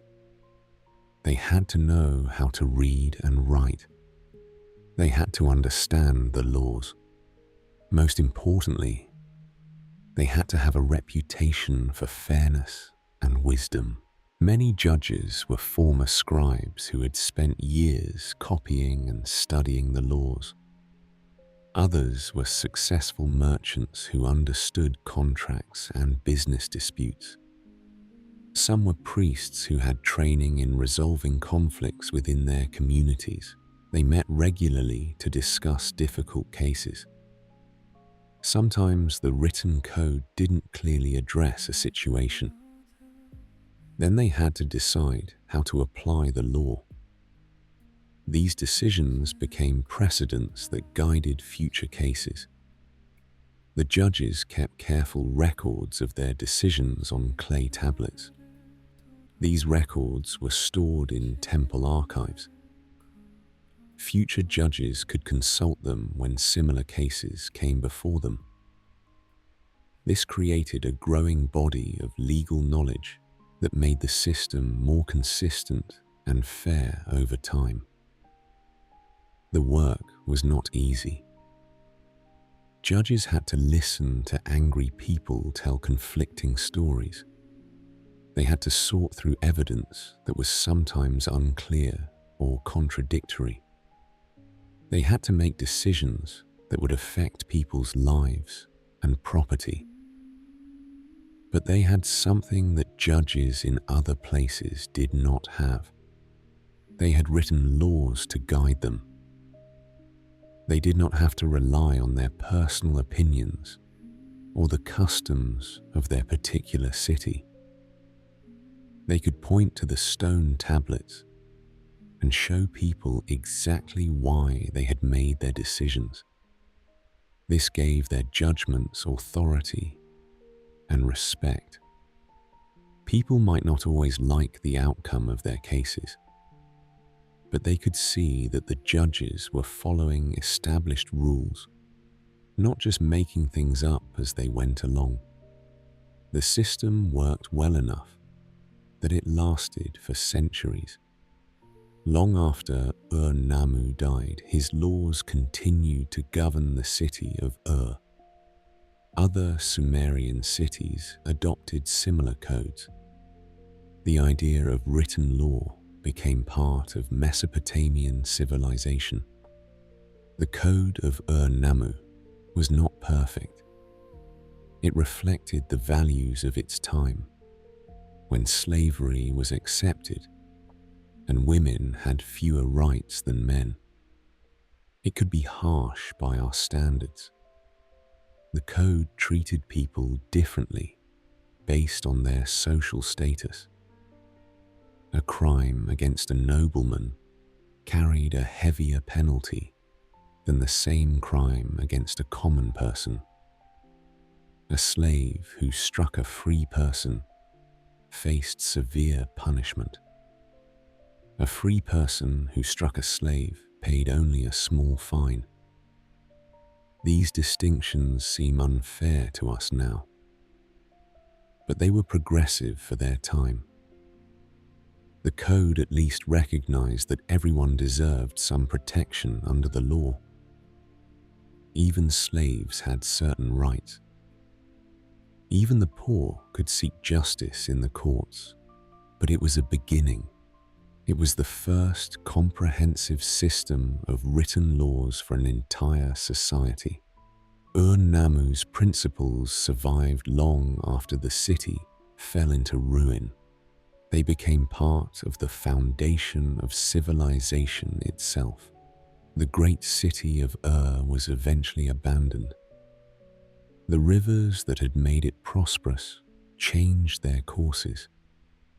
Trade routes shifted to other cities. Sand covered the temples and palaces. The ziggurat that had once dominated the skyline crumbled into a hill of broken brick. But the idea that Nammu had carved into stone lived on. It passed from Sumerians to Babylonians to other peoples. It traveled from generation to generation across thousands of years. When we enter courtrooms today, we inherit something that began in ancient Sumer. We benefit from an idea born in a king's mind 4,000 years ago. Our legal systems are far more complex than anything the Sumerians could have imagined. We have constitutional rights and appeals courts and legal procedures that take years to complete. But the basic principle remains the same. Laws should be written down. Justice should be the same for everyone. People should know what the rules are. The Sumerians understood something important about human nature. They knew that people could not live together in large groups without rules. But they also knew that rules without justice would not last. They had to be fair. They had to make sense. They had to serve the community, not just the powerful. This precious insight was hard won. The Sumerians had tried other approaches.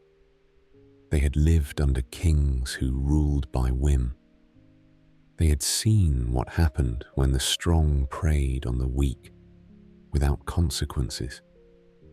They had watched their cities tear themselves apart in cycles of revenge and violence. The code of Nammu was their answer to these problems. It was not just a list of rules. It was a statement of principles. It said that human beings could govern themselves through reason and law rather than through force alone. As the centuries passed, the specific laws of Nammu were forgotten.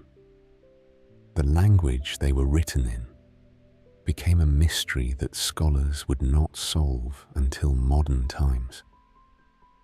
The great city of was buried under sand and time. But the noble idea survived. The idea that law could be more than the whim of whoever held power. That it could be a tool for building justice and order in human society. Archaeologists rediscovered fragments of Nammu's code in the early 20th century. They found broken tablets in the ruins of Nippur and Ur. Slowly, painstakingly, they pieced together the ancient laws. What they found amazed them. Here was proof that the idea of written law was older than anyone had imagined. The Sumerians thought about justice 1,000 years before the Greeks. They were 2,000 years ahead of the Romans. The tablets were damaged and incomplete. Many of the laws were lost forever. But enough survived to show the world what Nammu had accomplished. He had created something that would outlast empires and civilizations. This was one of Sumer's greatest gifts to the world. Not just the invention of writing, or the wheel, or the city, but the idea that human beings could govern themselves through reason and law, rather than through force alone. This idea would echo through history. inspiring those who dreamed of justice. It would influence the lawmakers of Israel and Greece and Rome. It would shape the legal traditions that spread across Europe and eventually to the Americas. Someone appeals to law instead of force. They continue something that began in ancient Sumer. Every time a court protected the weak against the strong, it was honoring principles that Ur-Nammu had carved into stone. And in the end, perhaps that is what made the Sumerians truly extraordinary. They were not content just to survive. They wanted to build something better. They wanted justice to be reality, carved in stone for all to see. The laws of Ur-Nammu were just the beginning. But sometimes, the most important journeys start with a single step. This step led humanity towards something new: the rule of law. The idea that even kings must answer to justice, that even the powerful must follow the rules.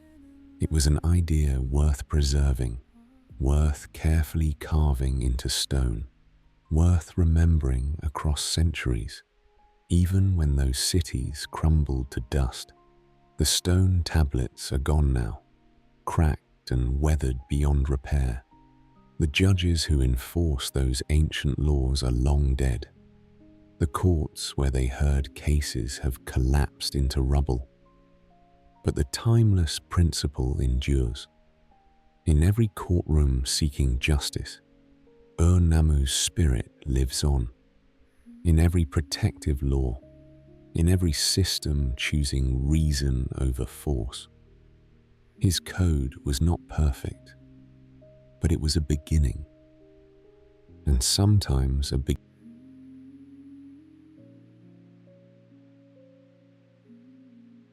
The sun beat down on the fields outside Ur. It was the same sun that had shone on these lands for thousands of years. But something was different now. The barley here wasn't the same rich golden grain that had fed great cities for generations. If you knelt down and looked closely at the soil, you would see something strange. Little white crystals scattered through the dirt. Salt had quietly accumulated over centuries. The same salt that flavored food and preserved meat. But salt was not supposed to be here. Mixed in with the earth where crops were meant to grow. The farmers knew what it meant. Their weary fathers had always known. Their weathered grandfathers had known too. The land was getting tired. Each year, the harvest was a little smaller.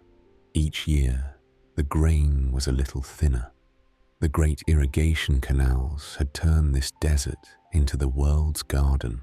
Now they slowly killed the soil they'd made fertile.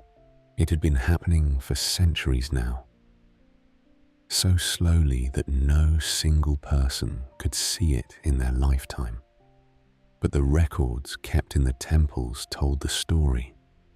The scribes wrote down the harvest numbers every year, and if you knew how to read those clay tablets, you could see the slow decline written in cuneiform marks. This was not the only problem facing the Sumerian cities, but it was perhaps the most important one, because without grain, there could be no cities. Without surplus food, there could be no priests or scribes or craftsmen. The whole civilization rested on those fields of barley and wheat. and those fields were slowly turning to salt. The problem had started innocently enough, back when the first farmers began channeling river water to their crops. Around 3500 BCE, when Uruk was still young, the irrigation worked like magic. The ancient desert bloomed into farmland. Small villages slowly grew into cities. But every gallon of river water carried invisible passengers. Tiny amounts of salt, dissolved from rocks far upstream in the mountains. In the beginning, this made no difference. The soil could handle such small amounts easily. The farmers watered their fields, and the crops grew tall and strong. The surplus grain fed craftsmen and priests. The bustling cities prospered for generations. Everyone believed the system would work forever. They had no way of knowing that each irrigation was like adding a grain of sand to a scale. One tiny grain means almost nothing. 1,000 grains mean nothing. But after centuries of adding grains, the scale begins to tip. The problem had started with the very thing that made Sumerian civilization possible. The ancient irrigation canals stretched endlessly. For over 1,000 years, they carried water from the Tigris and Euphrates to desert fields. It was a marvel of engineering. Hundreds of miles of channels and ditches, carefully graded so the water would flow exactly where it was needed. But water from rivers carries more than just water. It carries tiny particles of salt, dissolved from rocks far upstream. In small amounts, this salt does no harm. Plants can handle a little salt. But year after year, century after century, the salt built up in the soil. When the hot sun evaporated water from the fields, the salt stayed behind. And when farmers flooded their fields again and again, more salt came with each flooding. It was like adding a pinch of salt to a pot of soup every day. Eventually, the soup becomes too salty to eat. By 2500 BCE, some farmers around Girsu were already noticing problems. Their wheat crops were failing more often. The grain that did grow was smaller and less nutritious than before. At first, they blamed bad weather or angry gods. They offered more sacrifices at the temples.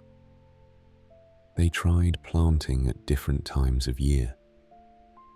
Nothing they tried ever worked properly. The white crust kept appearing on their fields after the water dried. The soil tasted bitter when they put it to their tongues, the way soil never should. The Sumerians understood what was happening. Their texts mention the white crust that formed on the soil. They quietly tried many different solutions. Some farmers switched from wheat to barley because barley could tolerate salt better. Others let their fields rest for a year or two, hoping the salt would wash away. But there was no real solution that did not involve abandoning the very system that had made their civilization possible. Without irrigation, there could be no surplus food. Without surplus food, there could be no cities. It was a trap that took centuries to spring shut. The scribes in Lagash kept careful records of the changing harvests. In 2400 BCE, their tablets recorded 20 bushels of grain per field.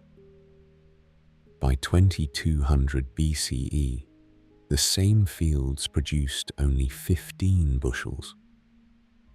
By 2000 BCE, some fields produced nothing at all.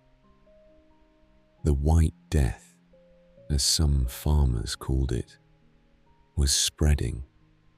Entire districts that had once fed thousands of people became useless for farming. The cities had to reach farther and farther for their grain. Trade routes that had once carried luxury goods now carried basic food supplies.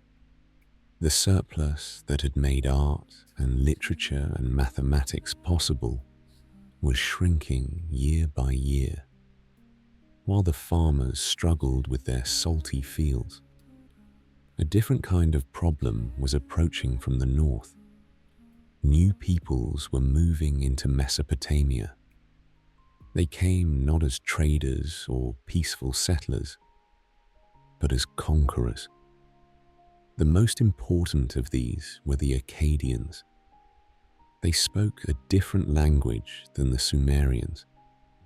Where Sumerian was unlike any language spoken today, Akkadian belonged to the same family as Hebrew and Arabic.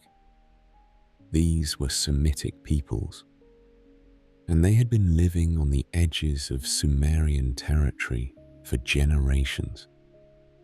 At first, the Akkadians had been content to learn from the Sumerians. They adopted cuneiform writing for their own language. They worshipped Sumerian gods, though they gave them different names. They built cities in the Sumerian style. In many ways, they became more Sumerian than the Sumerians themselves. But they also brought something new, a different way of thinking about power and kingship. The Akkadians had grown up in the borderlands, where survival meant constant vigilance. Their tribes were organized around war leaders who could make quick decisions and enforce them absolutely. This was very different from the Sumerian system. In Sumerian cities, power was shared between kings, priests, and councils of elders. Important decisions always took considerable time. Debates could last for days. This worked well when the cities were prosperous and secure, but it worked poorly when enemies were at the gates. The Akkadians saw this weakness. They also saw the growing problems with the soil and the declining harvests. The Sumerian cities had always been independent.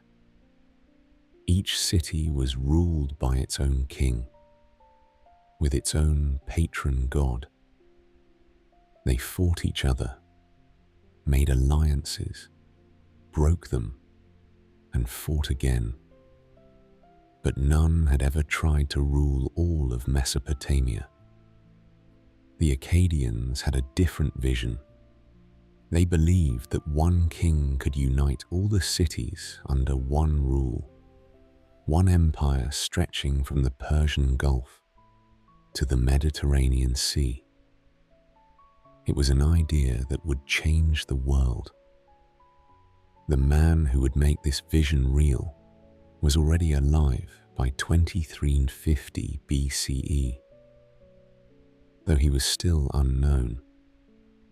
His name was Sargon, and he would later found the great city of Akkad.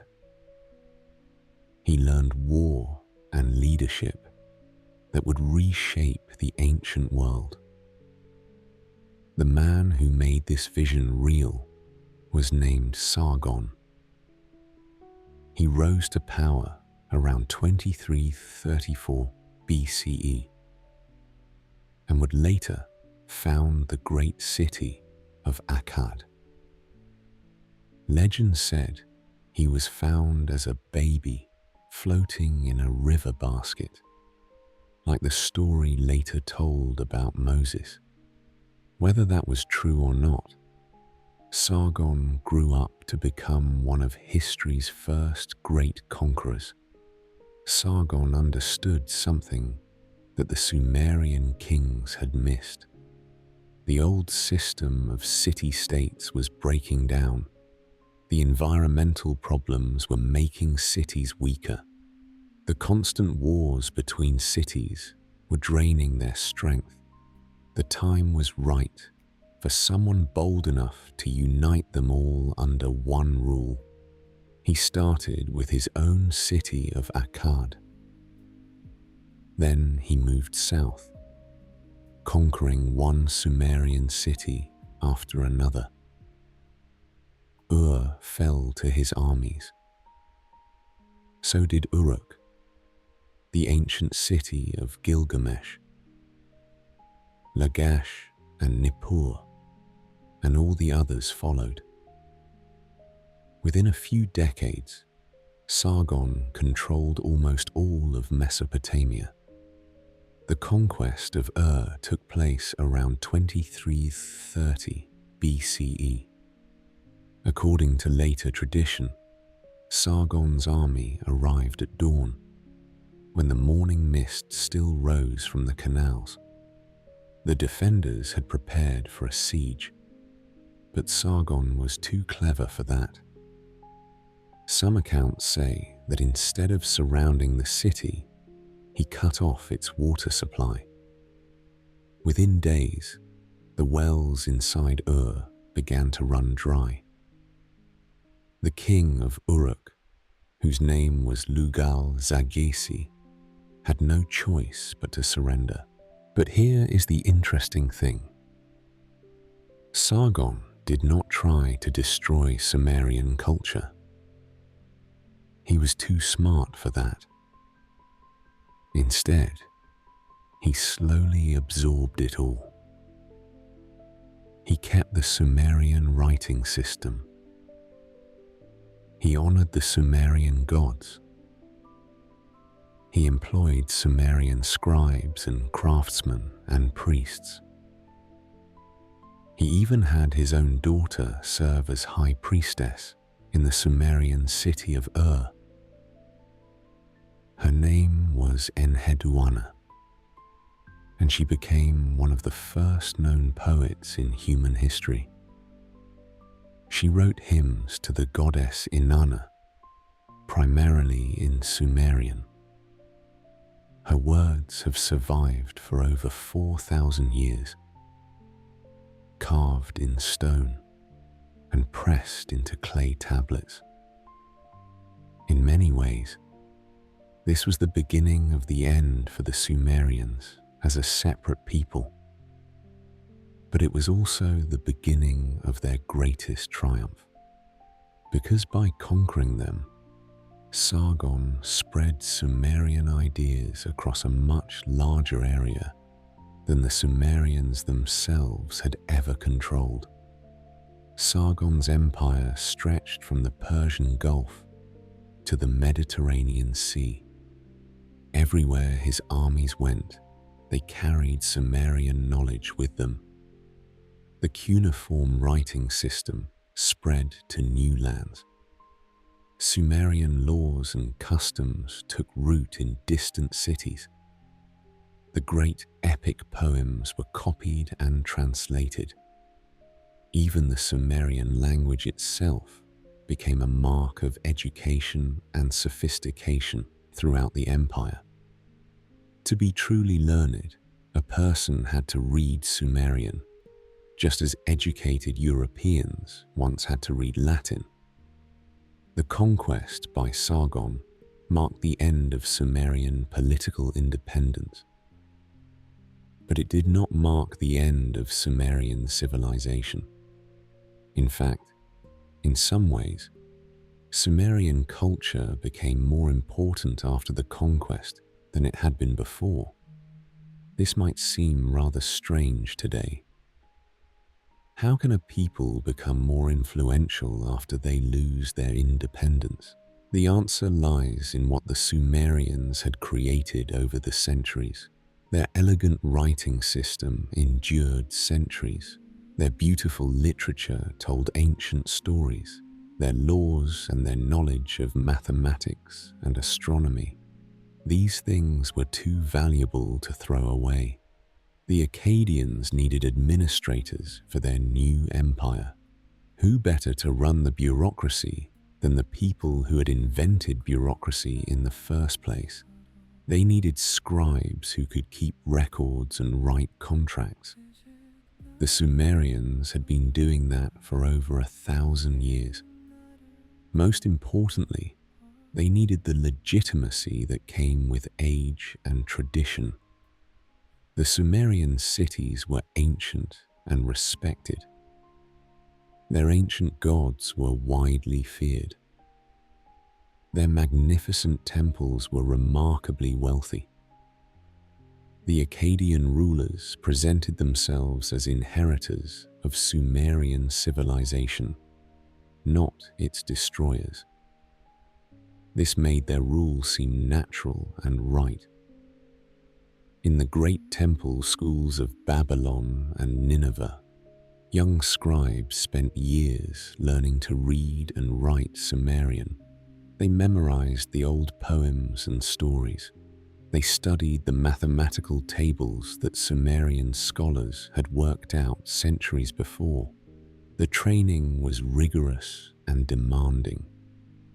A student might spend 3 years just learning to form the basic cuneiform signs correctly. Then came years of copying texts, learning grammar, studying literature and law. Only the most dedicated students mastered both languages fully. But those who did became the backbone of every administration from Babylon to Assyria to Persia. And so Sumerian became the language of learning and religion throughout Mesopotamia. Even 1,000 years after Sargon, when Babylonians and Assyrians ruled empires, scribes still learned Sumerian. It was like Latin in medieval Europe, or Sanskrit in ancient India. A dead language that somehow became more alive than many living ones. The great stories were copied and recopied. The epic of Gilgamesh was translated into Akkadian, then into other languages. The flood story of Utnapishtim spread far beyond Mesopotamia. The laws that Ur-Nammu had carved in stone became the foundation for new legal codes. By 2000 BCE, there were Sumerian texts in the libraries of cities that had never been ruled by Sumerian kings. Egyptian scribes studied Sumerian mathematics. Persian astronomers used Sumerian star charts. The ideas that had been born in the cities between the rivers were spreading across the known world. They would outlive every empire that preserved them. But something was lost in this process of absorption. The Sumerian language was no longer spoken in the streets or markets. Children grew up speaking Akkadian instead. The old festivals were still celebrated, but their meaning began to change. The gods kept their temples, but they were worshipped in different ways. It was like watching a great river slowly disappear into the sand. The water was still there, but it had gone underground. The last generation of native Sumerian speakers was probably born around 1900 BCE. These were the grandchildren of people who had lived through Sargon's conquest. They learned Sumerian from their grandparents, but they spoke Akkadian with their friends. When they had children of their own, they taught them Akkadian first. Sumerian became something you learned in school, not something you spoke at home. The transition was so gradual that no one noticed it happening. There was no single moment when the last Sumerian speaker died. The language simply faded away, like an old song that fewer and fewer people remembered how to sing. Sumerian civilization did not die suddenly. It faded gradually, over centuries.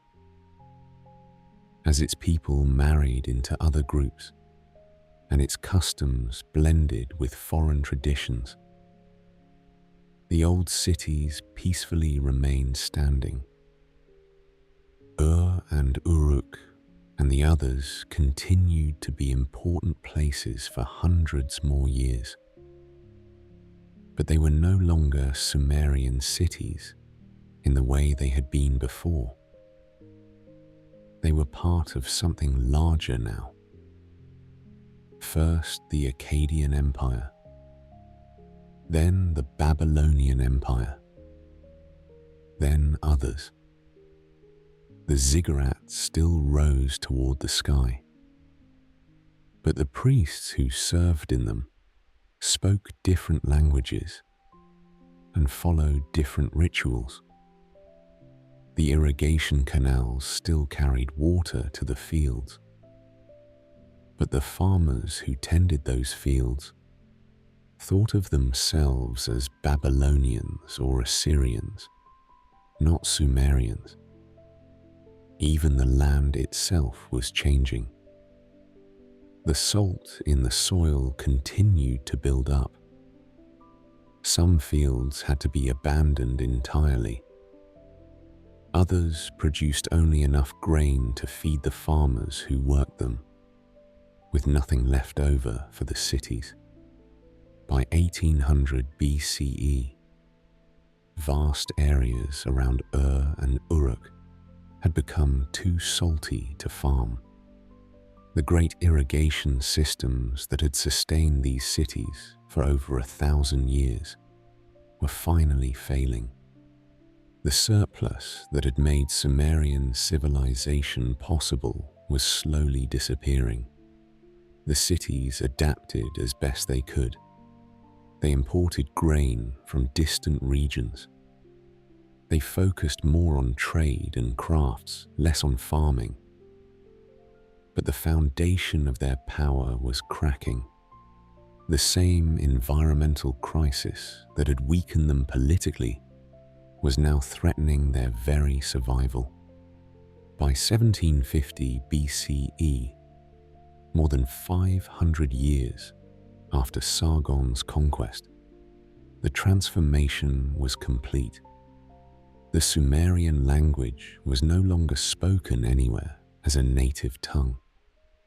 The last people who could remember when their grandparents spoke Sumerian had died. The cities that had once been the centers of Sumerian power were now thoroughly Babylonian. Yet the influence of the Sumerians lived on in ways both obvious and hidden. Every time a scribe pressed a stylus into clay to write in cuneiform, he was using a Sumerian invention. Every time a king issued a new law code, he was following a pattern the Sumerians had established. Every great flood story repeated a tale first written down in ancient Sumer.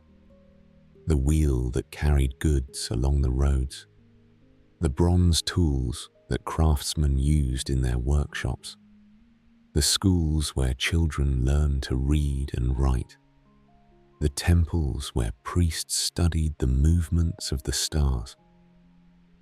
All these things had Sumerian roots, even if people no longer remembered where they came from. In a way, this was the most Sumerian thing of all. From the very beginning, the Sumerians had been innovators and teachers. They had taken the raw materials of civilization and shaped them into something new and useful. Now their own civilization had become raw material for others to use and reshape.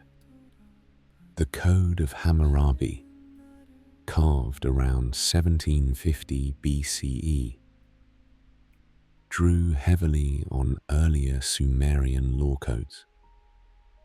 The Great Library of Ashurbanipal in Nineveh, built around 650 BCE, contained thousands of Sumerian texts. The astronomers of Babylon used mathematical techniques first developed in Sumerian schools. Even the calendar that measured their days had Sumerian origins. The 60-minute hour and the 60-second minute came from the Sumerian number system. The 7-day week traced back to Sumerian observations of the planets. The great cities slowly crumbled. Sand drifted over the abandoned fields. The irrigation canals filled with silt and were forgotten.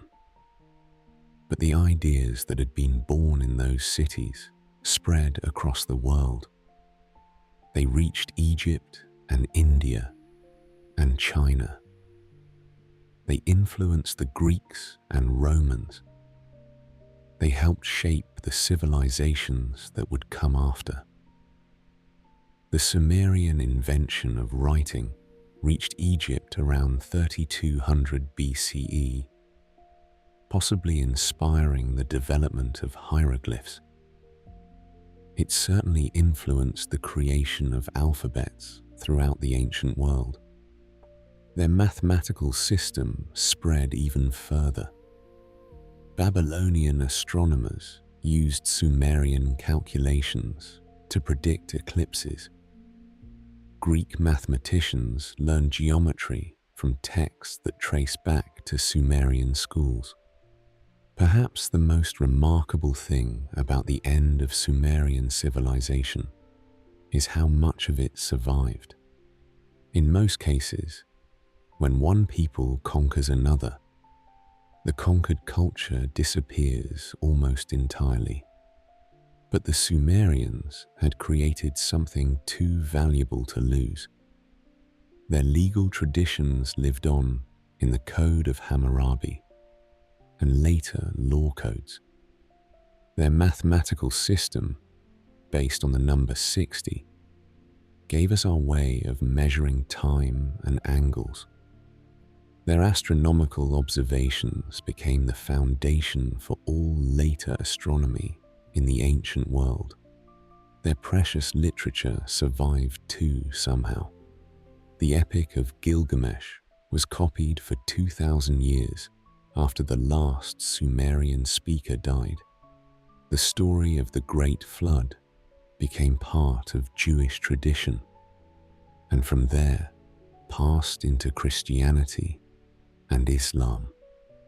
Billions today know that story, even if they've never heard of Utnapishtim or his Sumerian city. The libraries of Babylon and Nineveh preserved tens of thousands of Sumerian texts.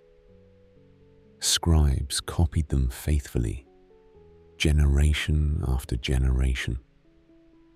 They translated the most important ones into Akkadian and other languages. When archaeologists began excavating these libraries in the 19th century, they found an entire civilization preserved in clay.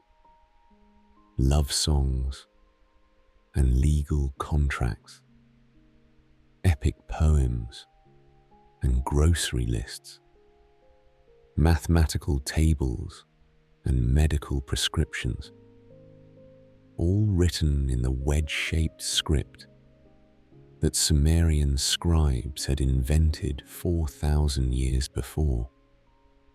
Even their gods found new lives in other pantheons. Inanna became Ishtar to the Babylonians and Astarte to the Phoenicians. Enlil's role as king of the gods was taken over by Marduk in Babylon and later by Zeus in Greece. The stories changed, but something essential remained. This was the Sumerian genius. They had not just created a civilization. They had created the template for civilization itself. The idea that people could live together in large groups with laws and leaders and shared beliefs. The idea that knowledge could be written down and passed from one generation to the next. The idea that human beings could build something greater than themselves. These ideas did not die with the Sumerian cities. They could not die because they had become part of what it meant to be human. Every civilization that came after the Sumerians built on the foundation they had laid. The Romans learned law from the Babylonians, who had learned it from the Sumerians. The Arabs preserved Greek mathematics, which had been influenced by Babylonian astronomy. This traced back to Sumerian observations of the stars. The chain of knowledge stretched across centuries and continents, but it always led back to those first cities between the rivers. There, people first learned to live together and write down their thoughts. We are still building on it today. Every time we sign contracts, attend school, or read hero stories, we participate in ancient traditions. These all began in Sumer long ago. The farmers first channeled river water to their fields with simple irrigation ditches. They never imagined this would lead to space travel and computers. But the line of connection is unbroken. And so the Sumerians faded into history, but they never really disappeared. They became part of something larger than any single people or culture. They became part of the human story itself. The fields where they grew their barley are still there, though much of the land is desert now. The rivers they channeled still flow, though their courses have changed over the millennia. The cities they built are ruins, buried under centuries of sand and time. But walk through any modern city, and you will see their legacy everywhere. In the written laws that govern our lives, in the schools where children learn to read, in the markets where people trade goods from distant lands, in the stories we tell about heroes and gods and the meaning of human existence. The Sumerians gave us the gift of civilization, not just their own civilization, but the very idea that civilization was possible. They showed us that human beings did not have to live as scattered tribes, struggling merely to survive. They could come together to build something magnificent and lasting. That gift has been passed down through every generation since their time. It has been refined and improved and adapted to new circumstances. But at its heart, it remains what the Sumerians made it. A promise that we can be more than we are. That we can build a future worthy of our dreams. The archaeologists who work at today use tools and methods the Sumerians could never have imagined. But they are driven by the same curiosity that led Sumerian scribes to record the world around them. They carefully brush sand away from broken tablets, hoping to find new stories or forgotten names. They map the foundations of ancient buildings, trying to understand how people lived and worked 4,000 years ago. In a way, they are continuing the work that Sumerian scholars began. The patient effort to understand and preserve human knowledge. The belief that the past has something important to teach us. The sun shining on our cities today once shone on and Uruk 5,000 years ago. The stars that guided Sumerian astronomers still wheel overhead each night. In the turning stars, flowing ancient rivers, and bedtime stories we tell children, the Sumerians live on. Their twilight was long and gentle, lasting centuries rather than years. But it was not really an ending. It was a gentle, gradual transformation. The Sumerians did not disappear. They slowly and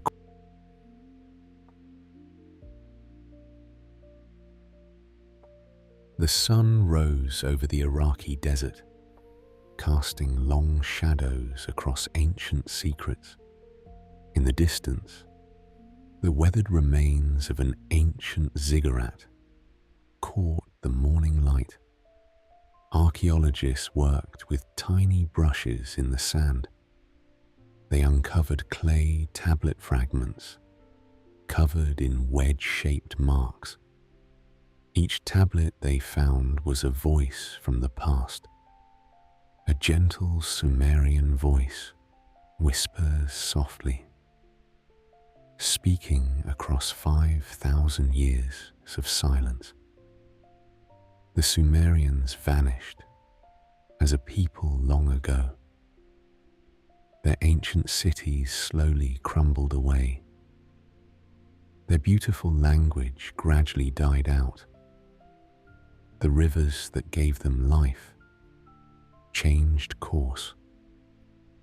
The sand covered everything they built, but their influence never disappeared.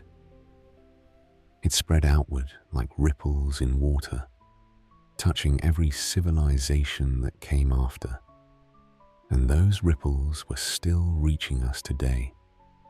When the last Sumerian king fell around 1750 BCE, something remarkable happened.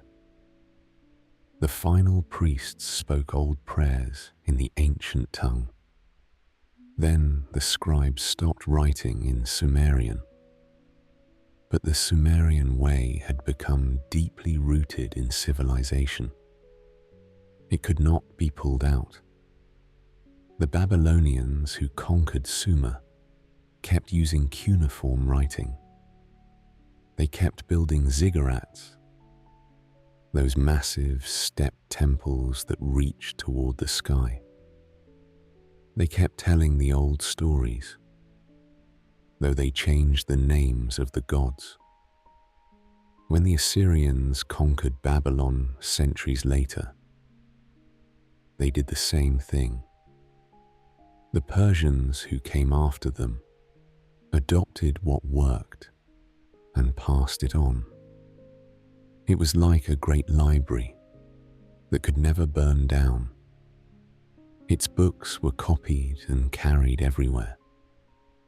The flood story that the Sumerians told about Ziusudra became the Babylonian story of Utnapishtim. That story was told around countless fires. It passed from father to son, reaching the Hebrew people during their time in Babylon. They made it their own, calling the flood survivor Noah. The same timeless story echoes through. The same great wooden boat appears, the same dove returning with an olive branch. But the Babylonians did more than just preserve Sumerian stories. They lovingly expanded on these tales. King Hammurabi of Babylon, who ruled around 1750 BCE, created his famous law code. It borrowed heavily from earlier Sumerian laws. Equal justice, fitting punishment, protecting the weak, all came from Sumer. Hammurabi's code was carved into a black stone pillar, 8 feet tall. At the top, the king stood before Shamash, the sun god, receiving the laws from heaven. Below, 282 laws covered everything from property rights to marriage contracts to business dealings. The Epic of Gilgamesh traveled even further. Fragments of it had been found in the ruins of the Hittite Empire in ancient Turkey. Versions of it reached as far as the Mediterranean coast. The Greeks knew stories that echoed Gilgamesh's quest for immortality. Achilles faced the same choice between a long, quiet life and glorious death. Odysseus wandered the world seeking home, just as Gilgamesh had wandered seeking eternal life. The Romans after them told similar tales, but it was not just stories that spread. Sumerian innovations in mathematics reached everywhere. Their base 60 number system became the foundation for measuring time and angles. Babylonian astronomers used Sumerian math to track the movements of planets. They could predict eclipses centuries in advance. Greek mathematicians learned from Babylonian scholars. They carried these ideas to Alexandria, where they mixed with Egyptian knowledge. From there, the concept spread to Rome, then to the Islamic world, and finally to medieval Europe. When archaeologists first started digging in Mesopotamia in the 1800s, they had no idea what they would find. They were looking for biblical sites, hoping to prove the stories in the Old Testament. What they discovered instead was something far older and far stranger. They found the people who had invented those stories in the first place. Sir Henry Layard was one of the first. In the 1840s, he dug into a mound called Nimrud in northern Iraq. He expected to find Assyrian palaces, and he quietly did just that. But he also found something else. Room after room filled with clay tablets covered in cuneiform writing, thousands upon thousands of them. The tablets smelled of ancient earth when they were first uncovered. Workers had to handle them carefully. Many crumbled at the slightest touch. The cuneiform marks were so small that scholars needed magnifying glasses to read them. Each wedge-shaped impression had been pressed into wet clay with a reed stylus thousands of years ago. It took decades to learn how to read those tablets. The cuneiform script was like a puzzle with no key. Scholars worked for years, comparing tablets, looking for patterns, trying to match the wedge-shaped marks to sounds and meanings. The breakthrough came when they found tablets written in multiple languages. Just like the Rosetta Stone had helped decode Egyptian hieroglyphs, these multilingual tablets provided the key to cuneiform.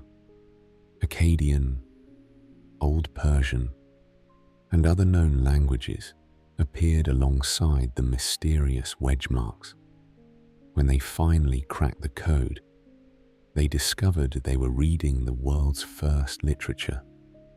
Stories much older than Homer himself, ancient laws older than Moses, poems about love and loss were written when most people were learning to farm.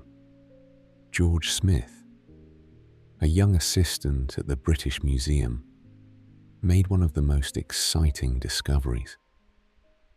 In 1872, he was studying tablets from Nineveh when he found something that made him leap from his chair. He discovered the Babylonian flood story of Utnapishtim, so similar to Noah's tale. The discovery caused a sensation.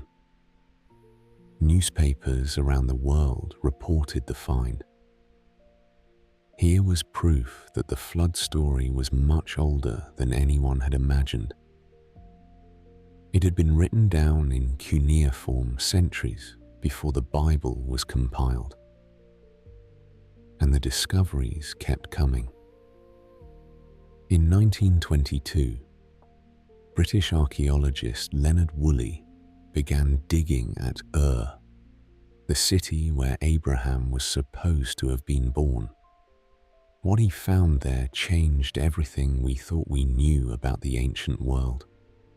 He found royal tombs filled with gold and silver. He found musical instruments that had been buried with their players. He found evidence of human sacrifice on a scale that shocked the world. He found layer upon layer of civilization. It went back thousands of years before anyone imagined cities existed. Woolley's team worked in the blazing heat of the Iraqi desert. The sand got into everything: their food, their clothes, their equipment. But they pressed on, carefully removing centuries of accumulated earth with small tools and brushes. Each layer they uncovered revealed a different period of history. The royal cemetery at Ur revealed something extraordinary. These were not primitive people scratching out a living in the desert. These were sophisticated craftsmen who worked gold into intricate patterns. They understood mathematics and astronomy. They peacefully created such stunning art. Queen Puabi's tomb alone contained enough treasures to fill a museum. Her golden headdress, made of delicate leaves and flowers, showed a level of craftsmanship that would be impressive even today. The Queen's headdress weighed over 2 pounds. It was made of hundreds of individual gold leaves, each one hammered thin and shaped by hand. Blue lapis lazuli beads were interwoven with the gold. The precious stone had come from Afghanistan, over 1,000 miles away. This showed that Sumerian trade networks reached across vast distances. The lyre from her tomb was decorated with gold and lapis lazuli. when modern musicians tried to recreate its sound, it still resonated with haunting beauty. But perhaps the most moving discovery was simpler than gold or precious stones. In tomb after tomb, Woolley found small clay tablets, tender personal letters between loved ones, simple shopping lists for daily needs, school exercises where children had practiced writing their names. These tablets brought the Sumerians back to life in a way that no golden crown ever could. Suddenly, they were not just an ancient civilization. They were real people like us. People who worried about their children. People who fell in love. People who complained about their neighbors and argued about money and wrote poems about the beauty of the sunrise. One tablet was found in house ruins in Ur. It was a letter from mother to son. She asked him to write more often. She told him she was sending him a warm cloak for winter. She said she missed him and worried about his health. The tablet was small enough to fit in the palm of your hand. The cuneiform marks were pressed deep into the clay. You could still see the fingerprints of the scribe who had written it 4,000 years ago. Another tablet was a complaint letter. Merchant Nani wrote to copper dealer Ir Nasir around 1750 BCE. He was angry about the poor quality copper he had received. He demanded better service and threatened to take his business elsewhere. The tablet was found in Ir Nasir's house, along with several other complaint letters from unhappy customers. It may be the oldest customer complaint letter ever found, and it sounded exactly like something someone might write today. When you came, you said to me as follows: I will give Gimel Sin good quality copper ingots. Nani wrote. You left then, but you did not do what you promised me. You put ingots which were not good before my messenger and said, if you want to take them, take them. If you do not want to take them, go away.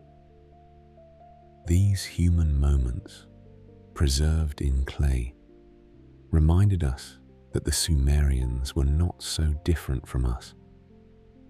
They had the same hopes and fears, the same joys and sorrows. They worried about their families. They worked hard to make a living. They told stories to their children at bedtime. And some of those bedtime stories had never stopped being told. The story of the Great Flood appeared in cultures all around the world. The ancient Greeks gently told it. The wise Hindus also told it. Native American tribes told it. Norse mythology warmly included this tale. It showed up in the folklore of peoples who had never heard of Mesopotamia. Some scholars thought flood stories preserved real memories of the end of the last ice age. Melting glaciers had caused sea levels to rise dramatically around 10,000 BCE. Coastal settlements would have been swallowed by rising waters. Others believed it was simply natural for people to tell such stories. Floods were terrifying forces that humans had always faced. But the oldest written version we had was Sumerian. and that version included details that appeared nowhere else. The boat was described with specific measurements: 120 cubits in length and 60 in width and height. The animals were loaded in a particular order. The hero sent birds to test the waters: a dove, swallow, then raven. These details suggested that the Sumerian version was not just inspired by some vague memory of ancient floods. It was a carefully crafted story, told and retold until every detail was perfect. Those compelling details stayed in the story as it traveled from culture to culture, century to century. The same thing happened with other Sumerian innovations. Their way of organizing cities spread throughout the ancient world. Their legal concepts influenced law codes from Babylon to Rome. Their mathematical discoveries reached Greece and eventually Europe. But the Sumerians gave the world more than just practical inventions. They gave it new ways of thinking about the divine. Sumerian religious concepts deeply influenced the three great monotheistic faiths that came after them. The idea of a cosmic battle between good and evil appeared first in Sumerian mythology. The concept of divine judgment after death was Sumerian. The notion that gods demanded moral behavior from humans, not just ritual offerings, began in Sumer. When the Hebrew people were exiled to Babylon in 586 BCE, they encountered these ideas directly. Babylonian priests still told the old Sumerian stories.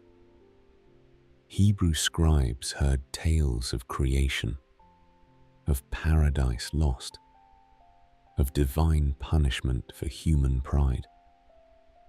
These stories mixed with Hebrew traditions and became part of the Bible. The Tower of Babel story was almost certainly inspired by Babylonian ziggurats. Eden's tale echoed Sumerian myths of Dilmun, where humans lived without death. Even the name Eden might come from the Sumerian word idin, meaning plain or steppe. Christianity and Islam inherited these concepts through Judaism. Angels, demons, heaven, hell, final judgment, all rooted in ancient Mesopotamian thought. The Sumerians had imagined them first. Even today, we use Sumerian ideas without thinking about it. When we divide a circle into 360 degrees, we are using Sumerian mathematics.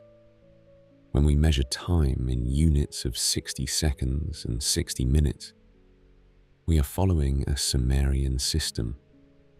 When we organize our cities with districts for different types of work and trade, we are copying a Sumerian model. Modern banks still use accounting methods that the Sumerians invented. Interest on loans, written contracts, receipts, all came from ancient Mesopotamia. Sumerian merchants developed these tools to manage trade across vast distances. They needed ways to keep track of complex transactions when goods might take months to travel between cities. But perhaps the most important thing the Sumerians gave us was not any specific invention or idea. It was the proof that human beings could work together to build something greater than themselves. Before the Sumerians, People lived in small groups, large extended families living together peacefully, wandering tribes across the quiet lands. People in those groups knew one another well. Cooperation was based on kinship and personal relationships.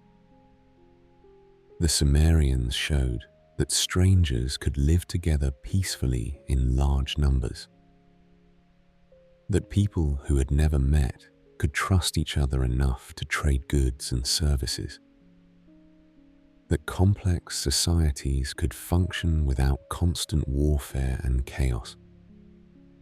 They invented the idea of citizenship, the concept that you could belong to a place and a people even if you were not related by blood. This quiet change was truly revolutionary. It meant that cities could grow beyond the size of extended families. It meant that specialized craftsmen and traders could find their place in society. It meant that knowledge could accumulate and be passed down through institutions rather than just family lines. A Sumerian city like might have housed 65,000 people at its peak. Most of them were strangers to each other, yet they managed to live together peacefully. They shared resources, followed common laws, and worked toward shared goals. This was something new in human history. Every civilization since has built on this foundation. The Greeks expanded the idea into democracy. The Romans turned it into an empire. Modern nations are still working out the details of how strangers can live together peacefully and productively. But the basic insight was Sumerian. Human cooperation was possible on a scale much larger than the family or tribe. People could create shared institutions that outlasted any individual life. Knowledge could be preserved and built upon across generations. This insight has carried our species from the first mud brick cities of Mesopotamia to the International Space Station. It connects the Sumerian scribe to the modern scientist. Clay wedges linked to computer equations, and that thread has never been broken. Even when Sumerian civilization collapsed around 1750 BCE, their discoveries lived on. Cities were buried, language forgotten, but solutions spread. The Babylonians who conquered them preserved Sumerian learning in their libraries. They translated Sumerian texts into Akkadian. They taught Sumerian literature in their schools for over 1,000 years after Sumerian died as a spoken language. This careful preservation was quite deliberate. Babylonian kings understood that they were inheriting something precious. They ordered scribes to copy the old tablets. They established schools where young scholars learned to read cuneiform in multiple languages. The library of Ashurbanipal in Nineveh contained over 30,000 tablets. Many were copies of Sumerian originals. The king had sent scholars throughout his empire to collect and preserve ancient texts. He wanted to gather all human knowledge in one place. When that library was discovered in the 1800s, it revolutionized our understanding of the ancient world. Suddenly, we could read the thoughts of people who had lived thousands of years ago. We could see how ideas had traveled from culture to culture, how stories had evolved over time. Today, archaeologists are still uncovering Sumerian sites. In recent years, they have found evidence of cities we never knew existed. They have discovered that Sumerian influence reached further and lasted longer than anyone had imagined. New techniques allow us to read tablets that were too damaged to decipher before. Digital imaging could reveal faded cuneiform marks that were invisible to the naked eye. Satellite imagery helped us locate buried cities that had been hidden for millennia. Each discovery added new pieces to the puzzle of how our civilization began. In 2003, archaeologists working in southern Iraq discovered a previously unknown early urban center called Hamukar. The site was over 5,000 years old. It showed that Sumerian urban civilization had spread further north than anyone had realized. Fire destroyed the city around 3500 BCE, preserving sophisticated pottery and metalwork. And the more we learned, the more remarkable the Sumerians became. They were not just the first civilization. They were a civilization that got things right the first time. We still use their solutions today. Their cuneiform writing system lasted for over 3,000 years. That was longer than any other writing system in human history. It was used by dozens of different cultures and languages: Sumerian, Akkadian, Hittite, Persian, and many others adapted the same basic script. The wedge-shaped marks could represent sounds in any language. This flexibility made cuneiform the first truly international writing system. Their mathematical system was so elegant that astronomers were still using it in the Middle Ages. Their legal concepts were so sound they influenced Roman law. Roman law then influenced most modern legal systems. Their literature was so powerful, people copied it for 2,000 years. The Epic of Gilgamesh is still read today. It still moves people to tears. It still asks the questions that matter most. What does it mean to be human? How should we treat our friends? What do we do with the knowledge that we will die? Modern translations of Gilgamesh have sold millions of copies. The story has been adapted into novels, plays, operas, and films. Musicians have written songs based on its themes. Poets have found inspiration in its verses about friendship and mortality. In many ways, we are still having conversations that the Sumerians started. We are still working on problems they identified. We are still trying to build the kind of society they dreamed of. A place where people could live together peacefully, where knowledge was valued and preserved, where everyone had a role to play and a contribution to make. The Sumerians did not solve all these problems. No ancient civilization ever truly has. But they showed us that the problems could be worked on. That gentle progress was truly possible. That human beings were capable of creating something beautiful and lasting and good. Over 500,000 cuneiform tablets have been discovered so far.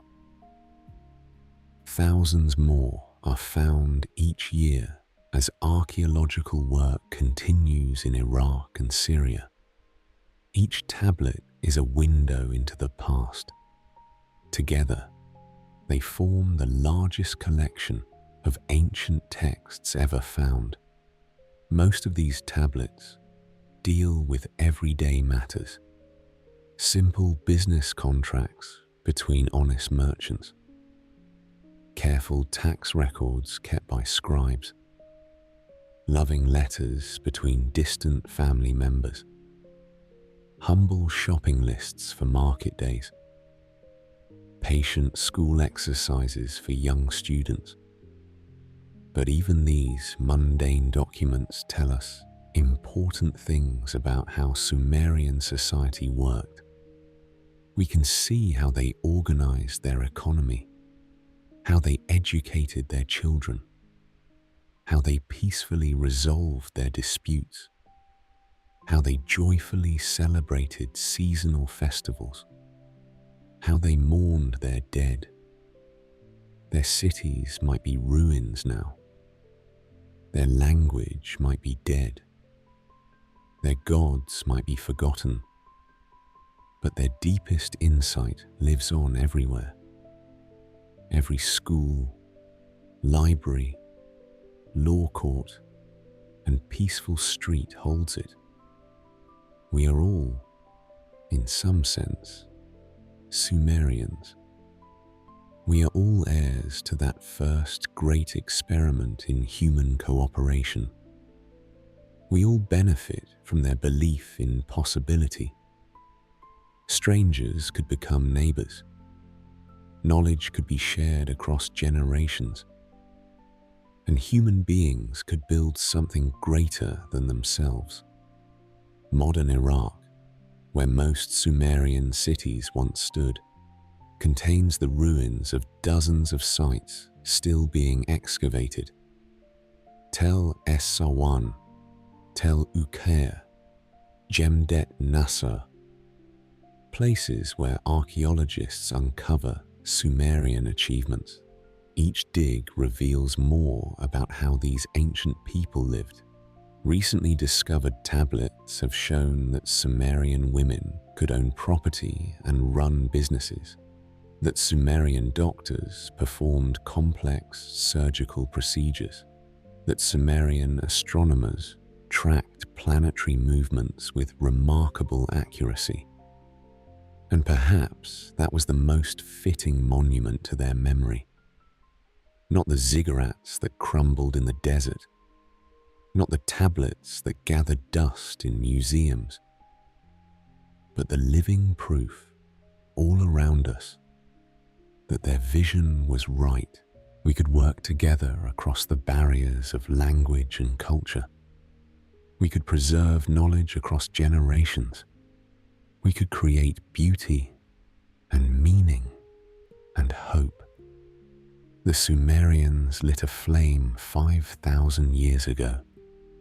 They lit it in the darkness of prehistory, when most of the world was still learning the basics of survival. That flame has been passed from hand to hand, generation to generation, civilization to civilization, ever since. It burns in every classroom where a teacher helps a child learn to read. It burns in every laboratory where a scientist makes a discovery that helps humanity. It burns in every courtroom where justice is sought. It burns in every act of cooperation between strangers who choose to trust each other. The flame that began in Sumer still burns today. As long as humans work together to learn and build, it always will. We continue to create something greater than ourselves. The Sumerians gave us many things. They gave us writing and cities and the rule of law. They gave us schools, and mathematics and literature. But perhaps the greatest gift they gave us was the knowledge that such gifts were possible, that human beings working together could light a flame that would never go out on quiet nights when the modern world grew still. You could almost hear them, their voices carried on the wind across 5 millennia, the voices of the first people who dared to dream that civilization was possible, the voices of scribes and priests, kings and merchants, teachers and students, all the ordinary people who built something extraordinary, something that would last forever. They are still with us, in every word we write, in every law we follow, in every story we tell our children.